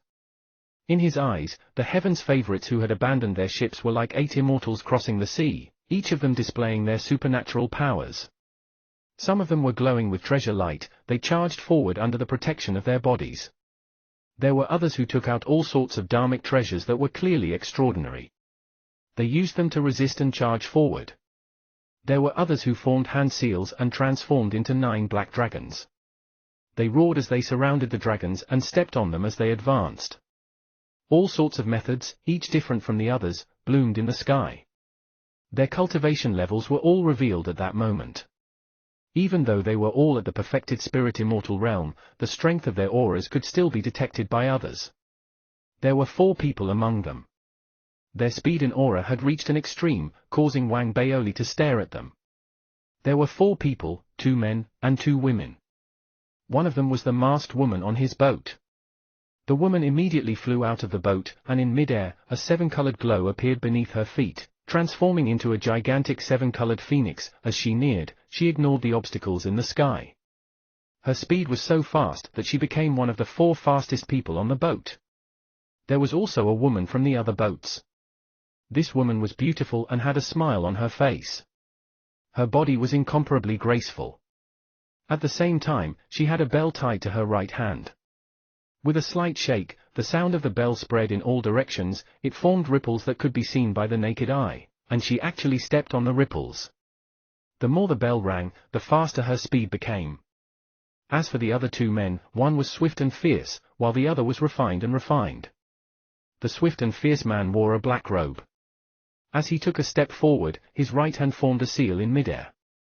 Instantly, a long sword materialized from nothingness and waved around him like a long river. At the same time, a shocking murderous aura erupted from his body. Wherever he passed, the obstacles in the air seemed to be unable to stop him, and he directly swept through the air. The last refined cultivator had the most unique method of crossing the sea. He held a bamboo slip in his hand, and as he lowered his head to read, he directly stepped on the Black Sea. He allowed the black cheetah surge over, but it stopped 30 feet away from him. He was unable to enter the Black Sea at all, and his footsteps were neither fast nor slow. He stepped on the scraps of paper in the Black Sea and walked further and further away. Seeing this, Wang Baoli was also shocked by the four of them, but he also felt a little unconvinced. I can do it too. Thinking of this, Wang Baoli turned his head and cupped his fists at the paper figurine rowing the boat. He leaped up and sped through the air.